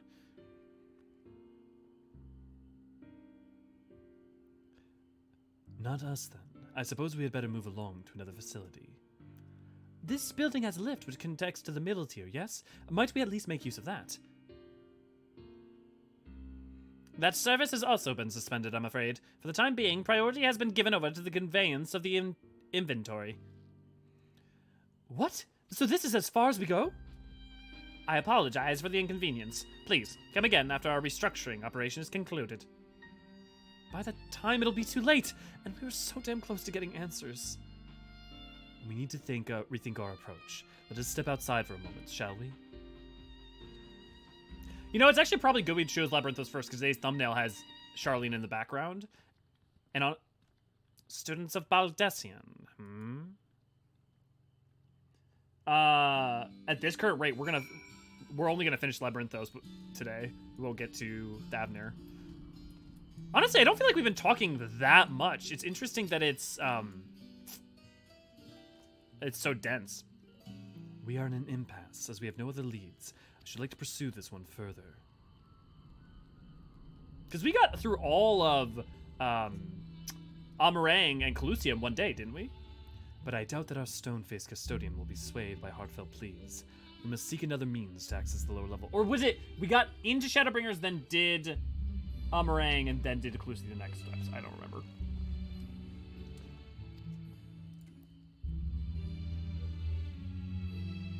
Tis likely that the people of this area are involved in restructuring one way or another. If we were to ingratiate ourselves, they might allow us to accompany them on the lift. Let us ask around. Surely someone is in need of a few strong backs to lighten the load. Misprocessed. Infinite. The definition of processed food is any good that has been changed in the preparation, be it their nutritional content or additives, which may be for preservation or otherwise. Interesting. Under that strict definition, then I technically think peeling something would count, right? I'm still down with the, like, general definition we've been getting. Guys, I remembered! Oh, we also have this type of Aetherites. We have, okay, so we have, like, what, 5 or 6 types of Aetherite in Endwalker. Yeah, Endwalker does have a lot of Aetherites. You were wrong, whoever said that earlier. It's fair to not talk to people who stand by quest markers as a content creator for time's sake, but do you on personal time? It's fair to not talk to people who stand by quest markers. Do you mean like people like Shushu Tabi, like people like this? Because if so, yeah, if I was playing solo and I wasn't on a schedule, I would be talking to everyone. I'd be doing every side quest. I'd do yes, emphatically. But one thing is I also have a text document with every line of dialogue in the game. So if I need to revisit something, I can use that instead. But yeah, my plan is like if we get caught up to between now and 6.4, we'll come back and we'll do a bunch of the quests all over the world as kind of like low-key streams while we wait for 7.0. Oh yeah, Rune. Yes, I've talked to all of them before. Yep. Am I taking the lift? No, we're just students. They won't let us into the Archeon, even though we've found. Actually, we have no idea what it is we found. There's no records of such creatures anywhere. But it was wandering around Tranquility, and so we thought to donate it to the vaults. This is Gabby! Let Gabby out! Gabby no creature! Gabby no beastin! Gabby spoken! Gabby spoken! Oddest little squeal, don't you think? Anyway, I suppose we'll have to take care of it until the Archeon is open again.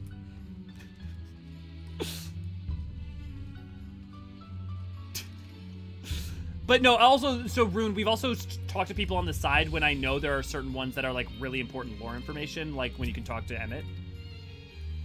A lot don't. I know sometimes they have throwaway statements, but a lot of them said, yeah, definitely, Rune, there's a ton. In fact, I may like actually make it more of a habit in doing it, especially once we get into around Garlemald. That's when some of the more interesting pops up. But yeah, Gabby transportation. Gabby spoken! What's that? Take you down to the lift with me? Sorry, but not a chance. I've been up and down all day, and only now have I finally found a spare moment to rest. I did see a Gleaner fellow heading out to the gate there. So, shouldering a large pack, engaged in some manner of task, maybe he'll be headed down below after he's done with whatever it is he's doing. And no, I cannot stop taking these caffeine pills. They're all that's keeping me going. If I stop, I'll crash. Garbage. I had a peel once just to taste it, and it tasted terrible, I'm assuming, because, I mean, they taste it. Guys, my brain just went run up to this wall and try to climb it. God, you play Tears of the Kingdom for one day. One day. But yeah, no, Rune, I appreciate you mentioning that. Yeah, there's a lot of really good stuff that can be found in them.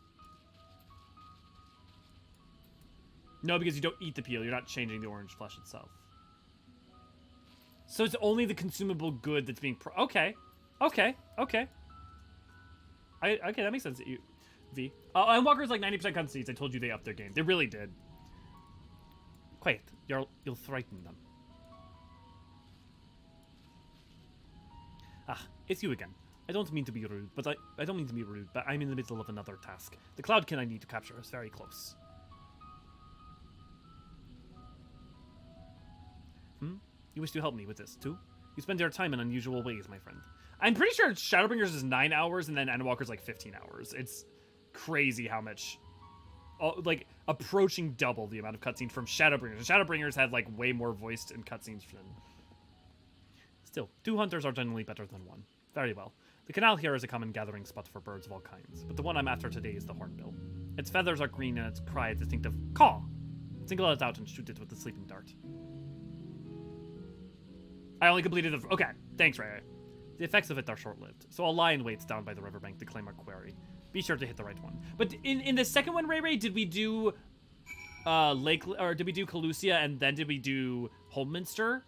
Because, I mean, if we got the beginning plus Amarang for 1, and then Calusia all the way to Holminster for a second, you know? I guess that's still pretty much in time, because it's the beginning of Endwalker plus... Nope.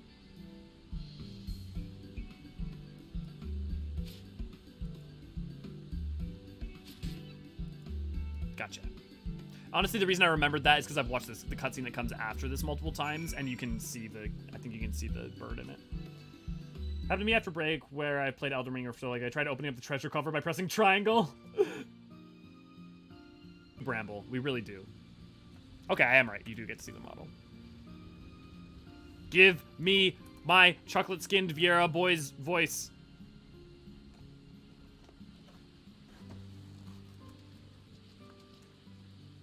Fair shot. Nicely done. Let me truss this one up, and I'll make my way over to you.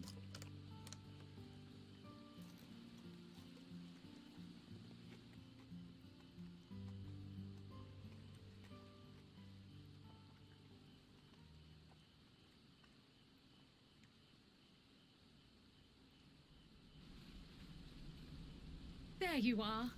Any new revelations?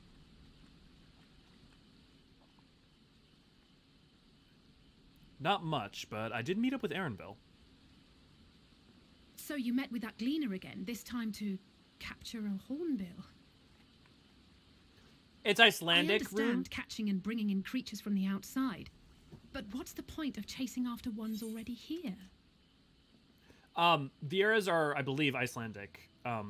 Their accent because the Vieras in 12, that's the voice actors that they used, and so they kind of kept with that. Oh, it's a simple thing, really. Interesting, Rabbi. Occasionally, we remove specimens no longer needed for study, or those we've had difficulty raising. But we can't simply turn them loose. Safely returning such creatures to their native habitats is another facet of a Gleaner's duties. But not in this case, I'm afraid. I've been asked to bring the bird below.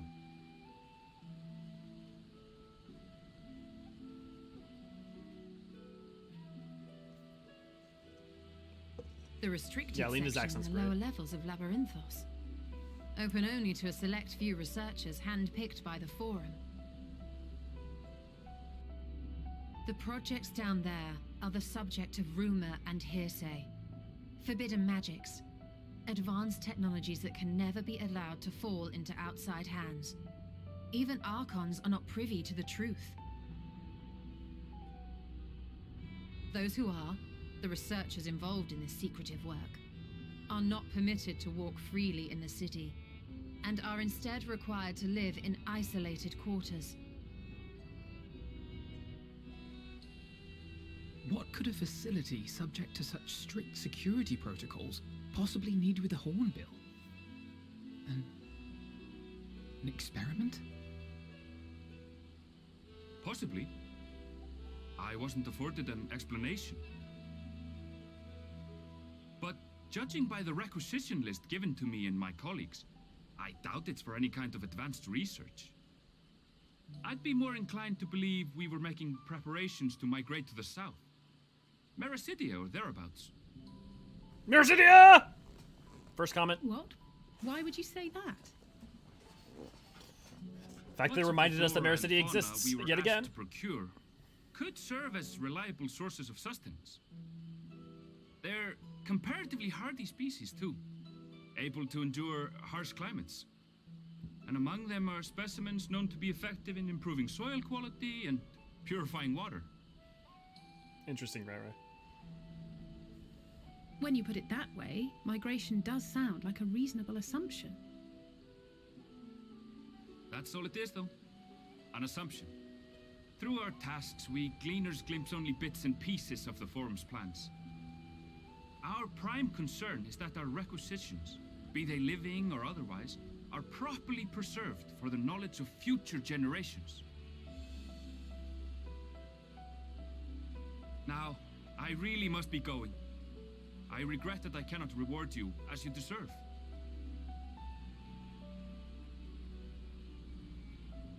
Don't worry about it. Perhaps you might reward us after a fashion then. It is imperative that we reach the lower levels. And seeing as you are already set to descend with your assigned cargo, mayhap we could accompany you as your assistants. It's a good plan. I'm afraid that won't be possible. Once the animals have been prepared for transport, we send them down separately via the lift. I will, of course, follow after to make my report, but I can hardly pass you off as porters when there's nothing left to carry. They should have put us in a box. Indeed. Pray forget I said anything.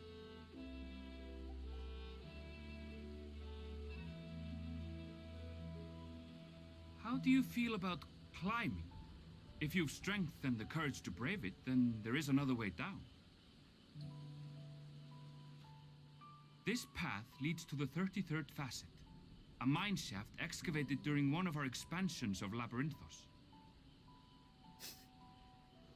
While I cannot guarantee that the passage is safe to traverse, it should provide access to the medial circuit below.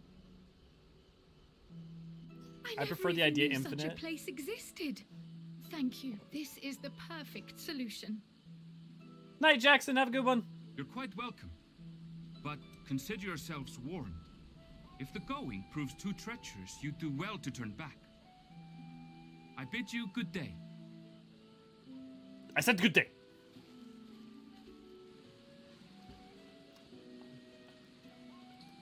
Well, turning back is hardly an option, not when we've come this far. Let's go and take a look at this mine shaft.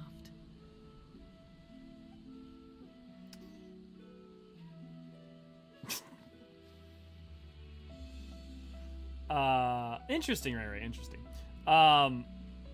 Infinite, I prefer the idea that it's just one box and it's the size for a Lalafell, and then they don't explain it for any of the other races.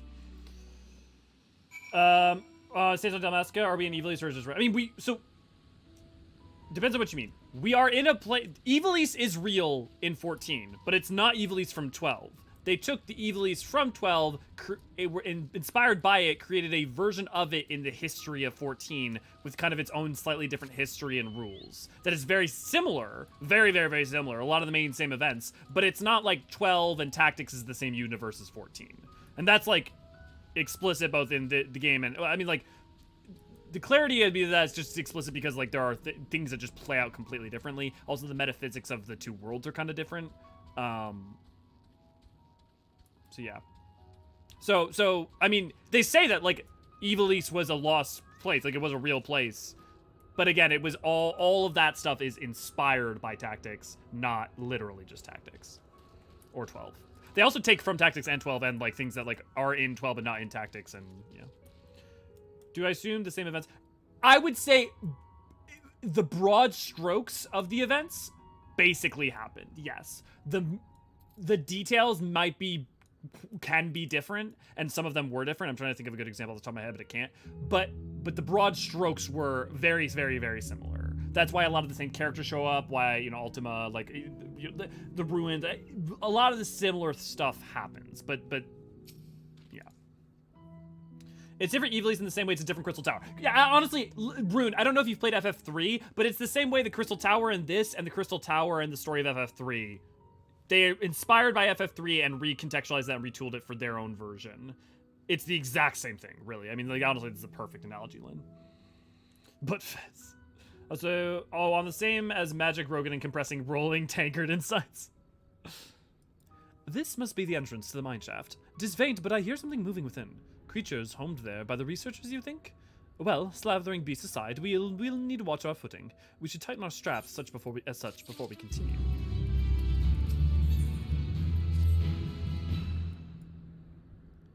Assuming everyone's tightened their straps and checked their gear, then I'd say we head on in. Given the terrain ahead, though, it might be wise to leave some distance between us. We don't want to be stumbling over each other if it comes to a fight. Take it slow and don't forget to check your surroundings from time to time. We can meet up again at the other end of the tunnel. 3 is one of the half of FF games I haven't played, but fair. Yeah, I mean, if you haven't, then it's not a great touch point. I'm trying to think if there might be another one. There's a lot of Force stuff. I mean, Rune, you're caught up, right? I think we talked about that a little bit. It's the same way the Four Fiends are inspired by the Four Fiends in 4, right? Completely different context, but very much similar inspiration.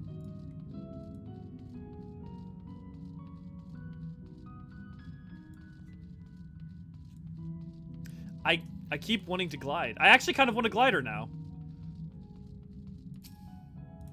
I mean, it could be very redundant for 14, but it'd be cool.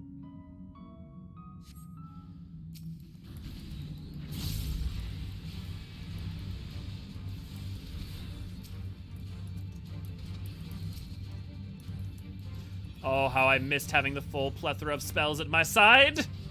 Taste lightning, fuckers!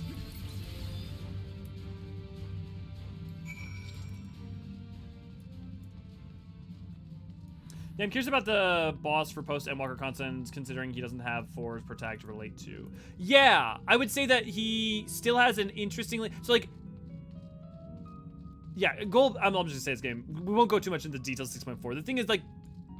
This Golbez is inspired by, obviously, Force Golbez. I think, also, I would say, go pay attention to that 6.4 trailer or watch my trailer analysis. Let's just say there may be a version of that character protag to relate to that was present during the Contra Memoria. We'll see.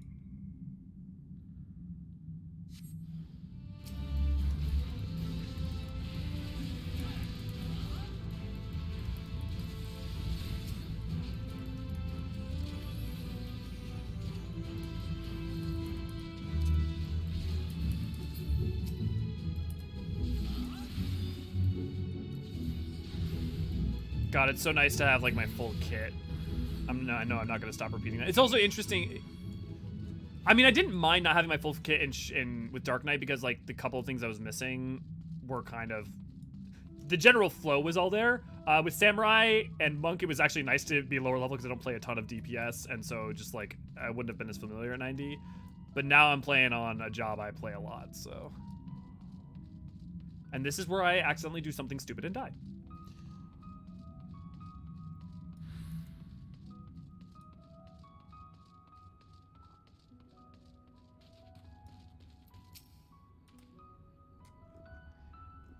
Everyone seems to have made it through without an incident. Nothing of consequence, at least. And as promised, the tunnel has delivered us into the medial circuit. As I recall, the tier is where they keep a wide variety of samples for agricultural production. Dude, we forgot to point out the grapes! Oh, I'm mad. Okay, well, we'll point them out when we go buy them soon. I forgot to point them out when we were watching the intro cutscene. If Arenville's assumption holds true, the specimens are being collected in preparation for a great migration. Then we should see evidence of such plans in the area's research projects. Let us follow the path to the nearest farming facility and see what we see.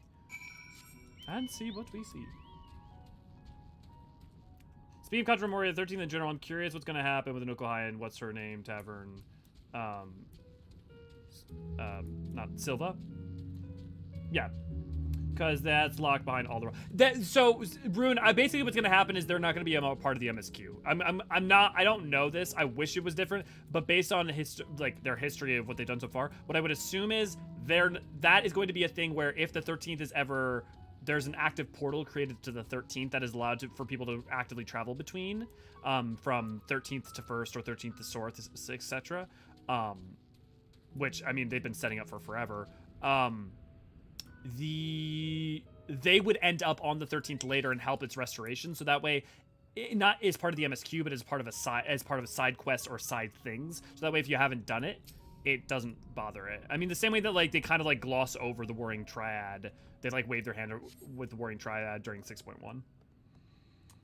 Yeah, Dark Knight in my opinion feels complete at 70 and everything past that's just extra shiny buttons. Yeah, I would mostly agree, Lynn. Oh, who misses the polygon grapes? Who here wasn't here at, like, Endwalker launch and does not know what the hell I'm talking about with the grapes? Aha! Now I know where we are. This is Merrill Agronomics. Yeah, exactly. Alara's got it. Labyrinthos is a host to a wide variety of vegetation, which allows us to conduct studies on cultivation methods utilized in foreign lands, and it is this facility which coordinates and oversees those efforts. The fruits of their research go to feed their Labyrinthos colleagues, or so I hear. More notable successes might to make it to Agoria. Food so exotic you'd be hard-pressed... more notable successes might make it to Agora. Food so exotic you'd be hard-pressed to guess their origin, let alone how they might taste. Indeed, mystery vegetables without a name, only a list of nutritional benefits scribbled on a card. I see no Garleans hereabouts. Oh, God, I keep reading Gleaners, Garleans. I see no Gleaners hereabouts, yet these workers seem to share that same sense of urgency. 'Tis possible they know something of the Forum's plan and their underlying motivations. Worth looking into, wouldn't you say? See what you can about the coax from the workers. The rest of us will do the same, or cast about for useful clues.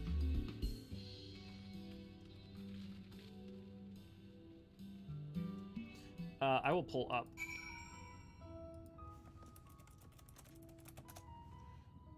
For those of you who don't know, here I'm gonna go to the grapes real quick.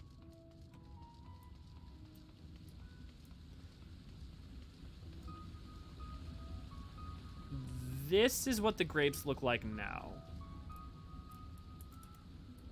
You know, I mean, like, look, it's nothing crazy in terms of polygons and anything, but it's okay. A bunch of grapes, whatever.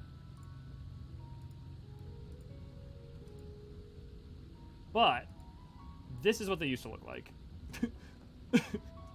And everyone, and there was a like close-up shot in the intro to Labyrinthos where everyone noticed them.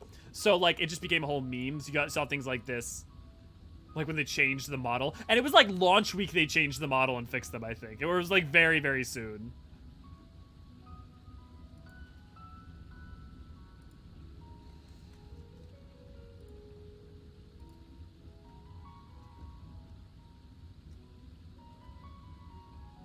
I do like 80th level esteem summoning skill, yeah.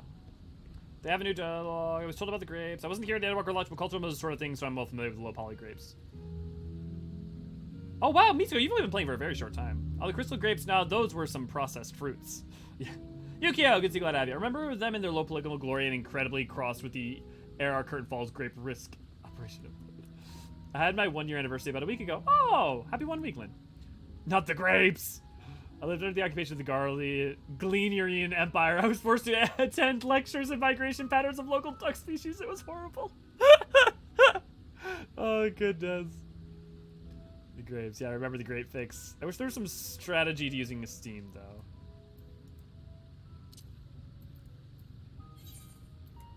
Esteem? Why am I forgetting... Oh, whoops.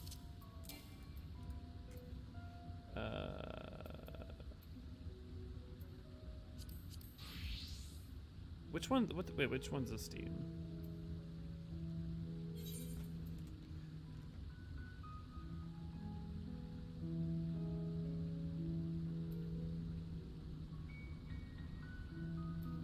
I have no idea. I don't know which ones you're talking about. Oh, Living Shadow. Yeah, no, it's just a button to press that gives you deeps. Yeah. Esteem is Living Shadow Summon. Okay.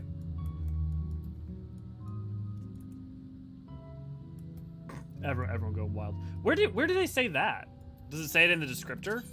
I'm surprised I mean, I guess it makes sense because I stopped playing Dark Knight right before they added. Or actually, I guess no, wouldn't have necessarily been.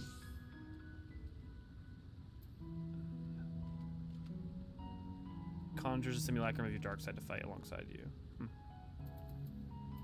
No, I have gear swap hotkeys. I just currently one of the gear swap got broken. It's set to Arcanist. Well, here, you know what? I can go ahead and fix that now.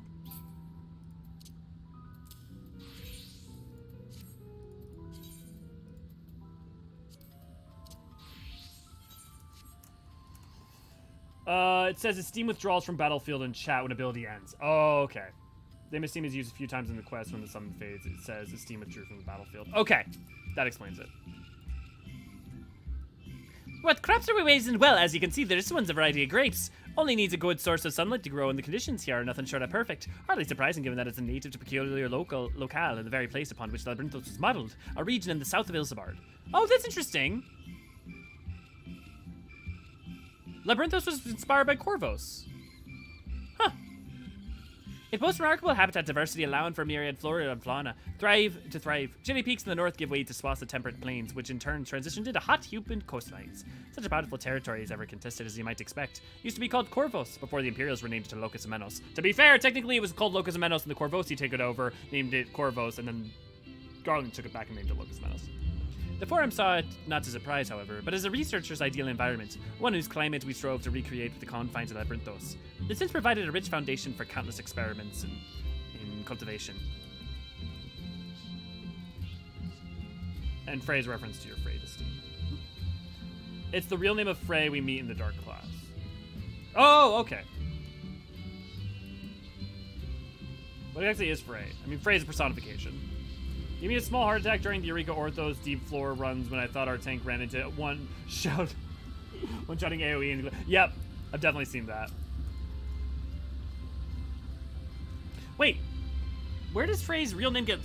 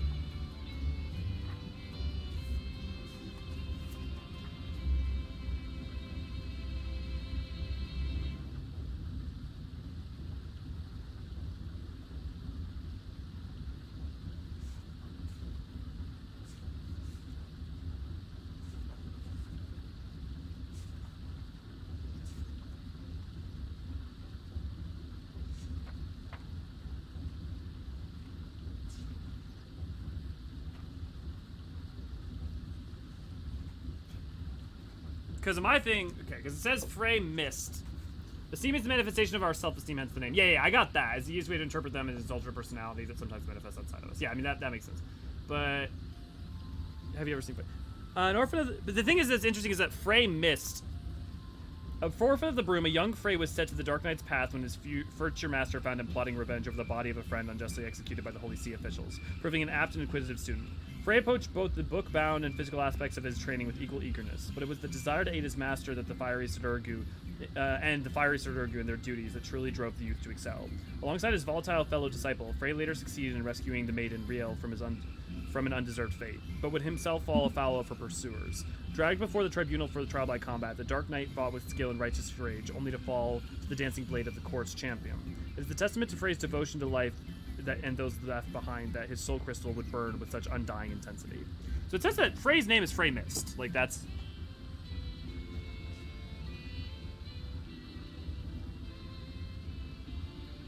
Which I realize is a reference to Mist, right? Is this guardian last name for orphans with unknown parents. Oh, like Snow and... Wait. Because there's Sands. What is it? I know there's one for everyone. Yeah. Yeah, travel. Yeah, I'm just explaining. The thing is that someone said the name of Steam is used for the quest and summons the Steam for battle. It's the real name of the Frey we meet in the Dark Quest. Because it's the real name. I guess that's not the thing that we meet in the Dark Quest. Even though it's a personification, is still could be called Frey. But I see what you're saying is that personified entity itself is our Esteem. Okay, fair enough. I follow what you're saying. How does Eastern view the sounds?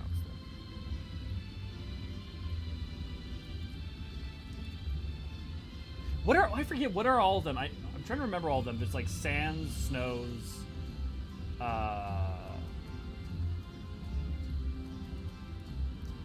Oh, hello there. We weren't expecting visitors, not with use of lift being restricted. How did you make it down here anyways? Esteem would be us? Esteem is a part of us, right? It is a part of, he's from the Dark Knight quest, right? It is not just us. Like, his actions alone are a part of us, but they are not wholly us. Right? Like, think about, like, the righteous indignation and fury and how that's, like, propagated outwards is different than how the Warrior of Light normally acts in and of themselves. So they are a fragment of us made manifest, our sense of justice, indignation, fury, passion, you know, in a conscious self. And given voice and form. You know, you look to the final Our Voice with Shadowbringers. Well, hello there. We weren't expecting a visitor, not with use of the lift being restricted. How do you make it down here anyways? We traveled down the mine shaft, you know, as you do. The mine shaft, you say? Well, it's much hardier soul than I. Under normal circumstances, I'd reward such tenacity with a guided tour of the fields. I'm afraid the Forum has this filing orders list a mom long. Massive yet detailed requests, literal wagon loads of crop samples, and hardly any time to put them together. When I first heard the grand reorganization, I assumed we would be shuffling around old stock to make room for new. Then came the orders for ridiculous quantities of seeds we had already thoroughly researched. Passing strange, eh? I pressed for an explanation, and was met with vague assurances that all would be revealed in due course. Not the most satisfying answer. That I cannot deny. Yeah. It's the part that says that I cannot deny. Definitely a part of, yeah. There's an aspect to it, definitely. Actually, you know, this is true. The wanderlust, the desire for adventure, is that the desire to push yourself and go farther and be more. Is that the same as the desire for? I think that's. Well, I mean, if it is literally our esteem, then that would be a part of it. Yeah. If we take about that term, yeah. Or they would have picked the snarkiest dialogue option. Oh, dude, the guy just reminded the aura. Reminded the Arawan Tavernera. I'm a little sad. Of Arawan? Yeah. I don't understand how can your self-esteem be so violent. Yu-Gi-Oh! Just because yours not doesn't mean someone else's wouldn't. Also, they speak with you using journal entries, and it's awesome. 100%. Do I have aught to be taken down below? More than I can carry and then some. Most our stock is sent off to cargo to lift, but some has been earmarked for ethereal transport, hence the stack of crates atop the hill over there. Gods, all in a lot up the slow was a job and a half.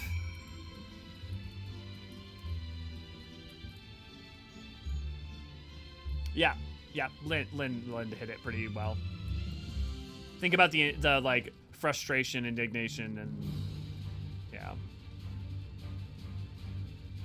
And also, I don't know, the desire for things to be fair, for things to be right, for things to be correct, for things to be just, and like a hardcore, deep longing for that, and frustration when the world doesn't oblige, can definitely lead to such anger that it can lead to violence, I think. What pretty little flowers. Labels on these crates tell the story of their contents. Bundles of common seeds and saplings, accompanied by shelves of reports.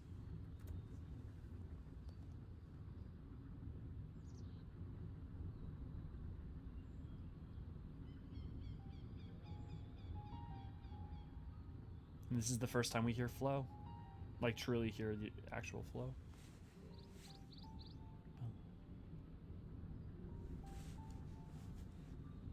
Hard to look away, isn't it?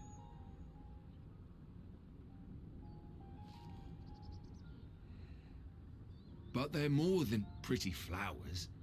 Heart blooms are attuned to ambient emotion. Is that Arbert's voice actor?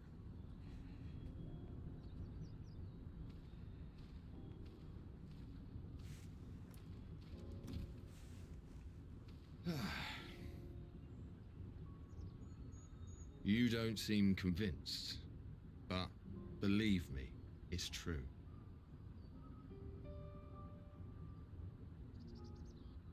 This ashen grey, for instance, it mirrors the anxiety and urgency of those working nearby as they rush to fulfill sudden orders. Intense feelings like those spur the petals to change colour. Bright glowing hues in the presence of joy, dark subdued shades for frustration or despair. Yet even with the collected wisdom of Sharlayan at our disposal, we've yet to identify the underlying principle of this empathic effect. And there are other mysteries besides.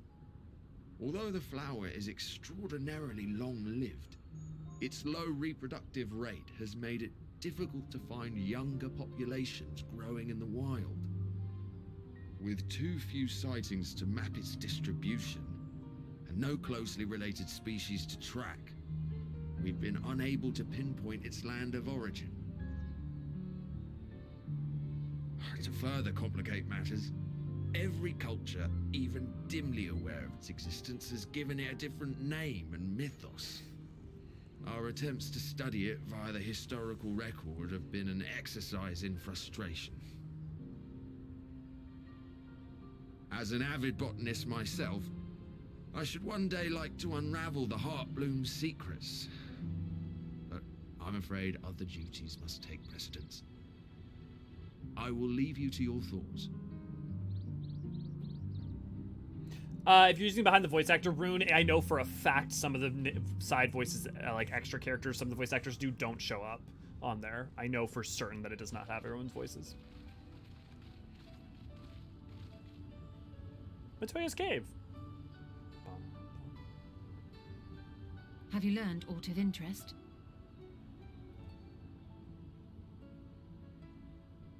Well, I learned about these flowers, but not too much from the Gleaners. A flower that reacts to one's feelings. Strange. I must say, I have never heard of such a thing.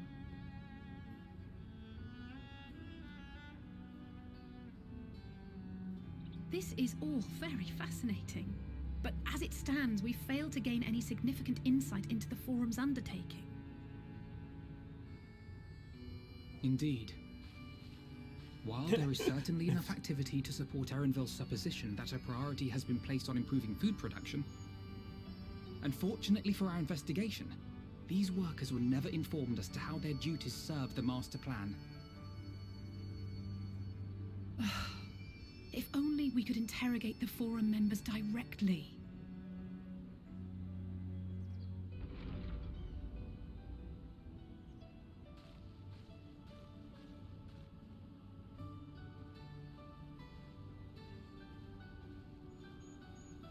Isn't that the entrance to the Archaean?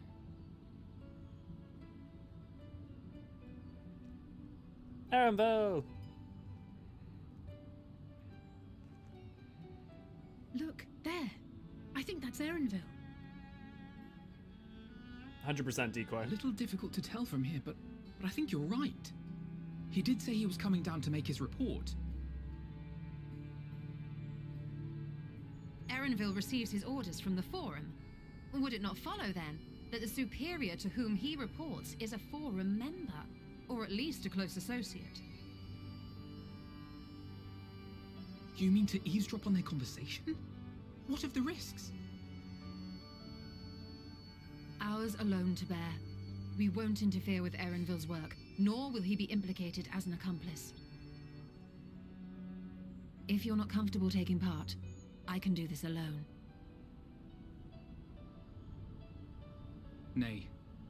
I said myself that I wished to know Father's intentions, and no answers will be forthcoming should we simply ask nicely. We can apologize later, should it come to it. Right now, we need every crumb of information we can get our hands on. Consequences be damned. I know the one you're talking about, Rune. It actually also plays during the credits, but yeah. It might be best if you came along as well. Phenomenal song. In fact, we should all...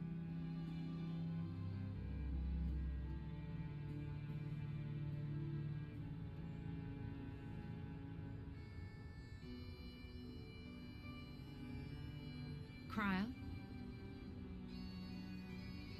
This feels safe. Oh, yes. That certainly sounds like a plan. I'm glad you agree.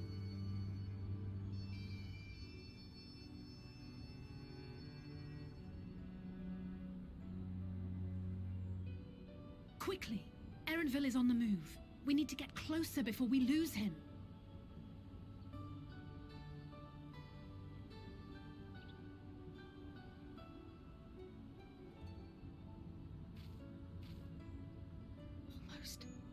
I can almost reach you. I also love that detail of, I won't say who it is yet because we haven't reached there, but think about the reason that Crowd's getting these headaches, right, is because she's descending lower, right? Physical proximity lower and deeper into the earth. Closer and closer to the ethereal sea. Is Crowd still feeling unwell? I've never seen her so distracted. Keep an eye on her, but keep moving. We cannot let our quandary slip away. You know what, let's just in case. Forgive me, my attention has been elsewhere. We were following Erenville, weren't we? Let's get him after him. Ah, there's something there. No.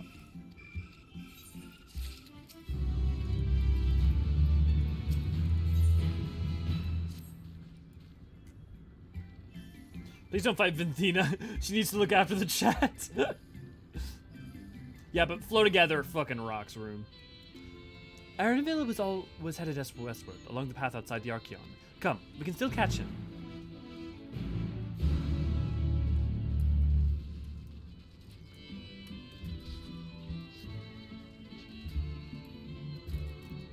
Come on, milkshake. Hi-ho! Away!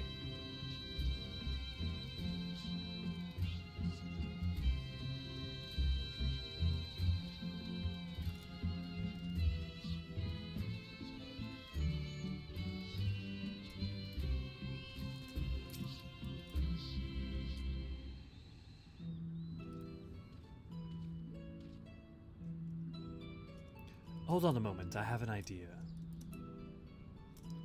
If memory serves, the colossal wall-like structure is Logisticon Beta, one of Labyrinthos' climate control centers, which have its own lifts with which one could access the upper or lower tiers. If I were an agent of the Forum, it would make for a convenient meeting place. But even if we happen to find Erenville in the company of said agent, we cannot expect them to reveal issues of importance as we nonchalantly stroll past. Nay, we shall have to remain undetected. If only Graha and his vanish spell were here. Oh, but there are other ways of turning invisible. Hippity-hoppity, my little toads! Goodness!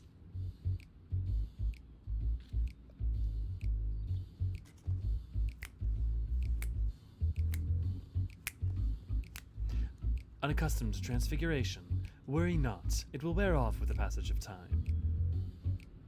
I suggest you and your green companions hop along and catch up with Erenville. Should you feel the magic's fading, return to me and I will refresh the enchantment. And what am I to do in the meantime? Wait here with me. In your current state of mind, you'll be likely to leap into the jaws of a predator as you would learn anything of note. Which reminds me, were the creatures were hereabouts in that form, you are essentially defenseless.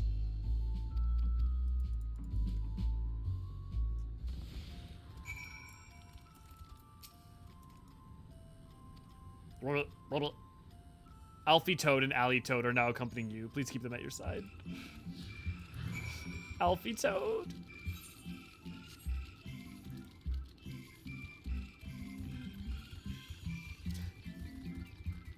So Elio, what do you do for work? Well, I play video games for people to watch. Well, what type of video games? Just cut to this with this music and this visual.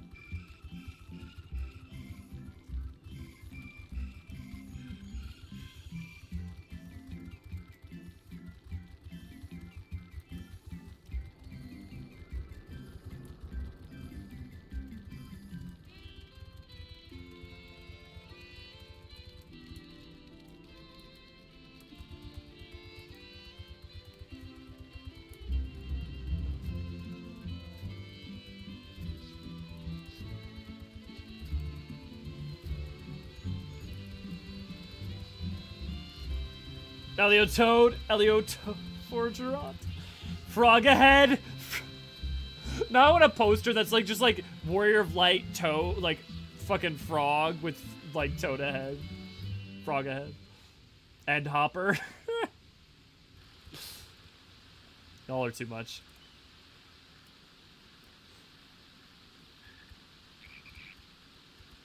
Yeah, or like or if one of them like had like little bows or something, or like a spot on their back. I trust you will find your compensation to be more than satisfactory. We wish to make clear that we are pleased with the efficiency and thoroughness of your work. So much so that we have come bearing new tasks in need of your competent hand.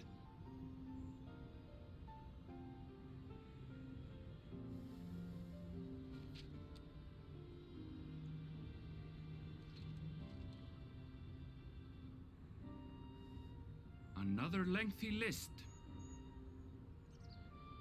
If I may speak frankly, the Gleaners have been pushed to the point of collapse by your unending demands. We are not familiars to be exploited. We are Sharlayan scholars and we deserve an explanation for this unseemly treatment. What warrants such urgency?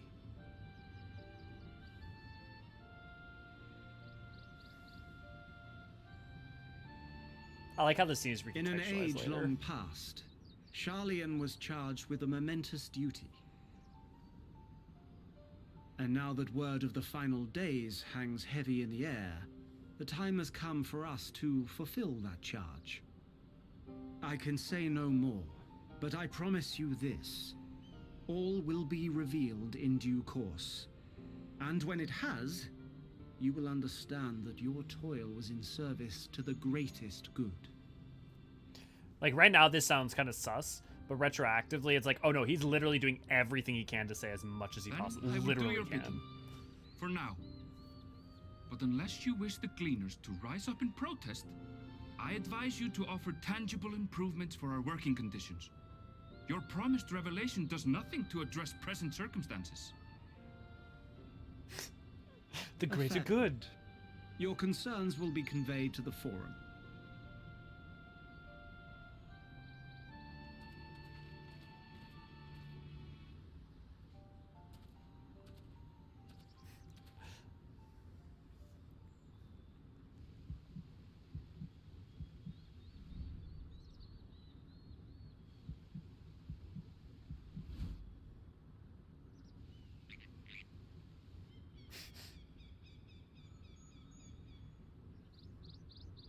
I hope that was informative.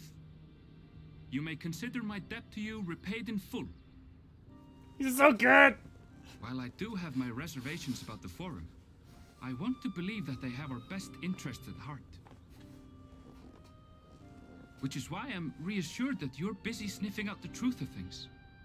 We can ill afford to place all our eggs in one basket, this master plan of theirs, without first understanding the risks involved. Dude, I think that guy that we just heard just now was Americ's voice actor. Wait! How did you know it was us? If you mean to impersonate a toad, try studying the real thing. And don't try to fool an expert. I was trying to figure out what it was reminding me of. I think it is Americ because it reminded me of his performance a little bit in Dark Souls 3. Yeah, it's a great cutscene. Oh, see, now I want to watch Hot Fuzz, Lynn. This story is very riveting. Oh my god. I suppose we should have known a Gleaner who specializes in animal procurement would not be so easily deceived, but he seemed inclined to put his trust in us all the same. More importantly, perhaps we've discovered a new piece of the puzzle, this momentous duty the Forum agent mentioned. Sharlayan has been called to action, and the Telofroy's declaration was the catalyst. Whatever charge it is they hope to fulfill, they deem it of sufficient import to disrupt all of Labyrinthos, not to mention ignore Eorzean's requests for aid.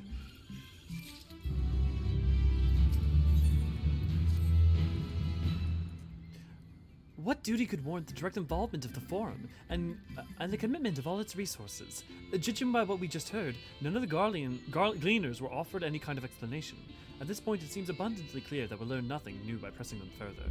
We should head back to your stolen Kraal for the moment, see what they think of this. Okay, guys. One of the most important cutscenes in the game coming up.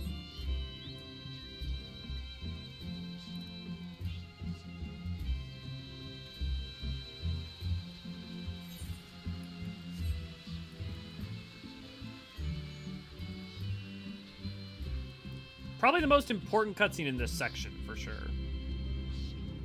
And also one that might get me emotional, we'll see. Do you like what we do? Consider showing your support and signing up for a Patreon at www.patreon.com/AeorzeanArchives. Get your name in the banner above my head. Again, also get your name at the end of videos, and get your name color changed on Discord to match your role. Goes a long way towards supporting us, which allows me to do more of this more full-time. And, yeah. Appreciate it if you can, and if you can't, no worries.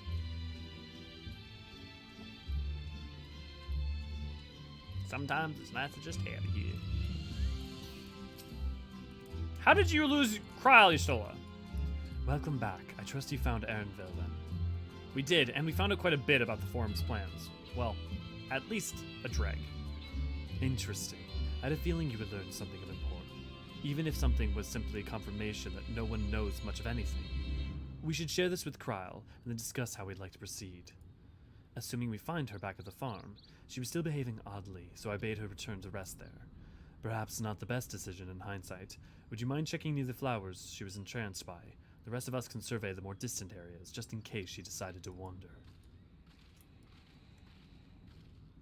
If you have not watched, if you have not played Endwalker in a while or not watched its cutscenes, this one coming up here is one definitely worth, like, paying close attention to.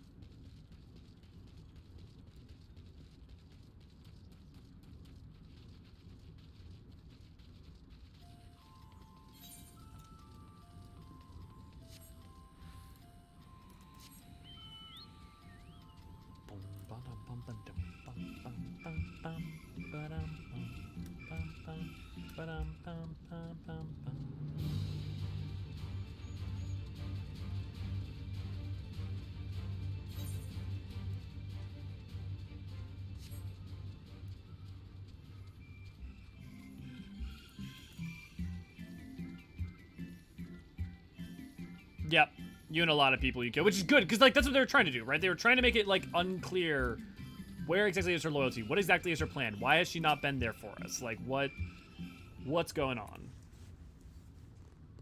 And that moment on the boat gives you some comfort, but also some disconcerting uncertainty. And then you have this moment, which I think secures a lot for at least some.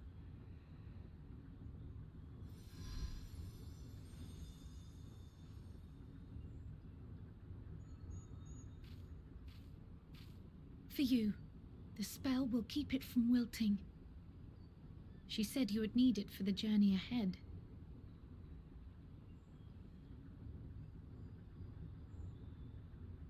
Who? Will you speak with her now? I cannot hope to match Minfilia's clarity, of course, but...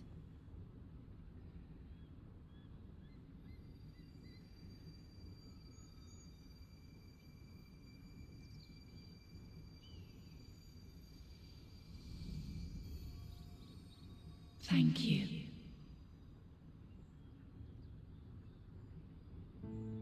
Do not worry.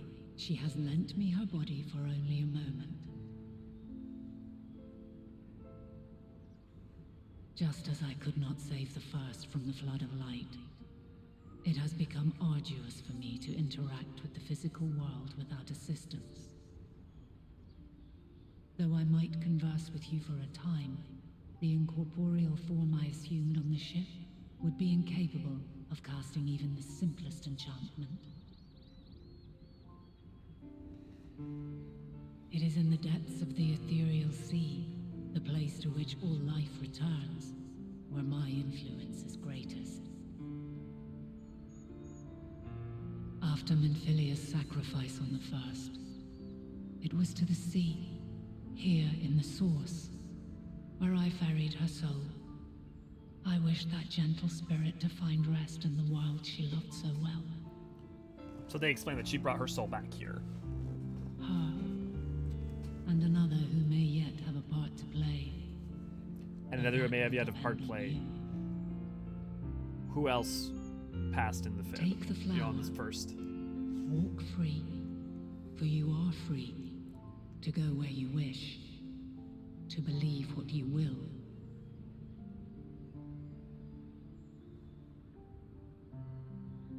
That blue will be your guide, test and proof of your conviction. In darkness, seek joy. Surrender not to sadness, and see beyond despair. Walk free, and bear the light for others to follow. Together, raise it aloft and let it shine, till the end, blinding and radiant.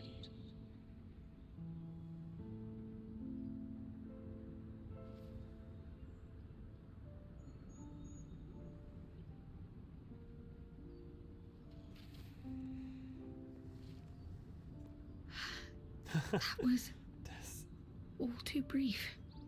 Already she seems so far away.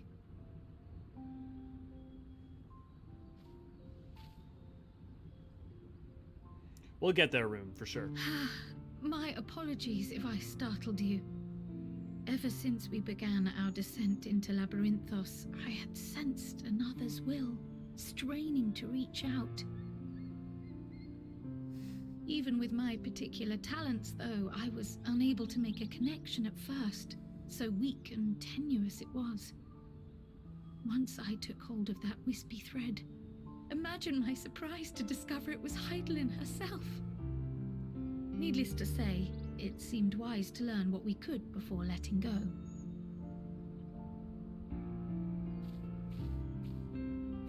Her answers were more cryptic than I would have liked, but at least she left us with a guide of sorts, that unusual flower.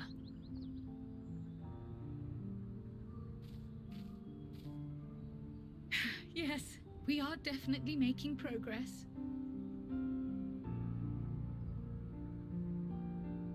You can't be serious. We've done nothing wrong.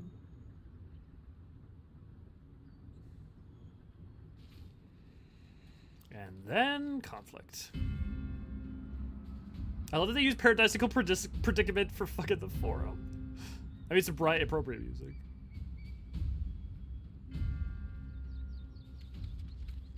Master Fortuno, what business has the forum with us? Obstruction and suppression, apparently.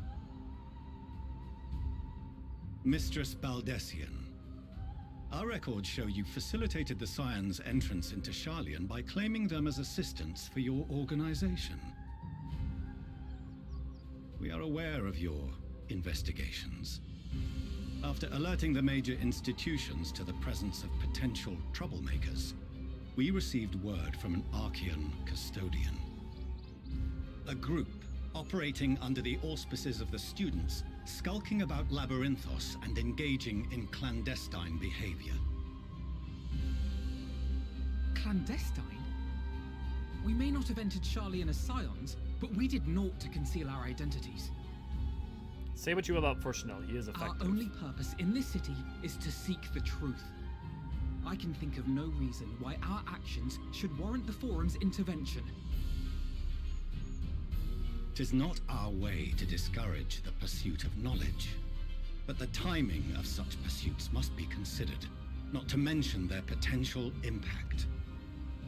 With the world in chaos, we, the true caretakers of wisdom, have committed ourselves to an undertaking that demands the utmost discretion.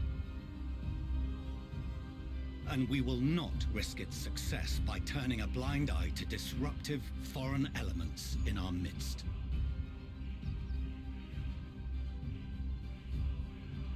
What then is to be our fate? Will you put us on a ship back to Eorzea? The Forum will convene to examine your case. The results of said inquiry will determine your future in this city. As for your absent companion, he has already been detained. Grah! But why? Is reading a crime now, too? Reading is encouraged, celebrated even. Not, however, of the volumes shelved in the restricted section of the library. I do like that he took the time to say that it is a part of their way of being to celebrate that behavior. You're still just like that, motherfucker. Will only make matters worse. Let us instead treat this as an opportunity to open a dialogue with the Forum.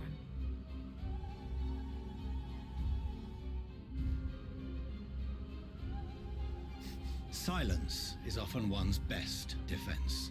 I would advise against prolonging the proceedings with frivolous discourse.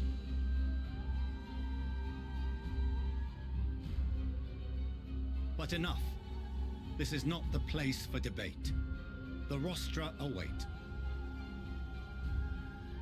I think Infinite's referring to Paradisical Predicaments playing Rune.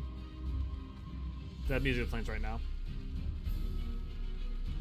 Yeah, we know for sure she was weaker than Zodiark. They find when we fight Zodiark, he's fragmented on whole. Yeah, so we never get a good sense for what both of them were like completely at their prime, which is why I think the ultimate that we're gonna get for them is gonna be crazy.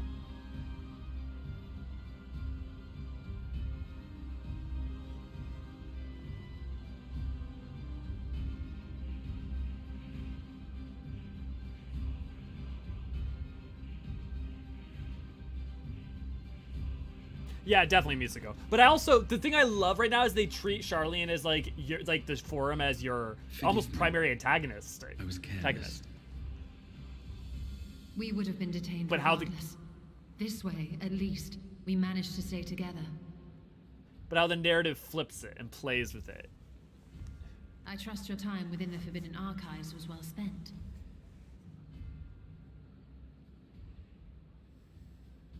Yeah, decoy. The Forum will come to order. This inquiry is now in session. As Speaker-elect, I will be presiding over the day's proceedings. Master Fortuner, would you be so kind as to restate the matter which compelled you to summon your colleagues with such urgency?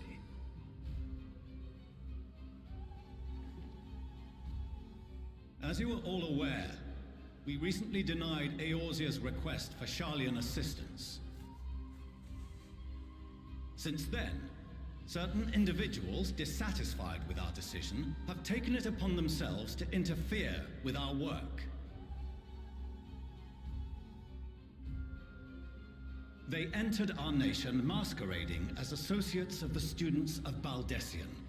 But these malcontents are better known as the Scions of the Seventh Dawn. These militants wield influence with both the Eorzean and Eastern alliances, and are inextricably involved with the crises presently afflicting the world at large. loose in our city. These warmongers sought to meddle with and expose matters of state secret. What are they, if not a dire threat to be expelled?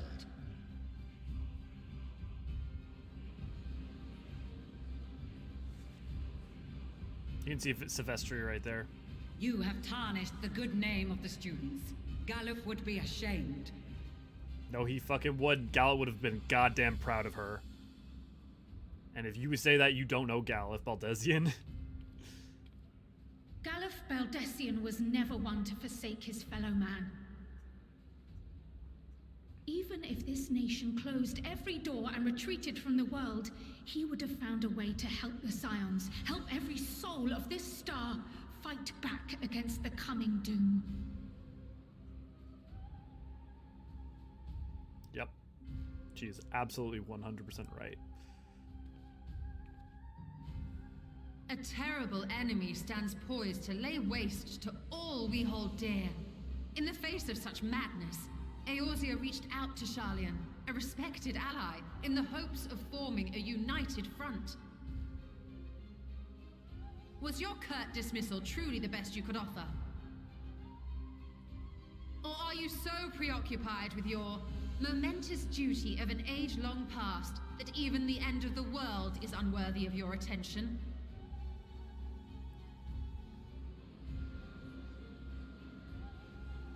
Whence came this revelation?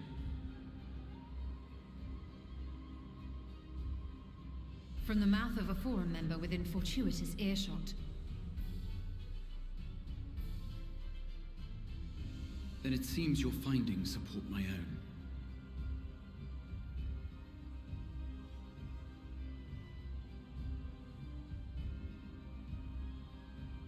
The reason I visited the restricted shelves was to study records of the Forum's policymaking process, to better understand the historical trends underlying their most major decisions. At first glance, the positions of neutrality in war and the accumulation of knowledge above all else appear constant and consistent, the unchanging pillars of Sharlayan society. And once upon a time, I might have left it at that. These days, however, I am more attuned to the subtleties of governance, and so I noticed something odd. I love how he uses Exarch experience throughout this expansion. From a particular point in time, the purpose of these policies shifted. No longer was knowledge preserved for the benefit of society. Rather, society was to be gradually reshaped to ensure the preservation of knowledge.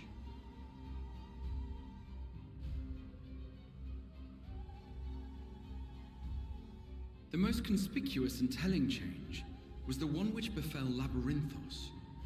Once little more than an oversized storehouse, an enormous allocation of funds saw it transformed into an advanced research and archival facility. I also discovered a fascinating account on the finances of our Dravanian colony. The settlement attracted students from far and wide, and the connections and tuition fees thus acquired were funneled into further improvements for the archives. Now, there is no question that our nation's progress is tied to the acquisition of wisdom.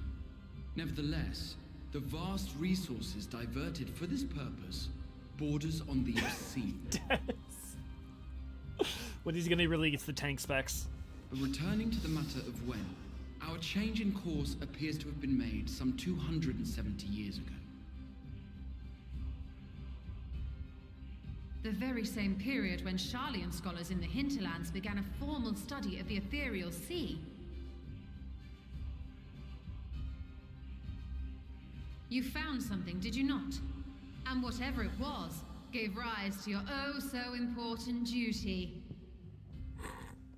Fucking stole it, sneering at him. Mind your tongue, Archon. If you had seen... Anybody else think he was getting force choked there? Yes. We are bound by a duty we cannot ignore. Knowing this, what would you have us do?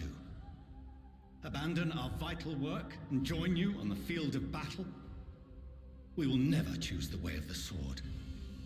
We will fulfill our mission not through strife and bloodshed, but survival. Come what may, we shall live on. We must. Trailer scene.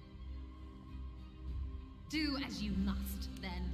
But we Scions will fight until the heavens fall, until our last breath.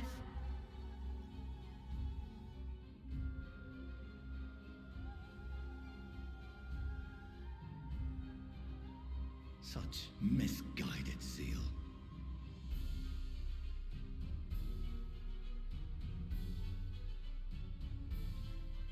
But it's only misguided because you can't trust them. Father, Master Fortuno, I fail to understand the stance you have elected to take. But by the same token, I have yet to find a compelling argument to counter the challenge you put to us in Gridania. Still, in the midst of my uncertainty,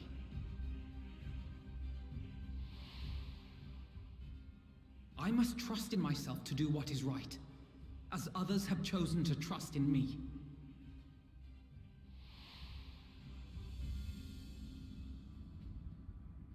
So I will continue, as I always have, weighing the consequences of my every action, and allowing my hope for the future to inform my decisions. That's quite enough. Have you all forgotten the reason for this assembly? Skolok Monteshane. He's the head of the studium and an old friend of my grandfather's. Honestly, every discussion devolves into some interminable debate. Terrible habit. Let's return to the topic at hand, By their own admission, these Scions have resolved to fight alongside the Eorzean nations against the doom which swift approaches.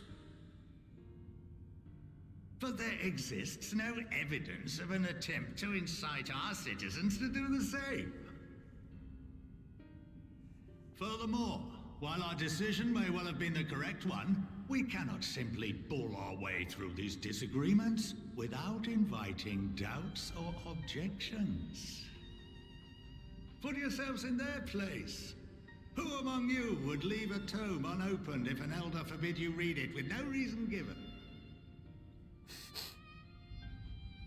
Now, if we're to quell further discontent, then we must conclude this matter with a fair and even hand. I love Monteshane so much. Yeah, he's so good.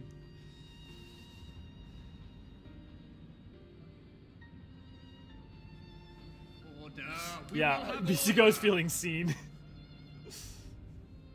Yep, definitely. Master Monteshane raises some valid points.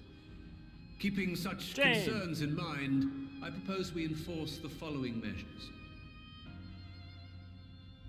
Until further notice, the students of Baldesion are to cease any and all activities within the domain of Sharlayan. You will also refrain from any further investigation into the Forum's decisions and duties.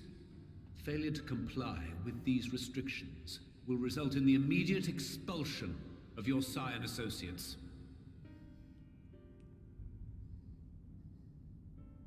It's on the front. Put this judgment to a vote. All in favor, raise your hand.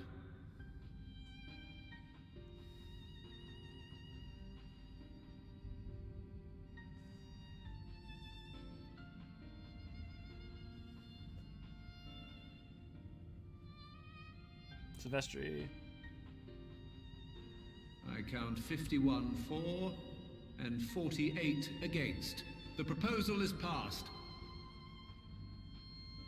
Man, he's a quick counter. Students, Scions, you have heard the Forum's judgment. Pray abide by it, or face the consequences.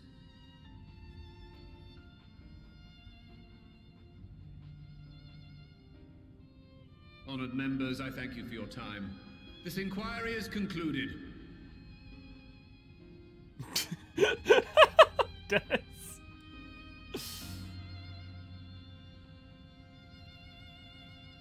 It was, yeah, quite impressive, Ray. I'm surprised they don't have like atheological buttons that they can just like press and.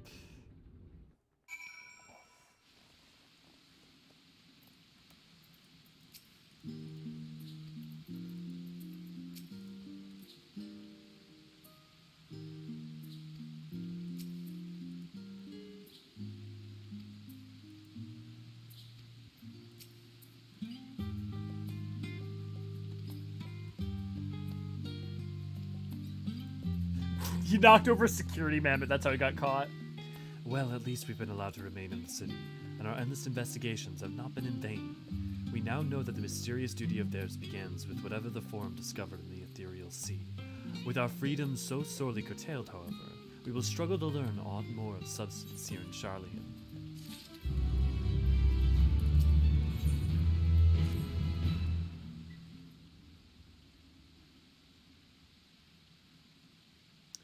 The overall picture has grown clearer, yes. Oh.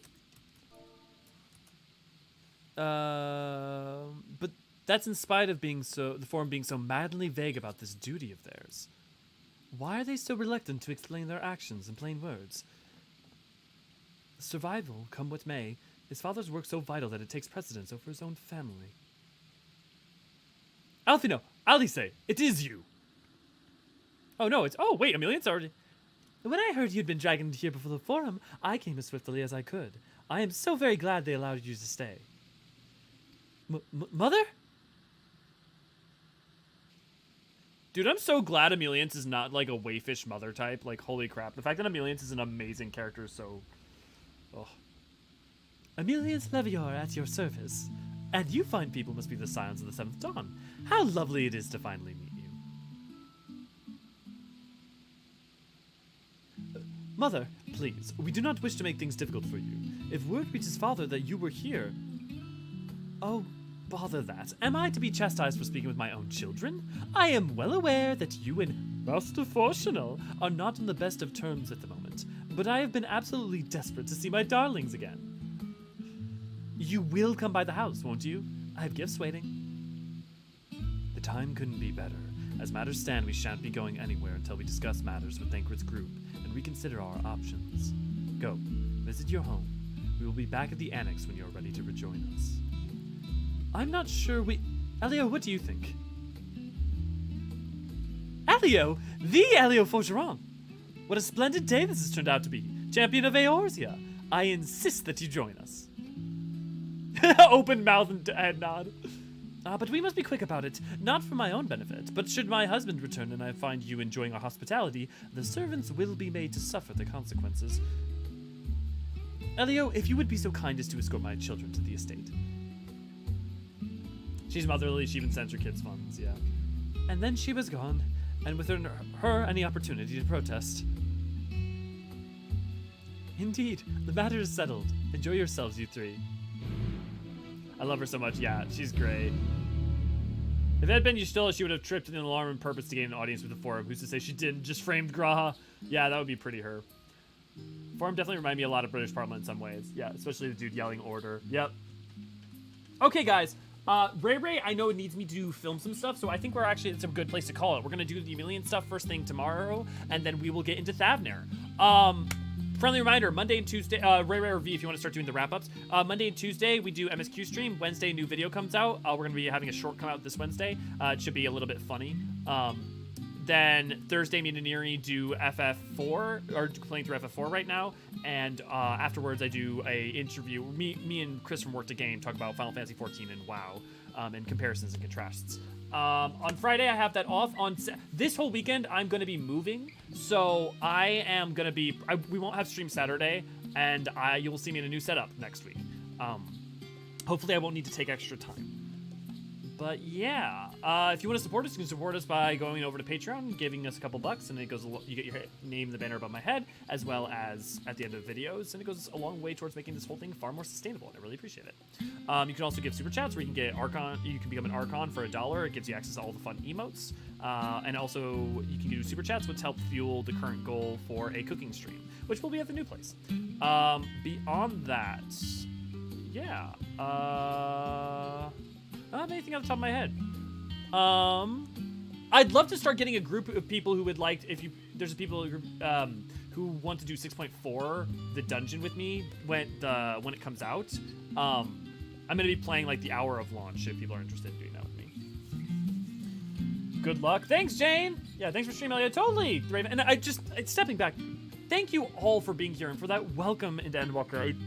I really, really, really, really, really, really, really appreciated that. And I'm looking forward to replaying Endwalker. I'm really fun to hang out with you guys, and I hope we can maintain the energy. Ray over here with all the. Yeah. Also, if you're around, if you could just like quickly just like boop that the like button, just like you just click it, you just press it once, it's just boom. And if you're gonna click it more than once, click it an odd number of times. I appreciate it. It's very just boop. And that includes you watching after the fact, weeks, months, years later. In fact, maybe I'm already dead. Maybe I'm a ghost. But this is an echo of me, a memory of me, locked in time forever. Okay, setting that aside. Thank you for streaming, Elio. I hope everyone has a great day. You too, Deathberry. Good luck on your move. Thanks so much for the great stream. Totally, Mitsuko. Yeah, there's an event. Oh, yes, and Ray has an event on Discord if you want to help us get some footage for the Ruby weapon. That's going to be going on in about 4 minutes or so. 6.4, me always. Yeah, I'm down to do it with you. Awesome, Laura. Sweet. If I'm awake, I'd do it. Sweet. Good stream. Good stream. Oh God, Elio, dude. Oh, do you do MSQ dungeons with fans? Yes, Rune. That's how we do MSQ dungeons. Is we get different people for when we do trials in MSQ dungeons. That said, it's first come first serve though. If someone hasn't gotten to it in a long time, we try to bring them on. So if you can't make it to one, or someone else gets taken for one, we'll definitely remember to like take you for another. So yeah, if you want to do any of the dungeons or trials with us. Well, that got spoopy. Many thanks for the stream. Yeah, no worries. Okay, guys, if no one has any final questions, I'm going to hop off and I'm going to go help Ray with her thing, and then I'm either going to sleep or I'm going to pretend to sleep but actually play Breath of the Wild or Tears of the Kingdom so that I can finish it and set it aside. Maybe I'll join for those days. Yeah, definitely does. You definitely should. Good luck with the Ruby Weapon, folks. Thanks for the stream. Totally. And for the insert amount of time of great content. Absolutely, Lynn. Absolutely. Okay, I'm gonna head out here. I'm gonna click the 60-second clock, and then we're gonna go. Please do get some sleep. I will. I did get some sleep last night. And I've been trying to get an appropriate amount of sleep. But I know that Ray getting finished with this will make Ray happy, and making Ray happy is makes my life a lot easier, and it's also fun. Also making V happy. Make your mods happy, guys. Life lessons. But yeah. Oh, Ray's got a lot of archive projects that are going to be coming out in the near future. It's very exciting. So, actually, I should talk to Ray about whether or not. Well, we'll get to that later. Have fun with Zelda. Yeah. Good luck, Ray, with RW. Yeah. Okay. We're good. Have a great night, everyone. Benelio Forturon.